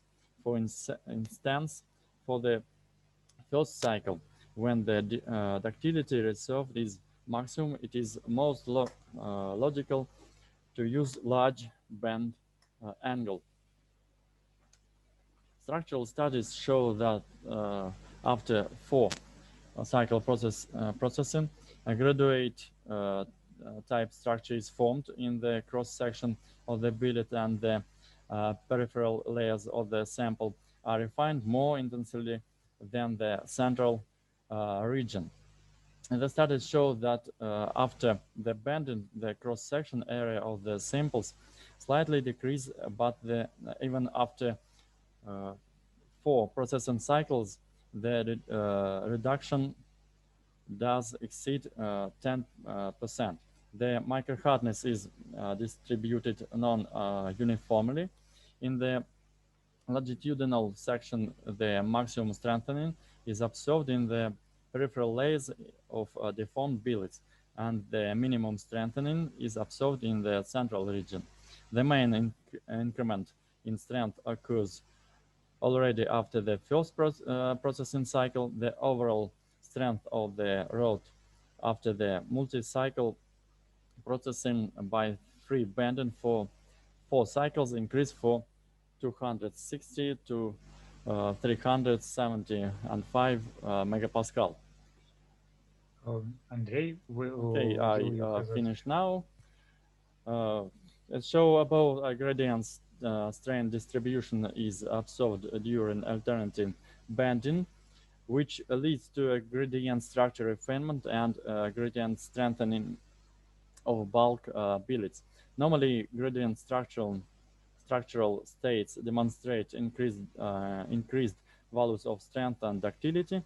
In this connection, the method of multi-cycle alternating bending of billets around a roller provides certain performance advantages of contact wire, forming a finer structure and favorably increasing the strength, and the peripheral layers of a wire increases its wear resistance in the processes of operation. And I think I can finish these conclusions. Thank you for attention. Thank you for your report. Colleagues, do you have actually one question? Because we ran out. So I have one question about surface quality of your final product. Do you have some requirements for such product in industrial scale, and is it enough is it enough for your process to obtain adequate quality of micro relief, quality of your surface of your samples? We think that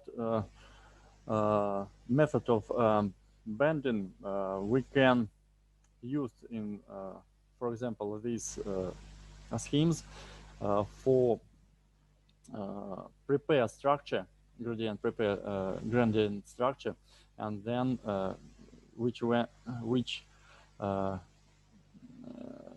then we can additional deformed any another methods. Okay, thank you. So we have to go to the next report from Andrey Belyakov, Belgorod State University, Russia. Yeah, thank you. Good afternoon, ladies and gentlemen. Today, I would like to present our current results on impact toughness of high-strength steel with nanocrystalline lamellar type microstructure. Carbon steels and high-strength low alloy steels are most frequently used materials in building structures and machinery company, and among a number of advantages of these steels, they have one major drawback, which is associated with relatively high temperature of brittle to ductile transition, which is associated with the difference with the brittle fracture stress and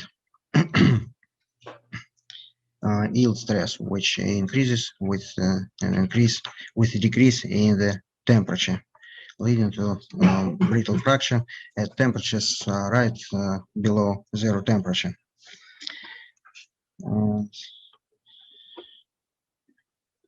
To increase the impact toughness of steels, they should possess or larger brittle fracture stress or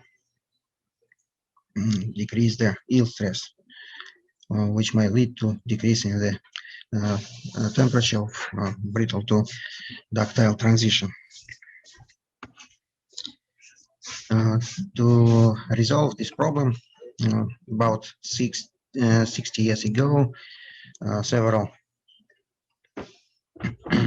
processing methods, thermomechanical processing, known as ausforming, which involves a plastic deformation of metastable austenite just before the transformation, or modified ausforming, starting with deformation in stable austenite, then goes to metastable austenite at temperatures below recrystallization to obtain the deformation austenite, and then transformed martensite from deformed austenite, which can increase the impact toughness, especially at toughness, especially at low temperatures, along with the remarkable increase in the yield stress and tensile strength of steels. Recently, an interesting approach has been proposed by a group of Japanese researchers, Kimura, Chuzaki, and authors from the National Institute for Material Science. They made a warm rolling at temperature of tempering. So the medium carbon steel has been quenched to martensite, then tempered, and then subjected to bar rolling to a rather large strain. In this case, it's about 1.7 true strain. And then they obtained quite interesting results. The samples didn't break away and experienced delamination along the specimen. And the interesting phenomena is a increase in the impact energy or impact toughness with a decrease in the test temperature. Quite unusual behavior for carbon steel and high strength steels. The impact toughness increased as temperature decreased.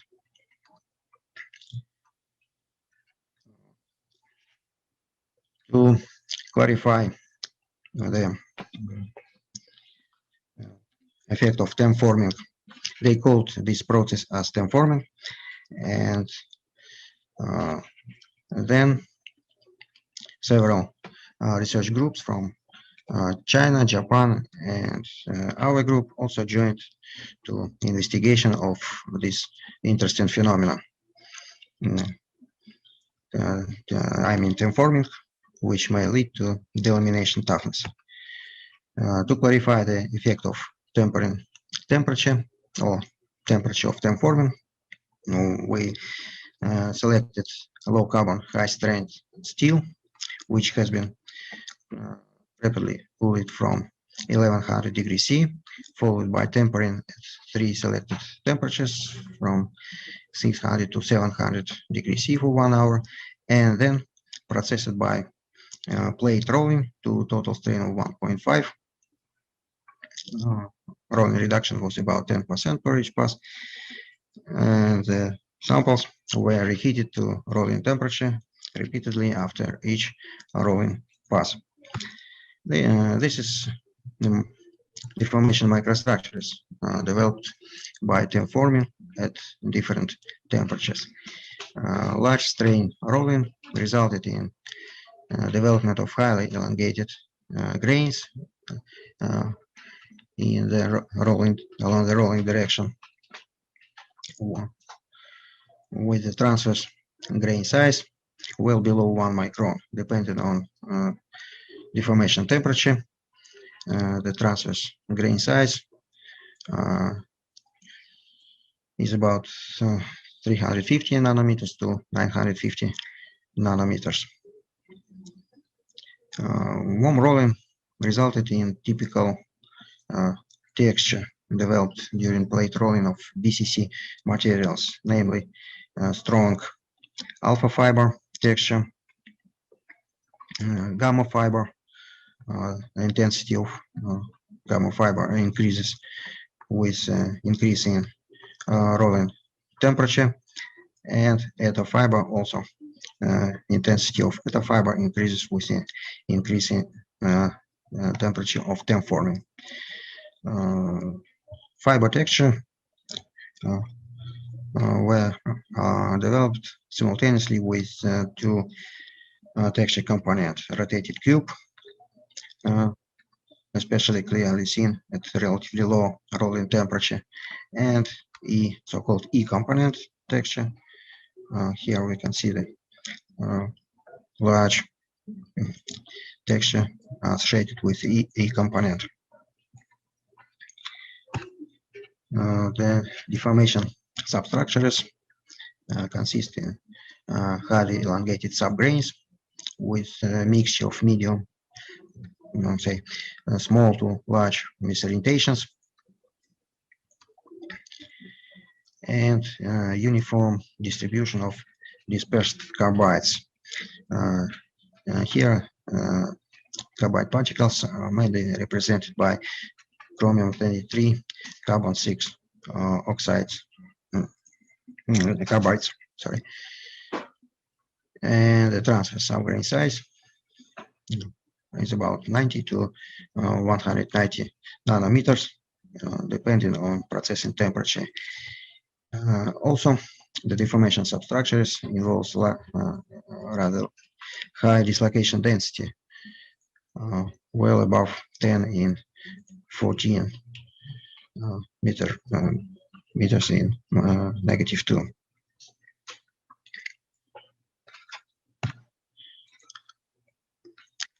Depending on the term forming temperature, the yield stress increases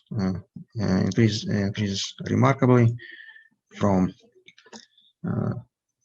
700 megapascal at the highest forming temperature of 700 degrees C to above 1200 megapascal at the lowest temperature of forming of 600 degrees C.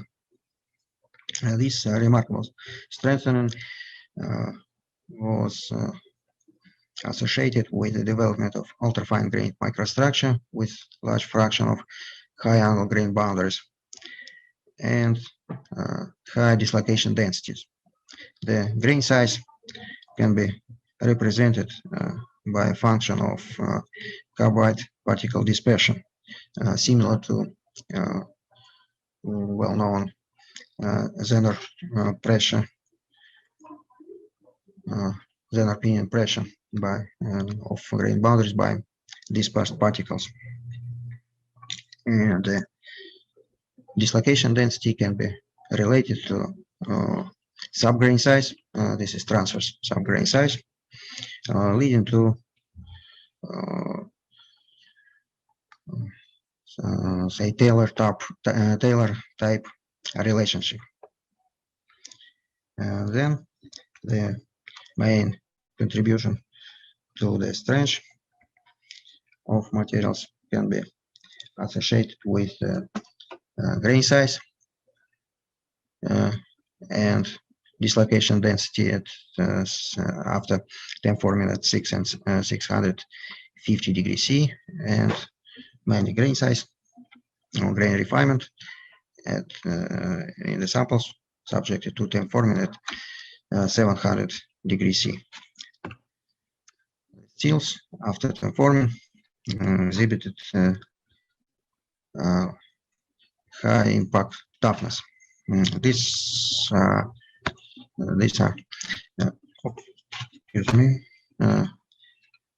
impact cars obtained by impact tests at different temperatures down to liquid nitrogen temperature.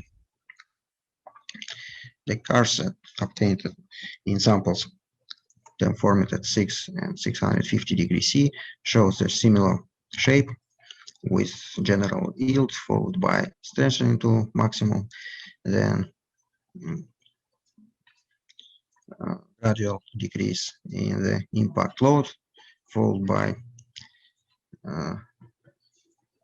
rapid drop associated with the fracture arrest, followed by gradual decrease in the load.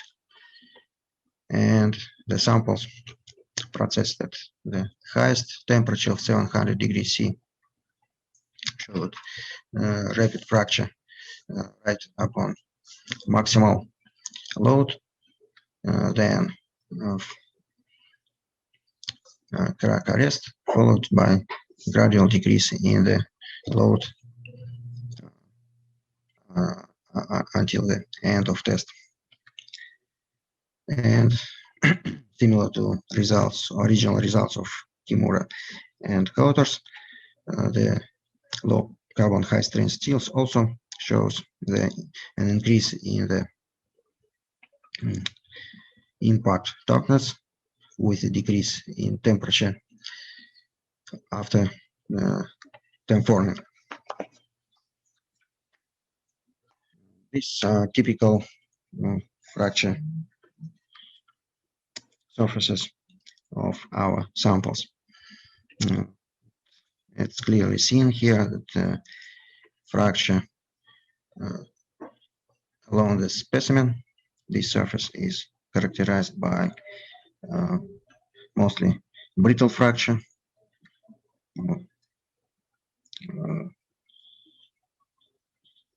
whereas the fracture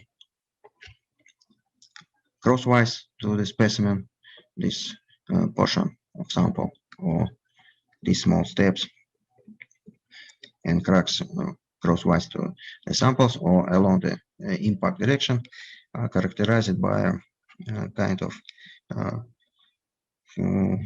ductile fracture with deep dimples on the fracture surface. To explain the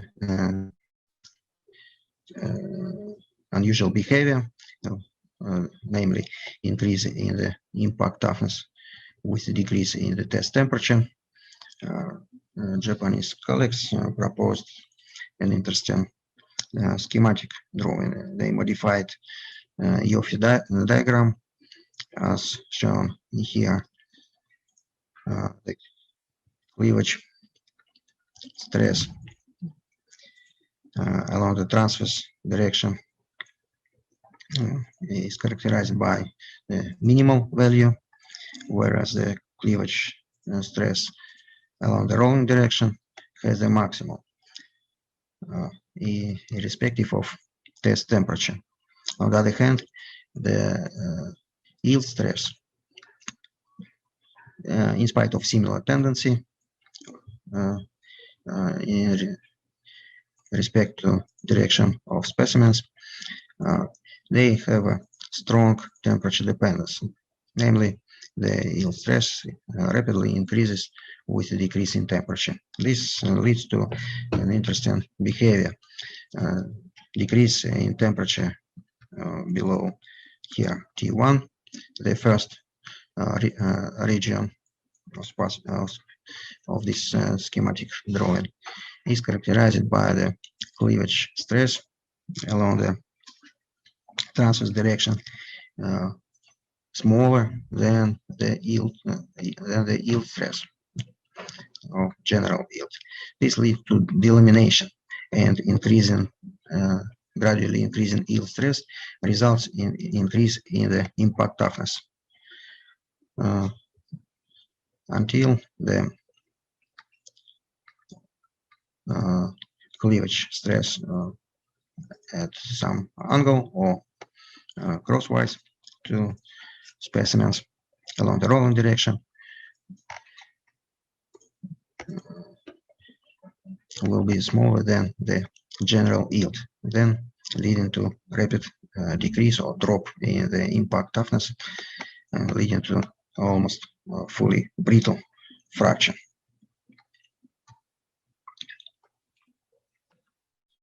Finally, I would like to conclude, summarize our results.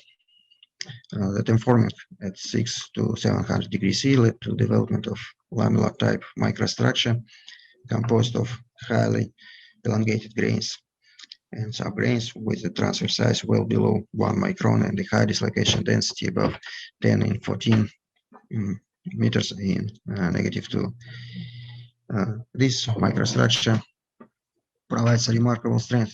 The yield strength comprises almost 700 megapascal or 1200 megapascal, depending on processing temperature. Forming at 600 to 700 degrees C increases the impact toughness remarkably, which is well above 100 joule within the all studied temperature range. The maximal impact toughness could be obtained after forming at intermediate temperature of 650 degrees C. The high impact toughness is associated with high maximal loads and loads at general yield during the impact test. And also following the strain hardening at an early stage of impact loading, the fracture behavior of formed samples involved rapid delamination crosswise to impact direction, which also increases the impact toughness. Thank you for your attention. Thank you for your report, colleagues. Actually, one question. We have some questions. Just a second. That's right. Okay. Just I do understand in general why we have to use this experiment. Could you please remind me why you use temperature 600 and you use the big, how to put it? Just rate. Temperature rate. Yeah. You tested. You mean the temp-forming temperature? Yeah, why do you choose 600, 650, 100, and 700 degrees? This is a typical temperature range, maybe except of 700 degrees C. 6 and 650 is a tempering temperature for high-strength steels. After quenching to martensite, the tempering temperature is commonly selected as about 6 to 650 degrees C to obtain the best combination of strength and ductility. We also include a large higher temperature of 700 degrees C to cover the as large temperature interval as possible.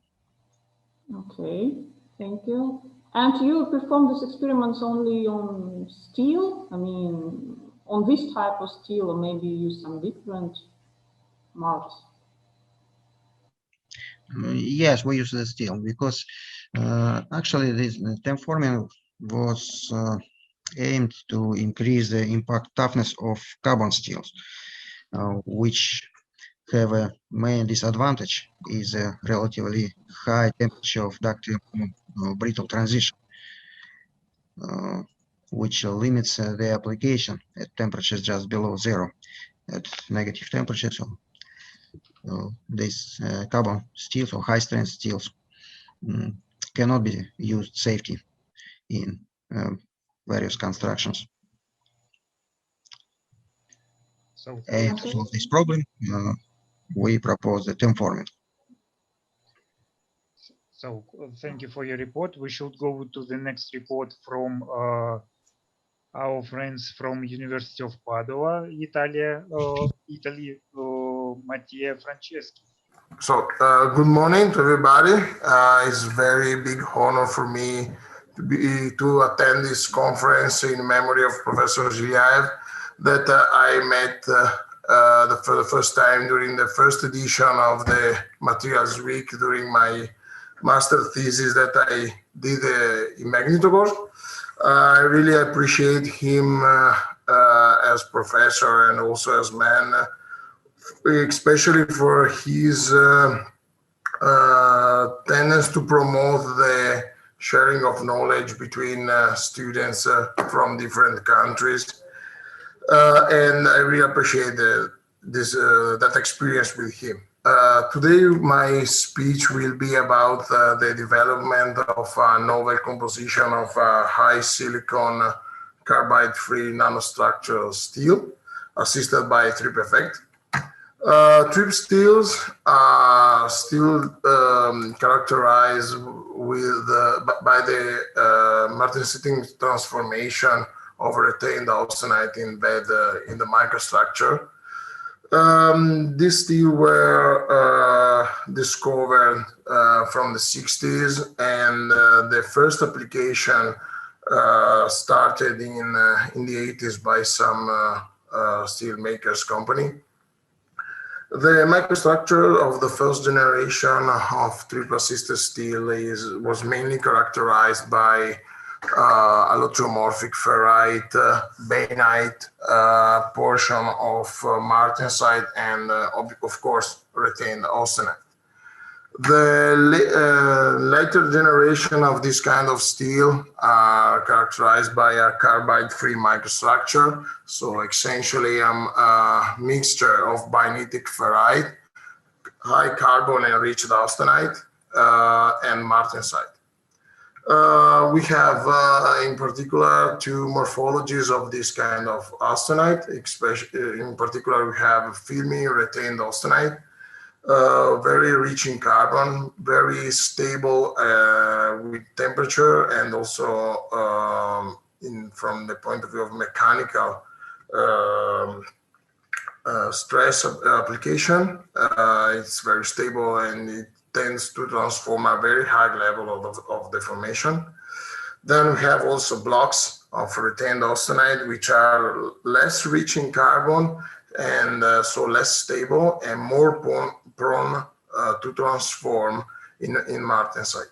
We have to avoid in this kind of steel huge and very large blocks of austenite because they can transform in the very early stage of the deformation. So have a negative effect in the sense that they give immediately a brittle phase inside the material, and they can deplete the very high and interesting ratio between tensile strength and ductility. This kind of steel are able to reach 2 gigapascal of tensile strength, combining a very high ductility as fracture strain above 15% and around 22%. One of the advantages of this kind of steel, despite of the mechanical properties, are the low cost, because we don't have very expensive alloying element in the microstructure, in the composition, sorry, as chromium or nickel. And the production process is very, very simple. And essentially, we don't need complex heat treatment, but just austenitization and isothermal treatment at low temperature, in particular between 400 200 degrees. These are two micrographs of this kind of steel. The one on the left was taken by me on one of the steel that I studied during my first year of PhD. And with this steel, we published those two papers in collaboration between my university and the University of Magnitogorsk. The second micrograph is a TM bright field micrograph from Professor Garcia Mateo from Madrid, and it shows the carbide-free bainite, so consisting in austenite films and retained and ferrite. And as you can see, the dimension of these features in the microstructure is very small, in the order of nanometers. The Y-high silicon steels, high content of silicons allows us to suppress, in some case, but in general, retard the precipitation of cementite, which is a brittle phase, and which can reduce the strength to ductility ratio in this kind of steel.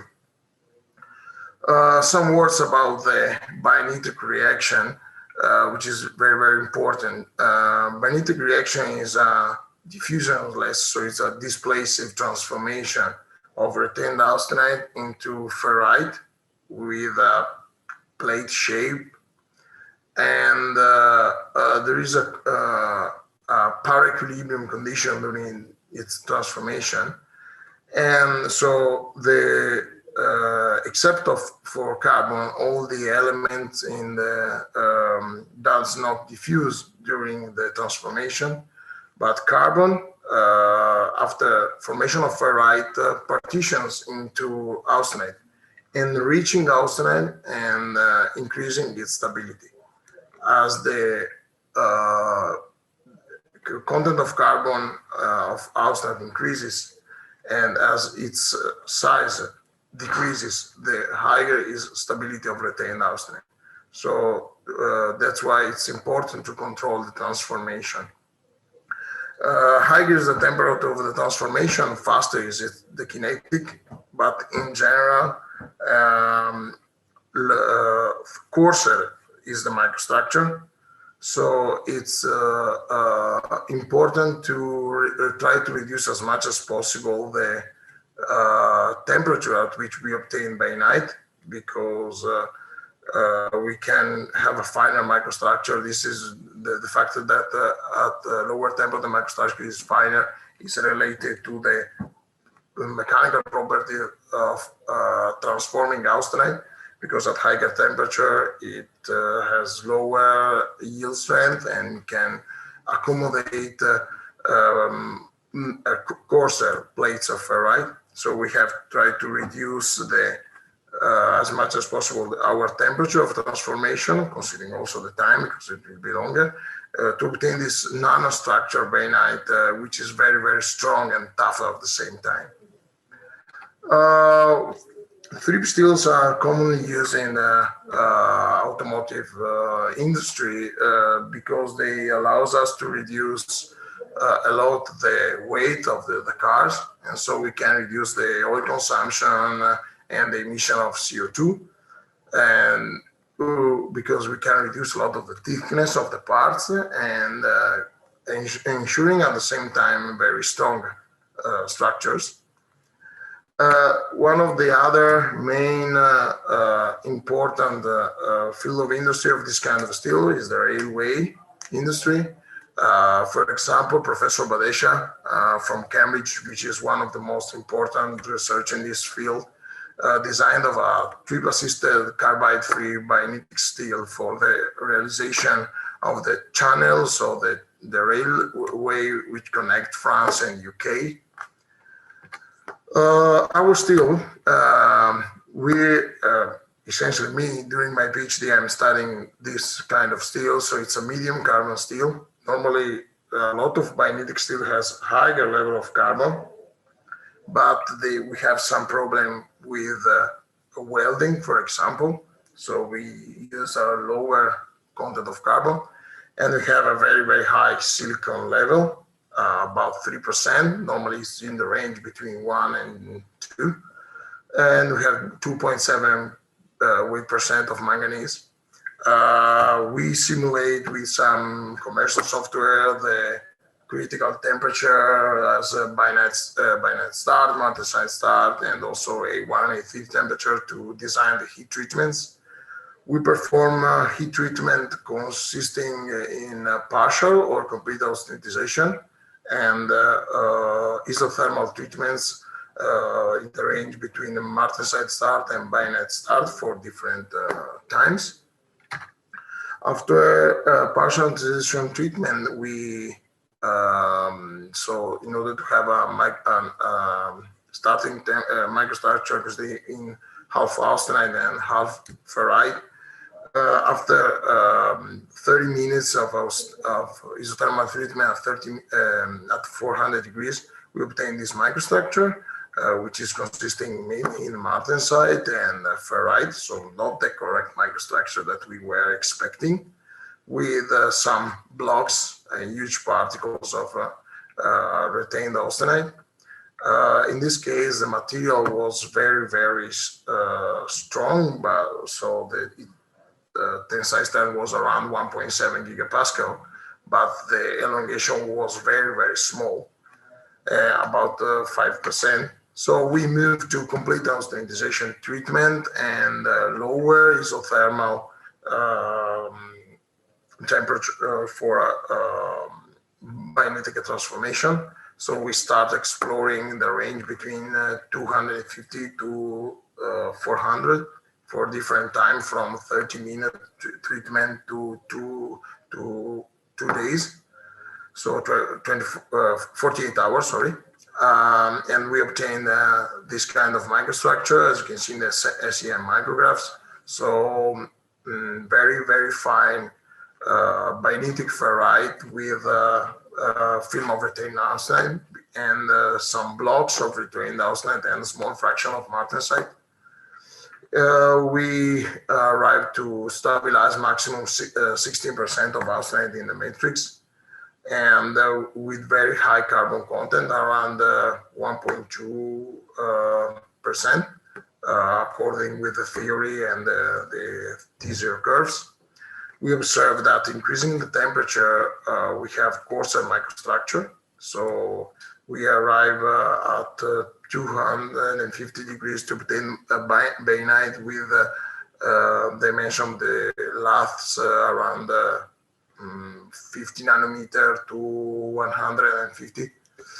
And we observe that increasing the isothermal treatment condition, we have a higher content of bainite, unless we can have 100% of bainite because it's an incomplete transformation. But we also increase the amount of retained austenite, but we are able to stabilize, and we reduce the final content of martensite, which is hard and brittle. This is more in detail the microstructure of this kind of steel.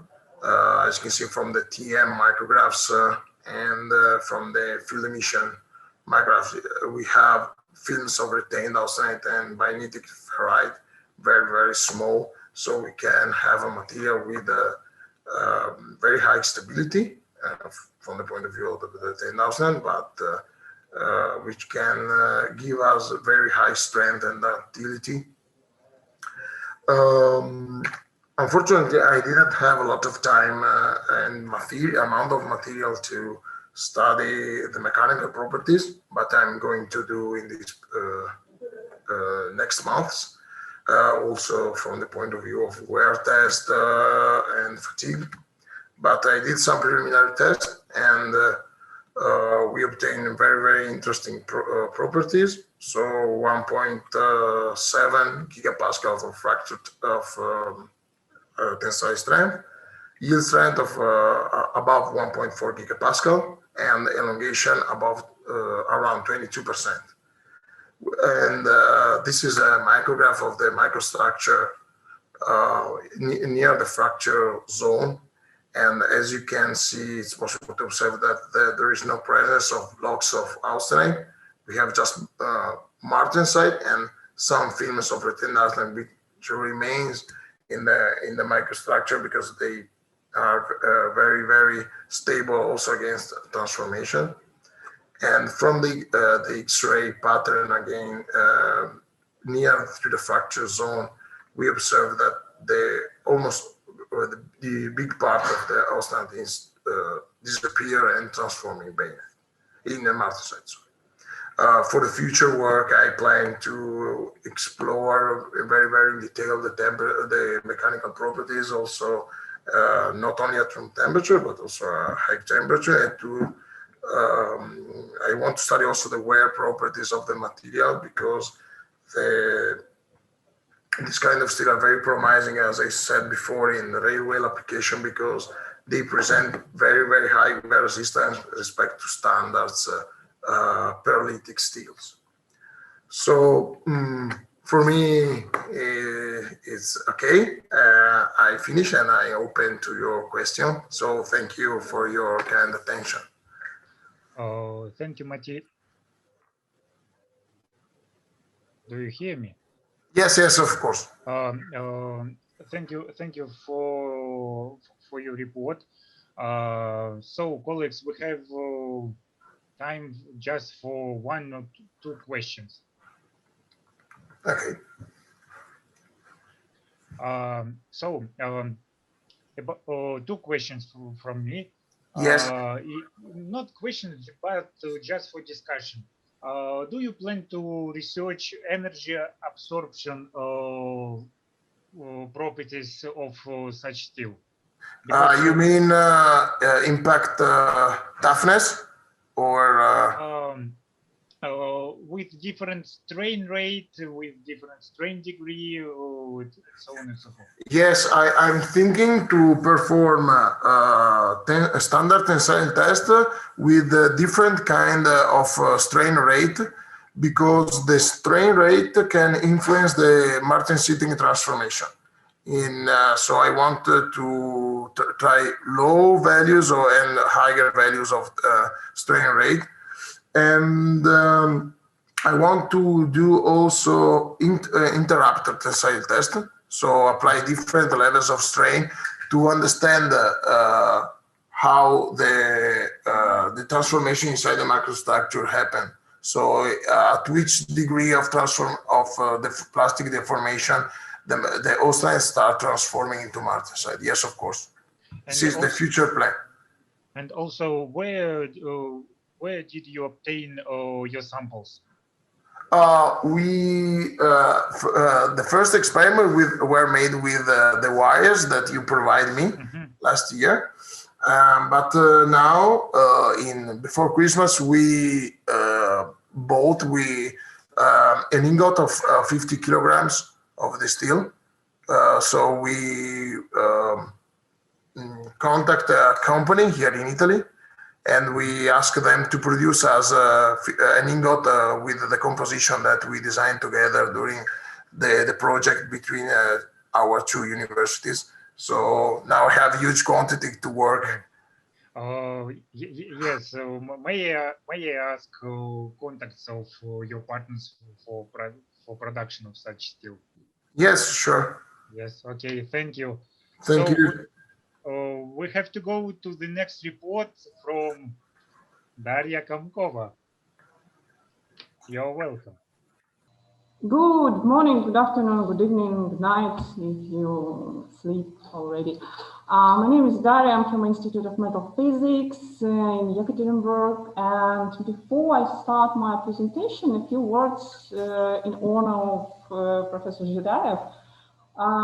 It's a funny thing, but I met him for the first time in Magnitogorsk that I visited from the first time because there was Magnitogorsk Materials Week for the first time. And this guy, I mean, this person, he was so supportive, so kind, and so amiable. And I was pretty sure it would be my last visit, but he was so friendly and he was so enthusiastic about young scientists. So it's a great loss that he passed away so soon, because he was a fine gentleman, he was a wonderful person and a top-notch scientist. So, and let's turn to my presentation. Today I'm going to present you my topic, low temperature extrusion and rolling of pure magnesium, devoted to evolution and microstructure and crystallographic texture. Actually, I have already presented a big part of this presentation earlier. But anyway, I think it would be interesting with such tiny things to add. So, it is known magnesium and magnesium alloys are of high interest that last 10 or 20 years as at first slightest structural materials, and also they are on the focus of for medical application.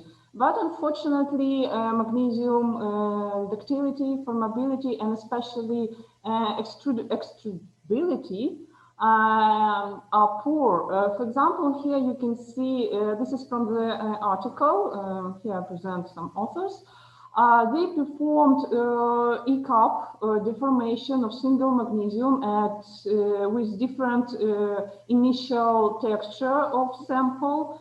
And as you can see, at each orientation, samples were destroyed. And these experiments were performed at room temperature. Actually, most of experiments with magnesium and magnesium alloys are performed at high temperature. For example, from 100 or 150 degrees, because mostly, because room temperature deformation for magnesium is a low temperature deformation, cold temperature deformation. At last 10 years, we see the high attention of scientists to extruded magnesium alloys. As you can see here, this is from one of this data from one of article, and as you can see here, this is some how to put it, search for magnesium alloy and extruded magnesium alloy. And as you can see, through years, the interest of people, both science and industry, rise for magnesium. So we decided to create a method to deform pure magnesium, mostly at room temperature, and at the same time we wanted to see the influence of the initial texture of magnesium at its deformation behavior. Actually, such kind of experiments were performed in Kalbyshev, if I'm not mistaken, at 90s. And as we created our own method, someone called it as unequal angular channel extrusion, and we called it just lateral extrusion. This method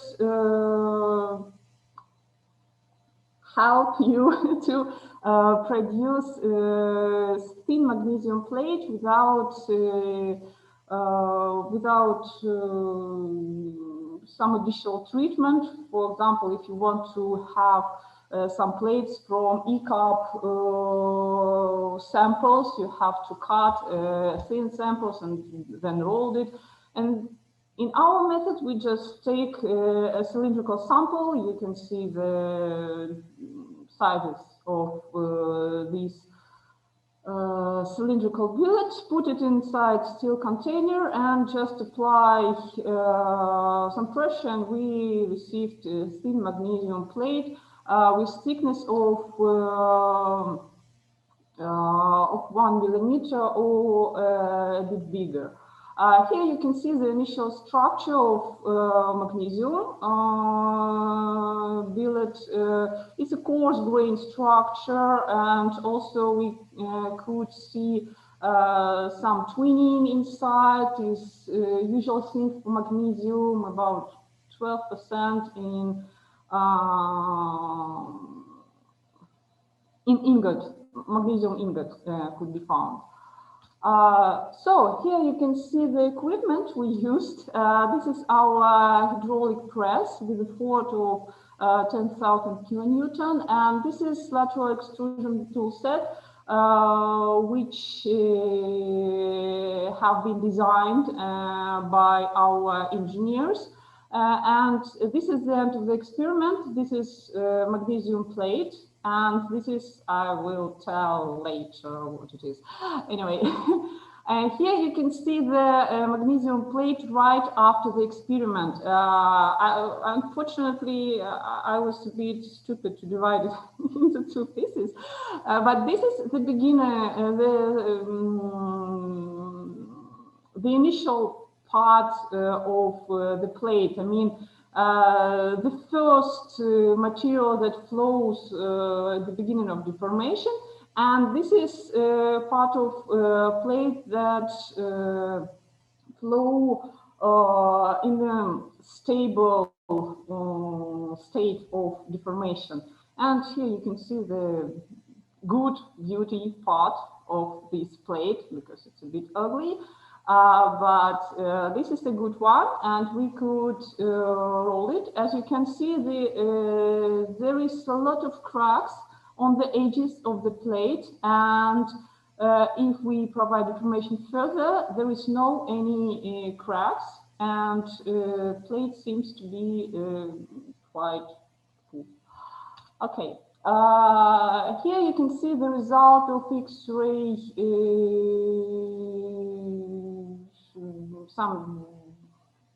just a second, X-ray analysis. This is lines before deformation. I mean samples ABC with different preferred orientation of grains. And actually, we decided to make a theoretical estimation of which kind of sleep systems could be activated after lateral extrusion deformation. For that, we just took all plates, all planes, all preferred orientations we could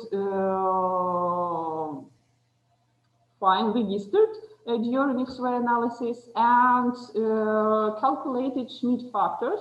Actually, here it's not the whole table of Schmidt factors. They are just sample examples of high values of Schmidt factors, and we could say that theoretically, the sleep system with such high Schmidt factor could work during deformation. However, based on literature data, we could say that even if, for example, basal system, the commonly used sleep system in magnesium, if this system showed the Schmidt factor about 0.035, it still could be activated because basal system, it's the easiest system and it have the lowest critical resolved shear stresses. In comparison, for example, the pyramidal system or prismatic system. Actually, this is why most of the deformation methods performed at a high temperature, because at high temperature you can turn these systems and to make them work. One of the most asked questions for these experiments or research was about deformation induced heating. Of course, in each deformation method, in each deformation experiment, there is some deformation-induced heating of sample, even if we said that we performed it at room temperature. Of course, we decided to make mathematical estimation of such heating, and based on our calculation, where we have to include the geometry of our equipment tool, the geometry of the sample, the geometry of the cross-section channel, and we found out that the temperature of magnesium in deformation localization zone could achieve about 75 degrees, but it's only all based on some math. And then we decided to provide an experiment to evaluate the temperature during deformation. Unfortunately, we couldn't be able to take the image with, with the distribution of the temperature during the process. So we decided to put a thermocouple. Here you can see the place where we put thermocouple to measure magnesium temperature during deformation at cross section. And here you can see the plot, temperature versus time. And as you can see, the whole process is very fast, and the temperature marks the highest temperature of the magnesium.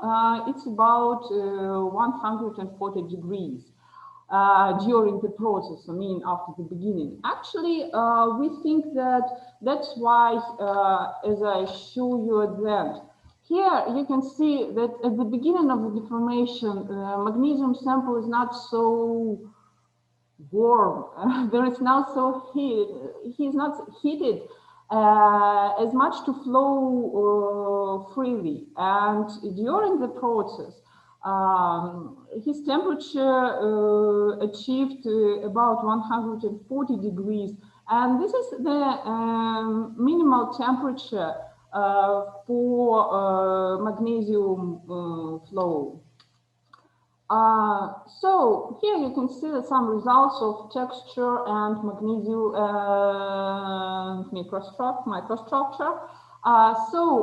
Here you can see ABC connected with the initial preferred orientation of the samples. And as you can see, this texture is quite different. Actually, I didn't mention it. Yeah. At the beginning of the process, all samples have different orientation, preferred orientation, yeah? And after the deformation, the main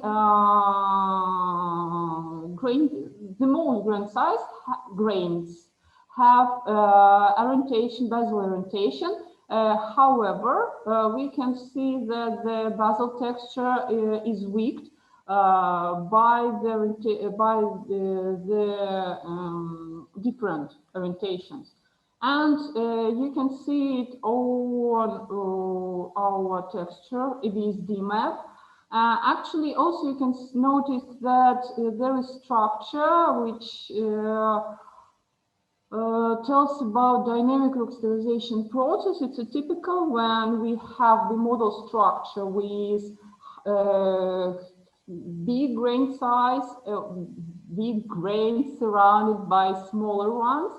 And I can't say that we achieve nanostructure, and I can't even say that we achieved ultrafine grain structure, but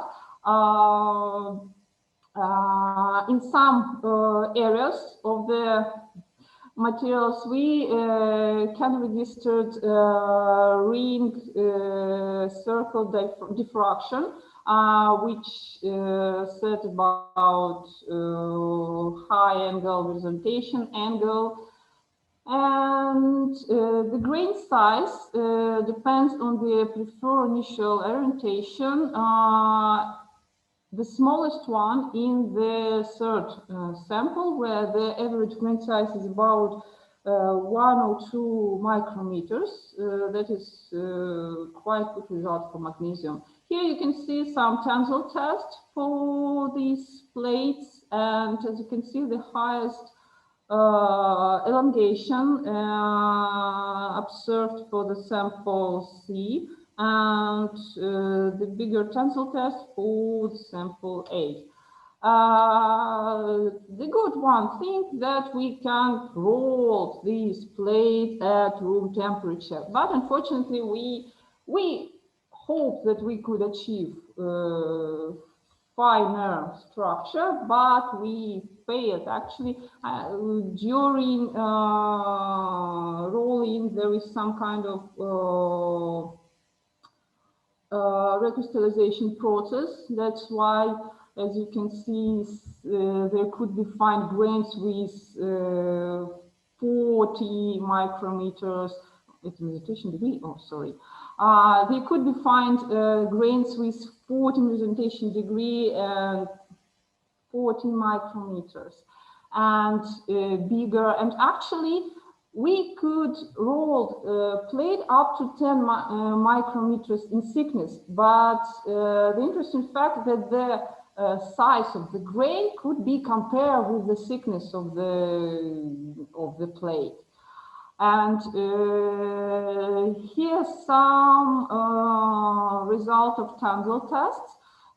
This is comparison of magnesium plate A and mechanical properties for magnesium foil of 150 micrometers. And here you can see the tensile test of 150 micrometer foil at different rates.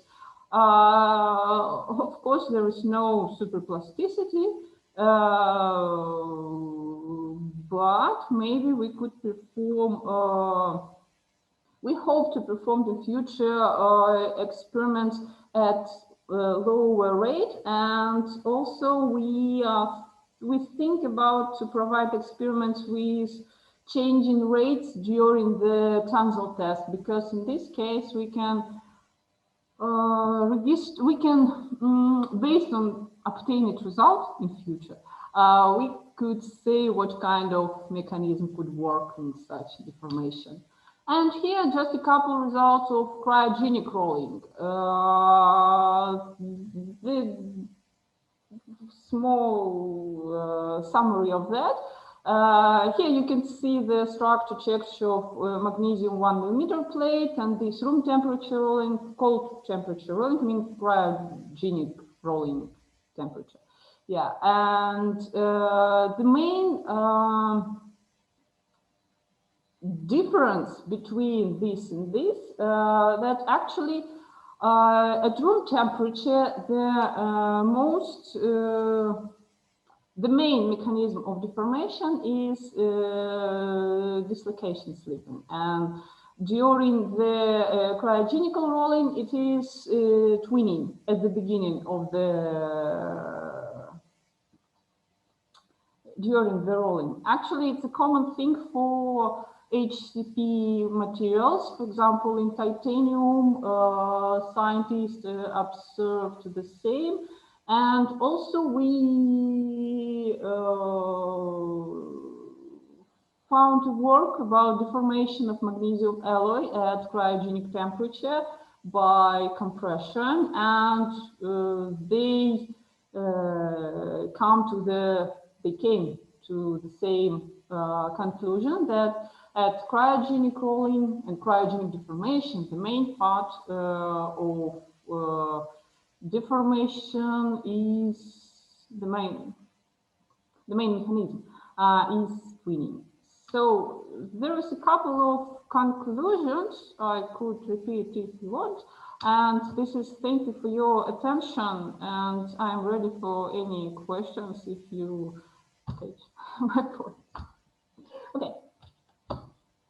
So thank you for your report. May I ask? Of course.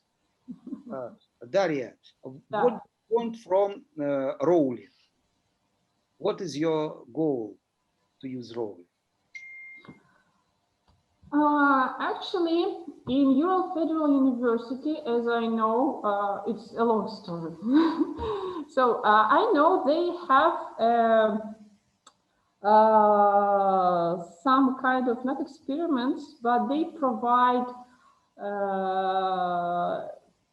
just a second, I put my thought together. They created membranes. They used very thin aluminum foils, and they used some special chemical treatment to obtain thin membranes for pharmaceutical and for chemical industry. And now we are on our discussion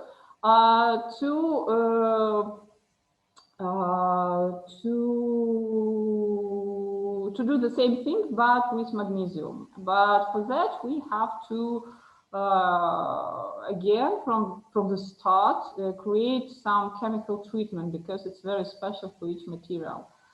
Also, it could be useful in future. Maybe this method could be useful to obtain thin foils of magnesium alloys. But unfortunately, alloys works only at high temperature. What level of reduction do you want to get? How thin you want it? As high as possible, as less as possible. As thin as possible. As high as possible. Yes or no? Yeah. But there is a problem, because you use cryo rolling, and you have big reduction. You have a very rapid increasing of the temperature. And you can lose. I do understand this, because as sooner you have your sample, the lower the temperature of heating of this sample. And of course, cryogenic, for example, of foils, it's nothing when we start to roll it. I catch it. Maybe up to talking about cryogenic deformation, maybe there is some point to provide deformation up to 100 micrometers in thin. And further, it's... From what size? What size? The absolute reduction. 100, you mean the thin of the foil? Well, I don't. For the reduction, what is the reduction in percent?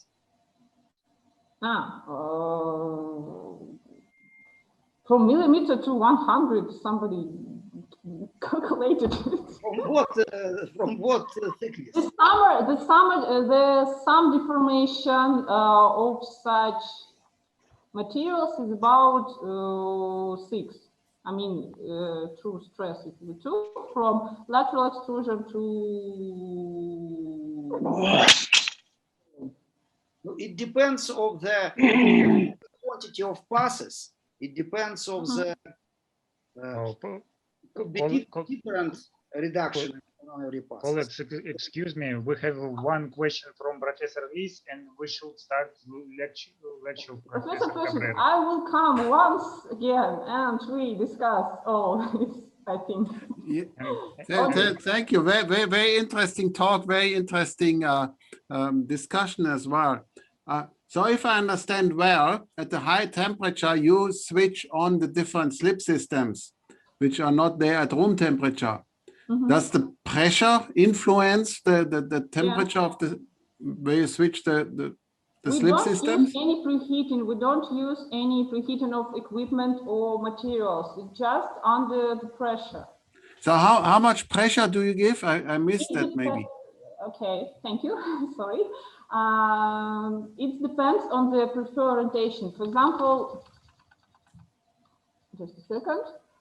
The maximum pressure for deformation of this experiment is about 1.2 gigapascal. 1.2 gigapascal, right? Yeah. For this sample is about 0.9 and 0.7. It depends on the orientation, because in this case, it right.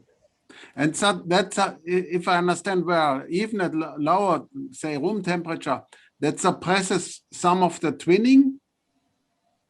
Or you still have the major contribution of twinning. We found some twinning traces during our transmission electron microscopy, but I can't say that a common thing for our plates. Mostly it's dynamic recrystallization structure.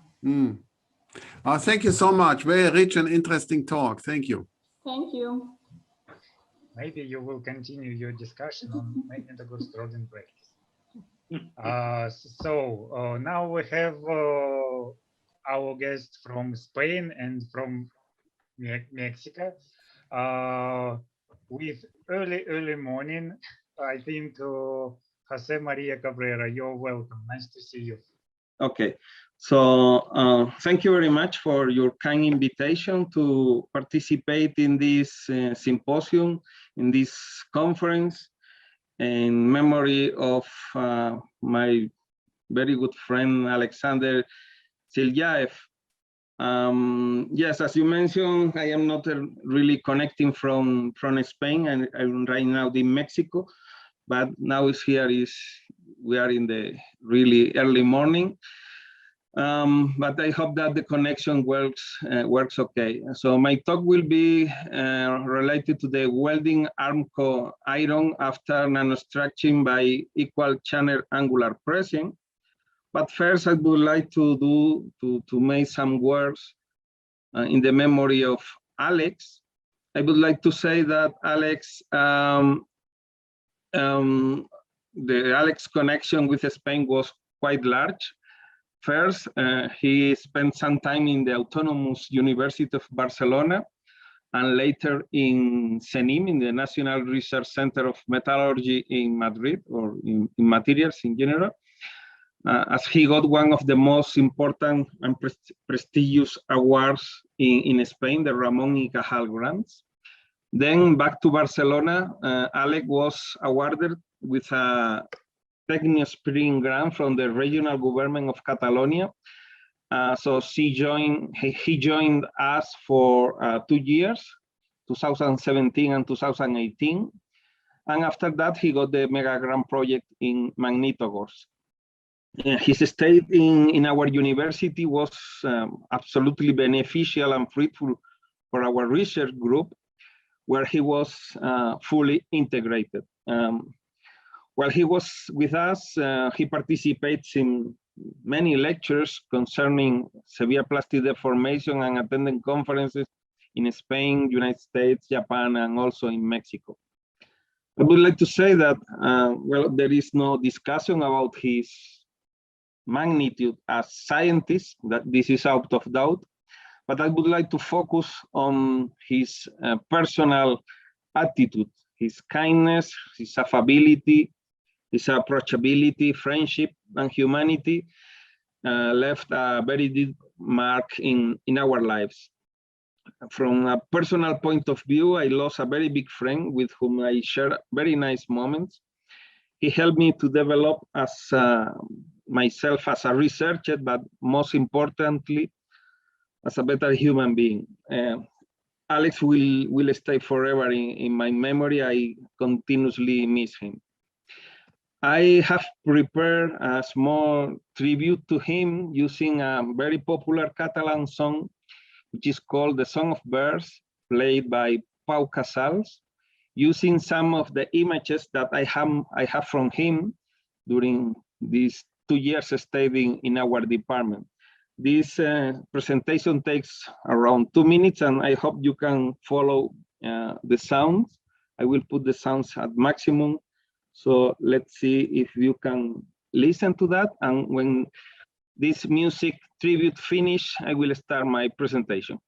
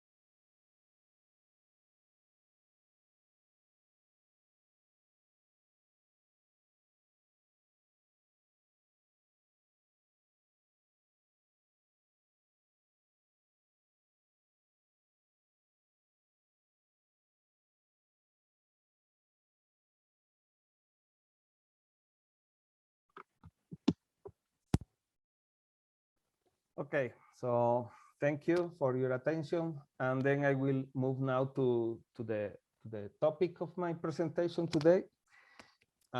This is a cooperative work with some colleagues from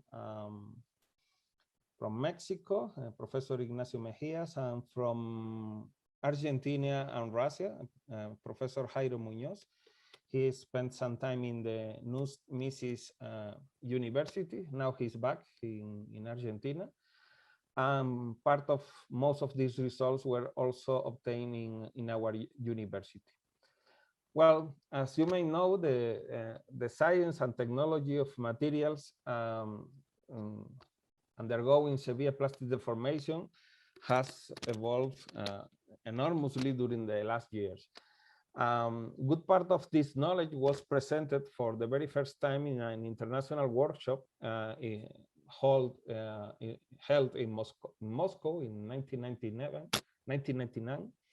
And since then, the contributions, or most of the contributions in this area, are coming from Russian researchers, where they have had significant contribution.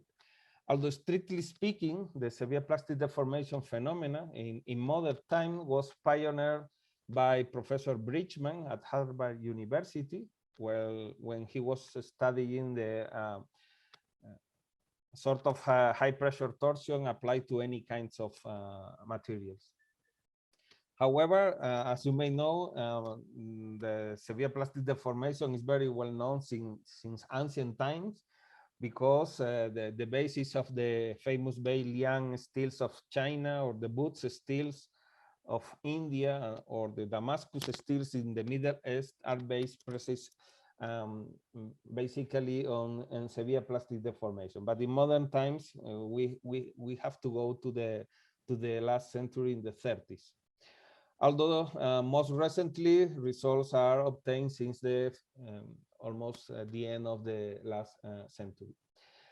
It's interesting to see that in 2003, Professor Terry Lowe and Yuntian Xu made a very interesting review concerning the commercialization of nanostructured metals by SPD, and they observed that at those times, the number of papers published were around 1,000. Interesting number of patents were already available at those times. They were detecting the potential market for application of this process. So in 2003, they conclude that the SPD technology was emerging. There was a market that was waiting for products obtained by SPD.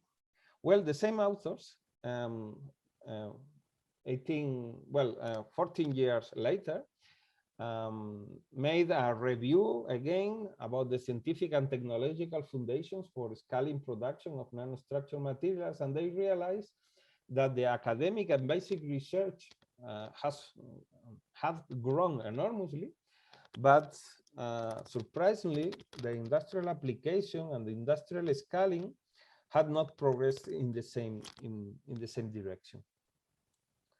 Well, if we analyze the situation, the real situation nowadays, we see that the SPD methods are basically located in a tier level of 3-4. So we are not able to jump to the industry yet, at least in a very massive way, just very small or few cases. We are producing materials that are nanostructured, and then they are fully used for the industry. But most of the research is still done in the academy, in the universities, and we are not getting the jump to the industry yet. Well, these figures may seem disheartening, because after so many years researching, we don't find a way to pass this to the industry. And then we should think about why this is happening. The reasons regarding to this fact can be found in that we have to face some improvements regarding what we have in the laboratory. First, we need to provide continuous processing instead of this batch processing that we have most of in processes that you can find in the academy. Second, we have to increase the size of the samples to be processed. Otherwise, we will not be able to use them as bulk materials. Then we have to focus also on developing flat products. The last presentation was a clear example of that, how to develop flat products with large severe plastic deformation. And fourth, and according to me, very important, is to focus on hybridization of properties. And this is, according to me, a key point.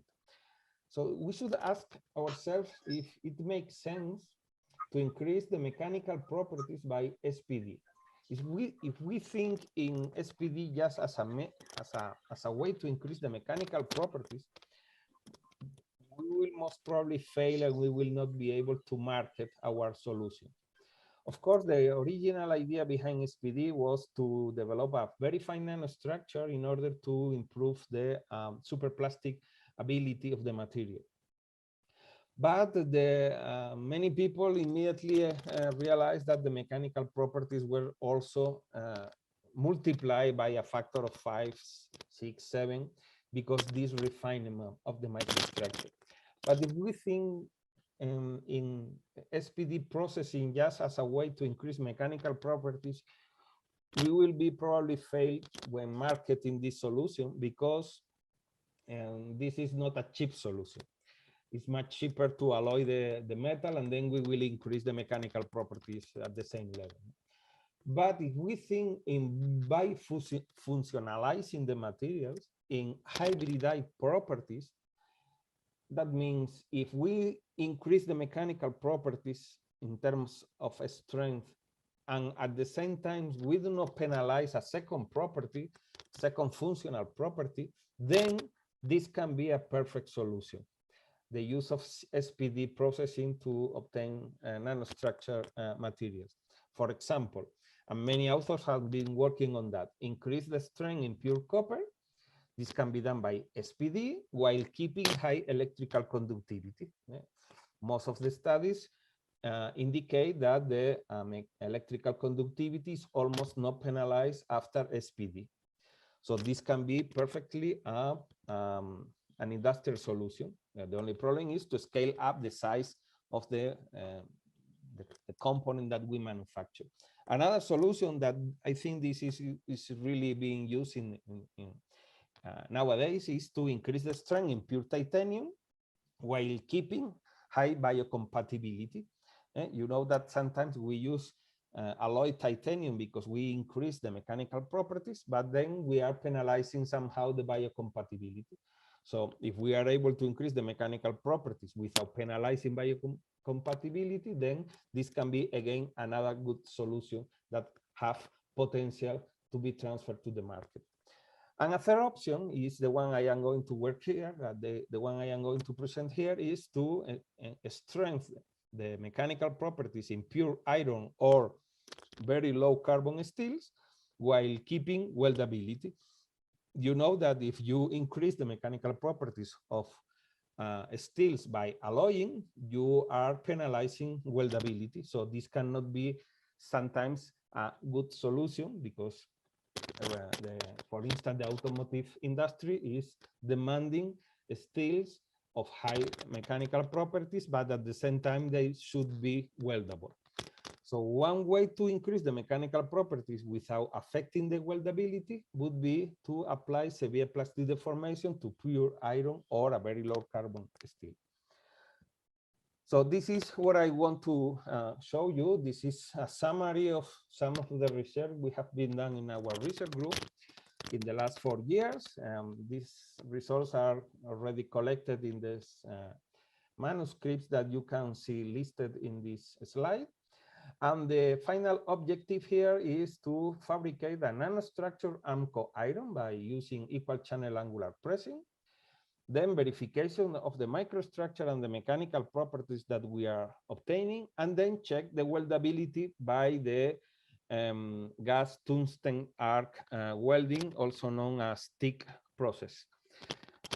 So these are the 3 main topics that we we wanted to check. So these are the experimental details of our work. First, we selected an Arcom iron, which is basically a pure iron with very low carbon, silicon, and manganese content. So basically, it's pure iron. The material was supplied in draw rods, and then we annealed these rods, and the final grain size was around of 19 micrometers. Then we cut these rods in bars of 8 millimeters in diameter and 100 millimeters in length, and then we use our ECAP facilities, which is based on an 80 tons press with dies of 90 degrees following the BC route, and then we ECAP the material after 16 passes using molybdenum disulfide as lubricant. Then from these samples, we will extract by machining mini tensile samples with the dimensions indicated in this slide. So really small one, directly machined from the rod bars. And then we perform the tensile test to characterize the mechanical properties, the static mechanical properties. But not also that, but we also analyze the fatigue behavior of these materials. Remember that in many applications, the component must be designed according to the fatigue response, not to the static response. In this case, we limited the study to samples after 8 passes.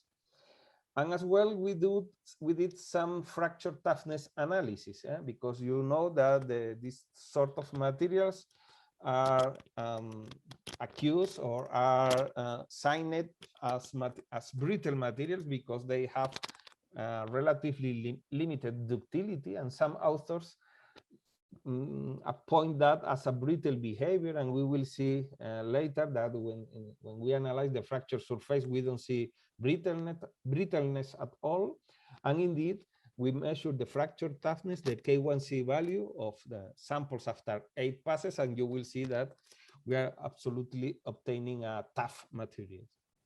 And finally, we did welding test for our samples from our rods at 8 passes. We cut the rods by the half, and then we put them again together, and then we use the tungsten inner gas technique, the gas tungsten arc welding without filler material. So we only just put together the samples, and then we prepare boot joints using this tungsten electrode around the samples using 3 welding conditions. In these welding conditions, we only change current intensity and voltage. So in other words, we change the heat input into the system. I will summarize the results. I will not give very large amount of details about the experimental preparation, about the experimental measurement, the experimental characterization, but you can imagine they are quite conventional. So first we analyze the microstructure using EBSD, and then we can see that the material, this is the material in the as received condition, this is in the as annealed condition, and then we see the microstructure after 1 pass, 2 passes, 3 passes, 4 passes, 6, 7 passes, finally 8 passes, and 16 passes. You see that the scale is changing in every step, so that means that the material is starting to get reduced in terms of grain size. Indeed, we analyze the distribution of low angle grain boundaries and high angle grain boundaries, and we notice what is expected, that at the very beginning, the amount of low angle grain boundaries increases in the very first steps of ECAP passes, and then starts to reduce and get a sort of a steady state with the number of passes. So around of 8 passes, the material starts to get stabilized. So the opposite happens with the high angle grain boundary. So at the very beginning, we have a large amount of high angle grain boundaries.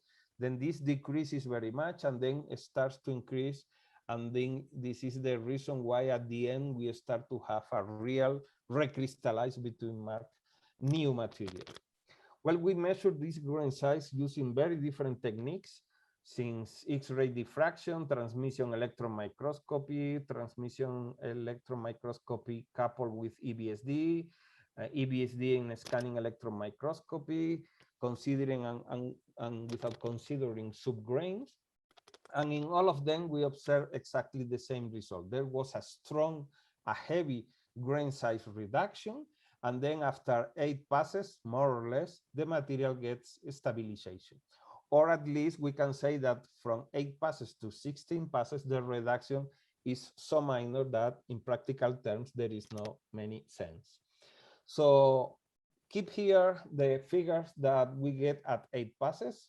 So we are going to have a grain size of around 275 nanometers measured using EBSD in a scanning electron microscope, considering subgrains. Of course, this can change a little bit depending on the techniques that we are using for characterizing the grain size.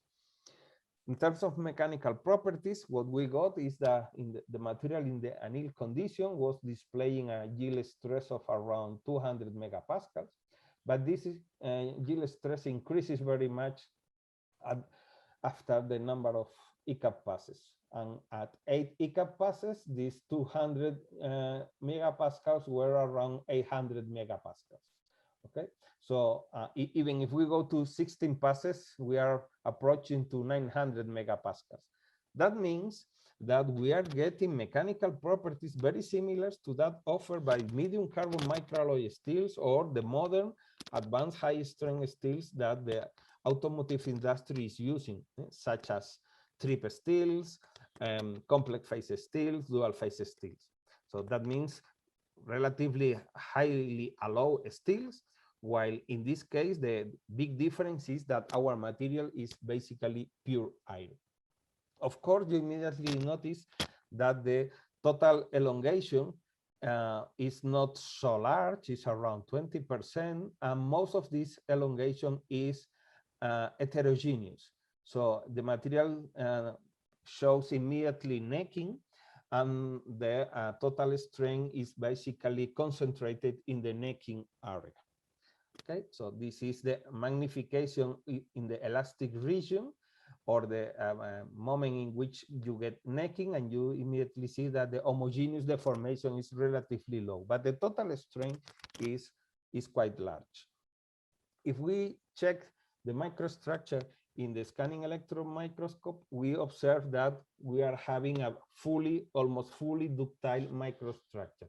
So we cannot consider that even the necking phenomena occurs very fast. We cannot think that this material is brittle. The material is fully ductile.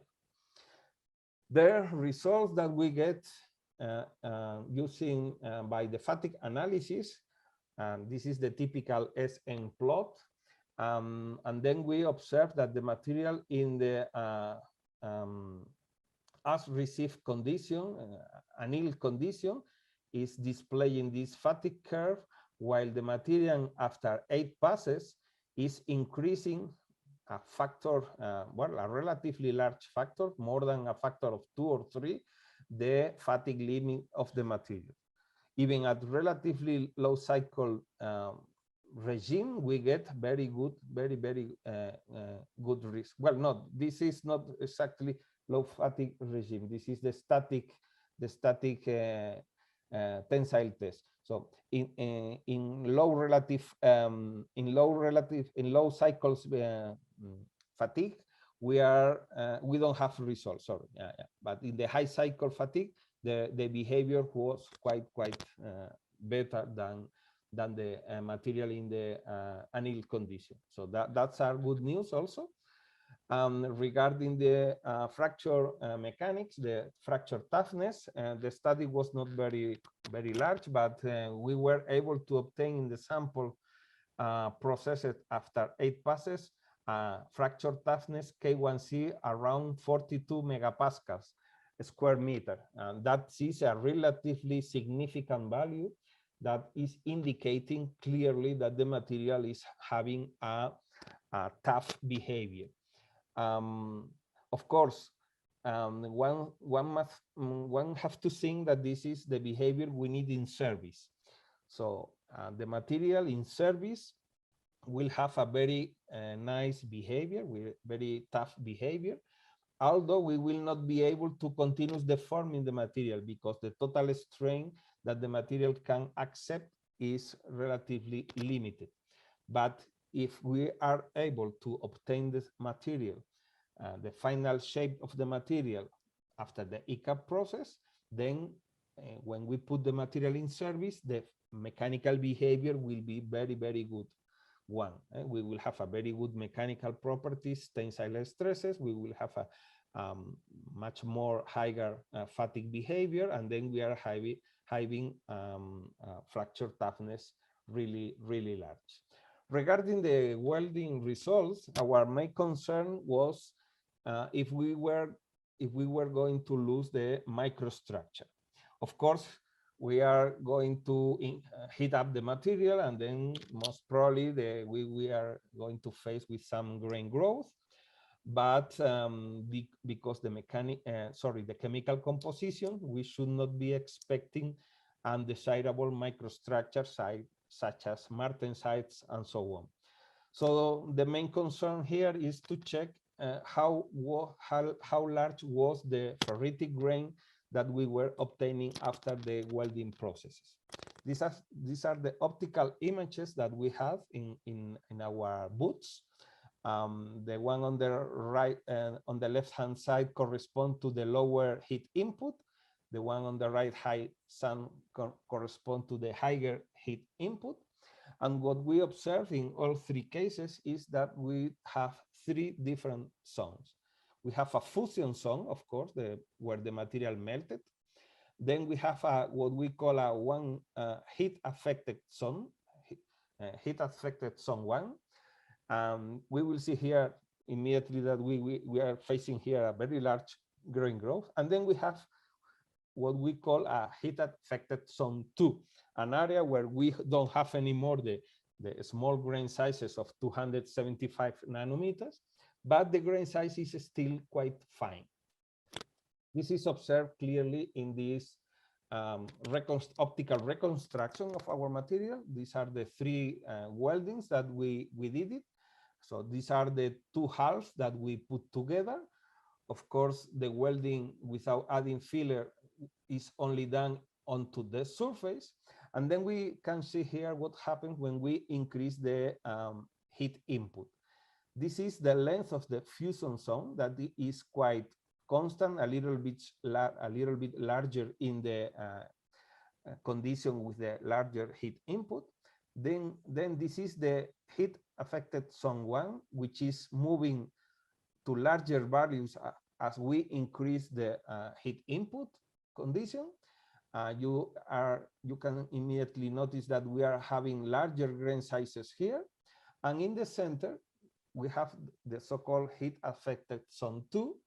It's a zone that also is getting reduced when we are increasing the heat input values, but in this area we are keeping a relatively fine grain size. Of course, it's not the grain size that we got during the ECAP processing, but this is still quite fine. Indeed, the results are summarized here. We have the evolution of the grain size across this section. You notice here that we are facing relatively good, relatively fine grain sizes in this fusion zone, although the important thing is that we are obtaining acicular ferrite in this fusion zone. In the heat affected zone 1, the grain size was larger, as already mentioned. You see here also the grain size is larger, but curiously the hardness values were higher than in the central zone. In the heat affected zone 2, the grain size is smaller, but the hardness is not so large. Summarizing, the larger heat input promoted larger heat affected zone 1 and shorter heat affected zone 2. This is identified in these images by the color. So the blue color is indicating the length of the heat affected zone 2, and the white color the length of the heat affected zone 2. We also observed that the larger hardness in the heat affected zone 1, although providing larger grain size, is associated to larger internal stresses. This is the reason, this has been also reported in the literature, that you can have larger grain sizes, but because you are in the vicinity of the fusion zone and then you have high cooling rates in this area, then you get a lot of internal stresses within your material, which are promoting that the hardness values in this area are relatively large, besides the fact that you have a larger grain size. In order to verify with much more detail, because we were not able to measure the heating rates in our welded samples, we decided to perform 2 control experiments in our quenching dilatometer. And we did this test under 2 conditions. We heat up very fast at heating rates of around 3,000, 4,100 Celsius per second, up to 950 and 1150 Celsius degrees.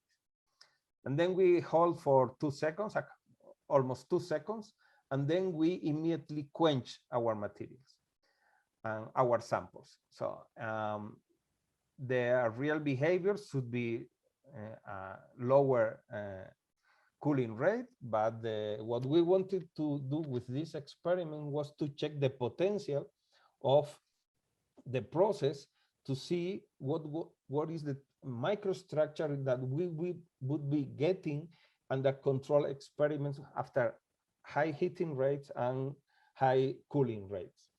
And these are the results in terms of the microstructure.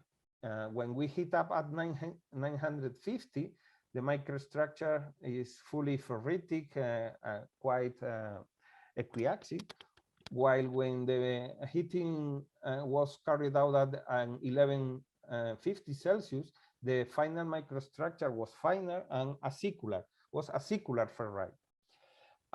In terms of the microstructure, the grain size evolution in the is compared here. This is the microstructure of the sample after ECAP, after 8 ECAP passes.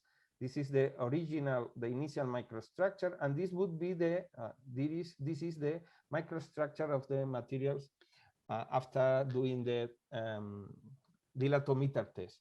You see that we are still capturing, especially at 1150, we are still capturing or getting some nanostructure or ultra-fine microstructure within the material.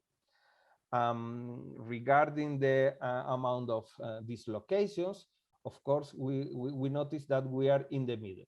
We are not, of course, with the, we don't have the same level of dislocations that we have after ECAP process, but we have much more than the material in the anneal condition. And indeed, we are entering in the sample that we have, where we have been simulating the welding behavior, we are still retaining fine microstructure and a large amount of dislocations within our material that is indicating that we are going to retain partially the good benefits of severe plastic deformation.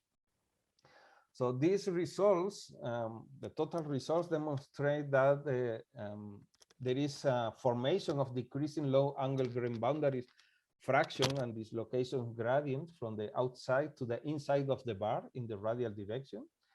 And this behavior together with the possible higher residual stresses in the vicinity of the heat affected zone 1 helps to explain the higher hardness values in this area regarding to the zone 2. During the welding processes, the ultra-fine grain of the Armco iron still retains some mechanical properties and some microstructural features that are typical of the material after severe plastic deformation. Of course, we don't have retained the full potential, because the process that we have been using is a process with high heat input, but the dilatometric study suggests that we have still a large potential to retain this microstructure using lower heat input processes. And this should be the focus of the next and future research in this area. The conclusion would be that the ECAP process generated, of course, an ultra-fine grain size material, that the welding conditions generate 3 different zones with different grain size and morphologies. In the fusion zone, we are obtaining a acicular ferrite. In the heat-affected zone, we have 2 behaviors, one area with very large grain sizes, but surprisingly with relatively larger hardness values than the other heat-affected zone. The mechanical properties, of course, were reduced compared to the material with 8 ECAP passes, but still they maintain better properties than the initial annealed material due to the promotion of a relatively fine recrystallized grains in the heat-affected zone 2, and the presence of internal stresses in the heat-affected zone 1 and the acicular ferrite associated to the fusion zone.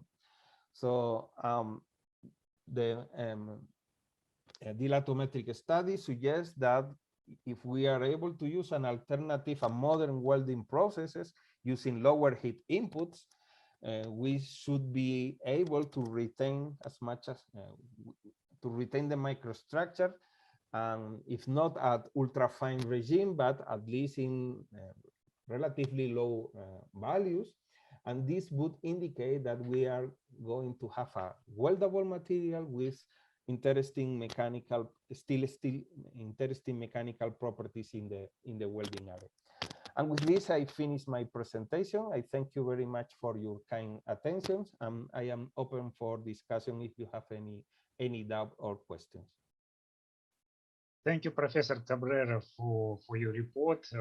I see sun in your window. It was difficult to combine all time zones, but thank you for your presentation. So, colleagues, do you have any questions? Can I ask a question? Yes, of course. Professor Cabrera, thank you for your great report. It was very interesting. At the beginning, you said that there is some difficulties with to apply to use such treatment or for industry. Whether you consider ECAP conform to deform Arco iron, for example.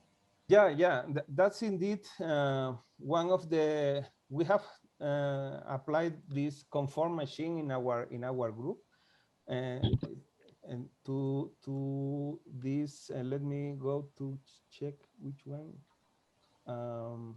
Yeah, here for this application, for increase the strength in pure copper while keeping high electrical conductivity. This is, according to me, one of the solutions. This can be one of the solutions, to use the conform equipment in order to get continuous material, continuous bulk material.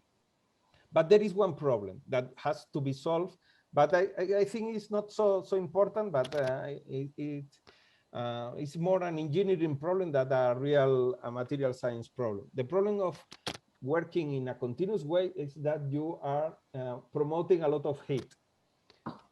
This is not happening in the lab when you are doing batch processing, when you only cap one sample. So the heat generated is immediately extracted by the dies. But in a continuous system, in a conform system, you need to extract continuously and very fast the heat that you are generated. Otherwise, you are not going to do ECAP at cold conditions, but at high conditions. And therefore, the grain size will not be very fine. But this is just designing of the cooling system, the refrigeration system into your process, and fitting and tuning the ECAP rate that you can accept in your process. Okay, thank you. Yeah. So, colleagues, more questions? May I? Yes, yes. Professor Cabrera, Sergei Zhipsov. I just wonder if you check the thermostability of ultrafine grain condition, just to understand which welding technique can be used to survive that condition. Yeah, yeah, you are absolutely right. Indeed, we have done these studies. These are collected in one of our papers where we analyze the stability of the material. And yeah, we can connect this stability with the welding process that we need. But summarizing, the welding process that we need is a welding process that introduces low heat input. This heat input can be highly focused, can be laser, but what we don't want is that this heat input enters within the interior part of the material, in the inner part of the material. If we are able to do that, we will keep relatively low grain sizes. And what happens in the area that we are going to melt the material is, in the case of very low carbon steels or Amcon iron, is that we are going to get a circular ferrite, which is not so harmful as martensite, and we can accept that microstructure for our material. But for sure, the thermal stability of our materials after ECAP are reflected in the fact that the recrystallization temperature is reduced very much, and this indicated that the grain size, the grain growth happens very fast, and this is why here we are getting grain growth even in the center of our samples. Thank you. Yeah. Colleagues, any questions? So, Professor Pesin. I have no questions, but I want to tell Jose Cabrera, Professor Cabrera, that in 1 or 2 days I will connect with you because I have interesting information. Okay, thank you. Okay, thank you. And also congratulations for the organization of this 3 days conference in the memory of our well-beloved Alex ZHILYAEV. Thank you for participation, and of course. So, colleagues, it was the last report, but important report today. I have a short presentation in non-scientific part. One moment. This is some kind of announcement. Do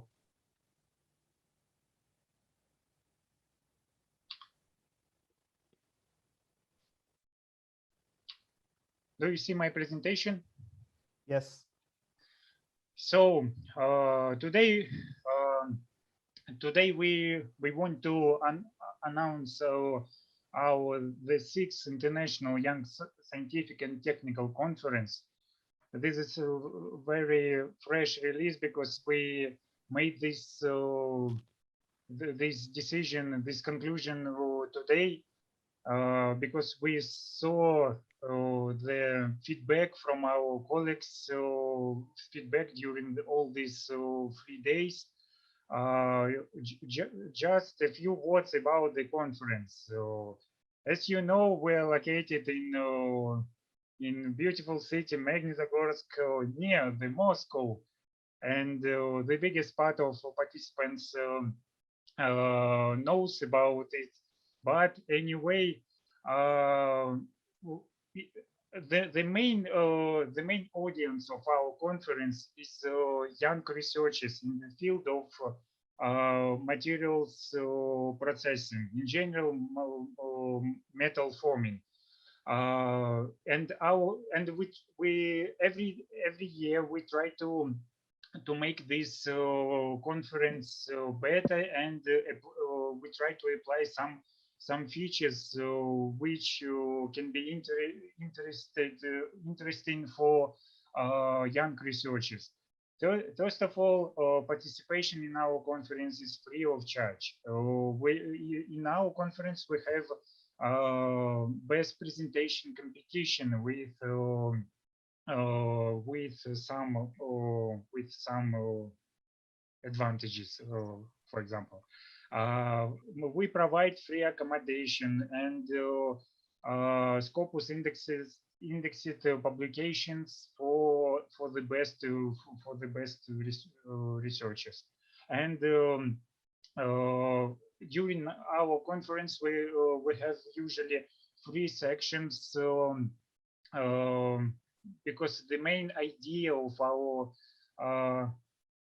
our event is Magnitogorsk is place where theory and practice meet. Because we are located not only on geographic point of meeting between Asia and Europe. Also, we want to attract theoretical and practice and fully practice-oriented research in one place, in one event. Every year we provide a unique industrial tour to the biggest industrial metallurgical plant in Russia. And we try to combine different divisions of our metallurgical plant because only in this place you can see the full cycle of industrial metallurgy, from ore to bolts, screws, wire, and so on and so forth. Here you can see our journal partners. This is rather popular journals in this field. For example, our information partner Seas, Iron and Steel Review. This is first quarterly Scopus journal.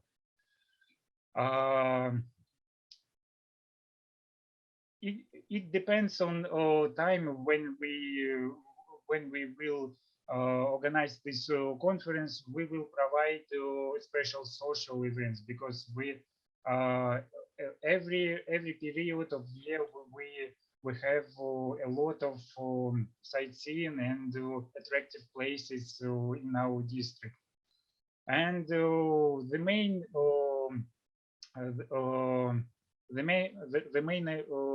news today is that conference will, I hope, will occur in first week of December, from 30 of November, on the border between November and December. We have our website. We will modify this slide, this site. But anyway, if you have young poets, if you want to be a keynote speaker, if you have your PhD students, you're welcome. And for any information, you can write email to this address, and we will help you. So I think we should finish this event, and I provide the speech right to Professor Korchunov to some last words.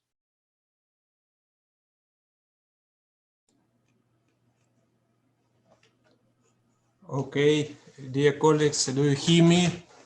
Yes, yes. It's a great pleasure to hear and to see you. It was a very long and intensive scientific marathon dedicated to the memory of Professor Alexander Petrovich ZHILYAEV.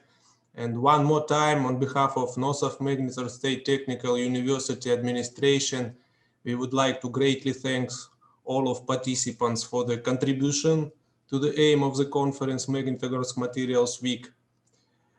Despite of the difference in time zones, the conference program was almost fully implemented, we've lost only maybe 1 or 2 participants. It was not so easy to combine difference in time zones. Nevertheless, it's very pleasant that the conference had a wide geography. We have listened about maybe 50 scientific reports. I would like to thank our respected members of program committee. We also encourage the team of organizing committee, Professor Raab, Professor Pesin, Petr ZHILYAEV, Ekaterina Medvedeva. Many thanks to Olga Velichka and Kirill Savedyev for development of brand book and website of the conference. Our gratitude to our university financial department and ZHILYAEV Laboratory of Mechanics of Gradient Nanomaterials for financial support of the conference, Scientific Journal Materials Letter for information support. Our especially thanks to Dmitry Konstantinov for management of our scientific event, professional management. Thank you very much.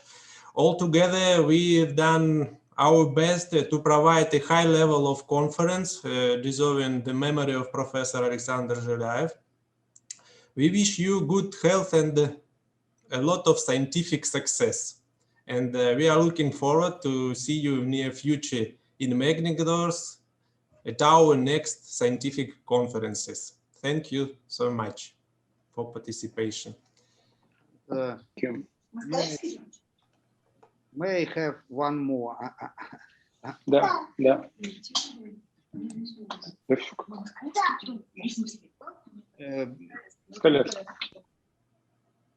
Okay. The next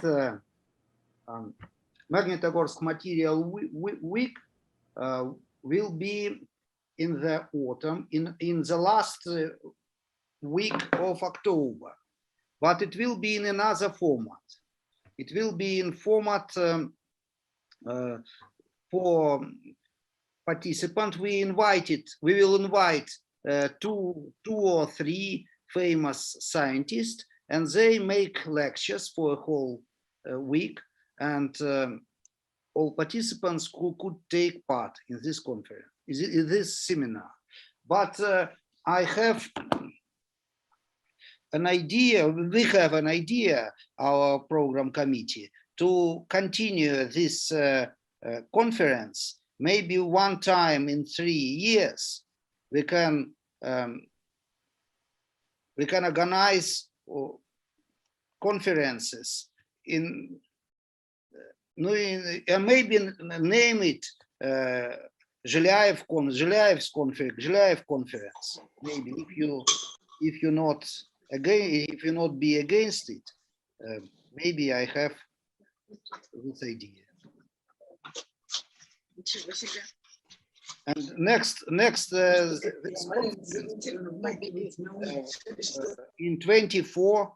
in 2024, we will organize the conference, the same conference.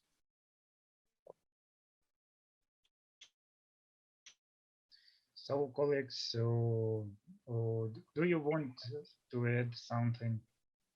We have some kind of open microphone if you want.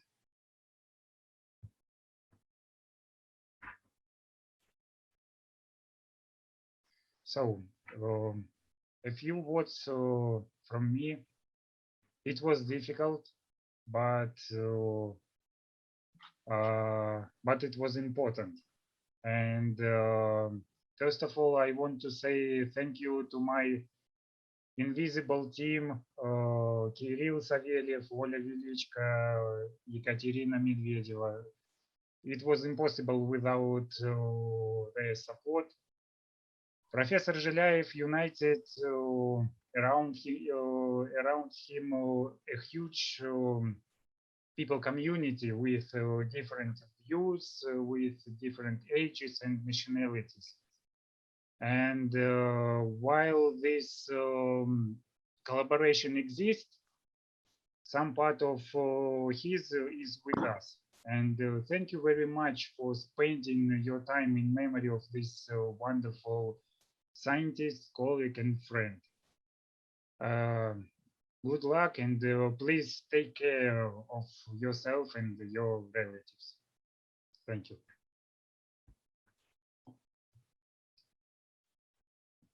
So I think we should say goodbye, but I hope see you soon.